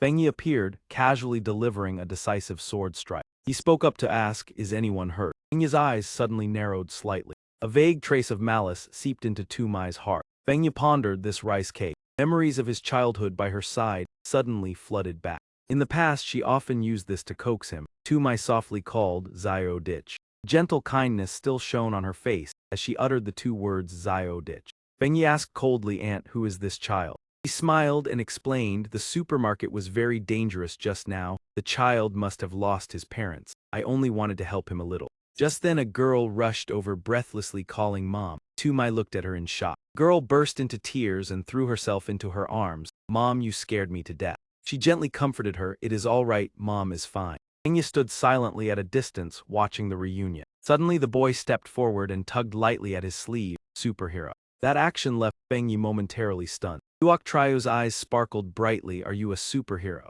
I will give you this. Can you take me home? He smiled and replied, then try making a wish with it. It will bless you so you can reunite with your family soon. At that very moment, Fang Yi suddenly sensed something unusual. He immediately pulled the boy into his arms and shouted loudly, "Fall back." Everyone stared in horror at the rubble ahead. Umai asked in shock, "What is that thing?" He answered that it was the beast king of them. Just after reuniting, danger had already descended again. The space before them plunged into chaos with streaks of black light flashing. Fang Yi calculated inwardly. The anomalous target had recognized that he possessed the strongest spiritual power. If there was a bit of breathing room, the level of danger to Ant and the others would lessen. He ordered them to take the two away, otherwise he could not unleash his full strength. Act according to the situation and remember to stay safe. Tumai nodded, she understood. Now Feng Yi faced the Beast King alone. He analyzed silently, dual lightning and wood attributes fused. What a coincidence they happened to be the two thrones. Roared and charged straight at Feng Yi with fierce momentum. He thought to himself, the aura around it is surging violently. Could it have been corrupted by the dark attribute? Suddenly a tear appeared on the face of the Beast King, dark red liquid splattering out. Its entire body erupted with strange energy streams like blazing flame. He rushed forward, delivering an opening sword strike toward it. Feng Yi's face remained calm, his movements decisive without hesitation. The air of the battlefield was taut as a drawn bowstring. On the other side, Yi was erecting a small barrier to protect everyone. However, at that very moment, a colossal monster suddenly appeared, blocking their path. She cried out in panic, "We are doomed. It is a Beast King and there are two of them." Witnessing the scene, Tumai anxiously called out softly, "Yi." Her face grew solemn, but she still tried to reassure her, "Mother, do not worry." Having spoken, Lin Yi immediately rushed forward, "I am your daughter." The body of the Beast King emitted gloomy tentacles that coiled through the air. It opened its mouth and spewed a surging torrent of demonic power toward Yi. Its arms swung back, its eyes flashing fiercely. Lin Yi turned pale with shock. She realized they were both of the wood element, yet her spiritual power held no advantage. If she fought recklessly, her mother and the child would be hard to protect. Lin Yi shouted, "Even if you devour two ordinary people, you will not gain much strength. You might as well devour me instead." At Lin Heap Zion Thai, the scientists were stunned. A Beast King was born as an S-class natural disaster. Yet now there were two of them. The anomaly concentration had skyrocketed even though the vanguard had tried to protect the civilians. They cried out in panic, "Zion Thai will not be able to hold on much longer." Van Ha reported that more anomalies had breached the forbidden zone and flooded in from the mountains, urgently requesting disaster-level reinforcements from the headquarters. Someone hesitated and said, "But the Fang funeralist once stated. That place is where the throne descends." Gloomy haze shrouded the vast expanse of space. Feng Yi spoke coldly, "You came from the desolate mountains to this place. Does it have something to do with the gourd vine?" He suddenly thought, could it be that the Lord of the Thunder Throne deliberately lured the calamity beasts here? If that were true, then anyone holding the throne besides himself concealed danger. Yet the system indicated this was a great opportunity. Where exactly did the problem lie? The Anomaly King flew into a rage, wildly swinging its claws. Lin Yi sneered, "Do you think I am foolish enough to let you devour me?" She anxiously glanced toward Tumai. Lin Yi shouted loudly, "If you dare to touch them, then you must step over my corpse first. Today either you fall or I do." In the pitch-black sky, peals of violent thunder suddenly resounded. Within the layers of clouds, the shadow of the gourd vine emerged. Someone exclaimed in shock, "The Thunder Throne has appeared." Look quickly, what is that? A gigantic seed. Feng Yi fell into deep contemplation upon witnessing that scene. The Anomaly King suddenly retreated, emitting an uneasy screech. He realized it was afraid. Perhaps it merely borrowed the power of thunder to mutate, or was being manipulated by the Lord. The trunk of the gourd vine suddenly soared upward at an astonishing speed. Countless gourds blossomed across the sky. A stream of spiritual energy spread outward from it, directly toward the Beast King. Enveloped by that power, it began to transform. The gourd vine apologized for the disturbance, having just broken through and thus left the mountain. It said those creatures were ignorant but asked to take them back to the mountains, hoping no action would be taken. Everyone was astonished to see the Lord of Thunder apologize to the Fang funeralist. It turned out the calamity was not caused intentionally. Another secretly thought that the power of thunder could purify anomalies so terrifying. How wonderful it would be to be acknowledged by the throne. Yet what shocked them even more was that the mighty Lord of Thunder bowed his head before the Fang funeralist, proving that his strength needed to be reassessed.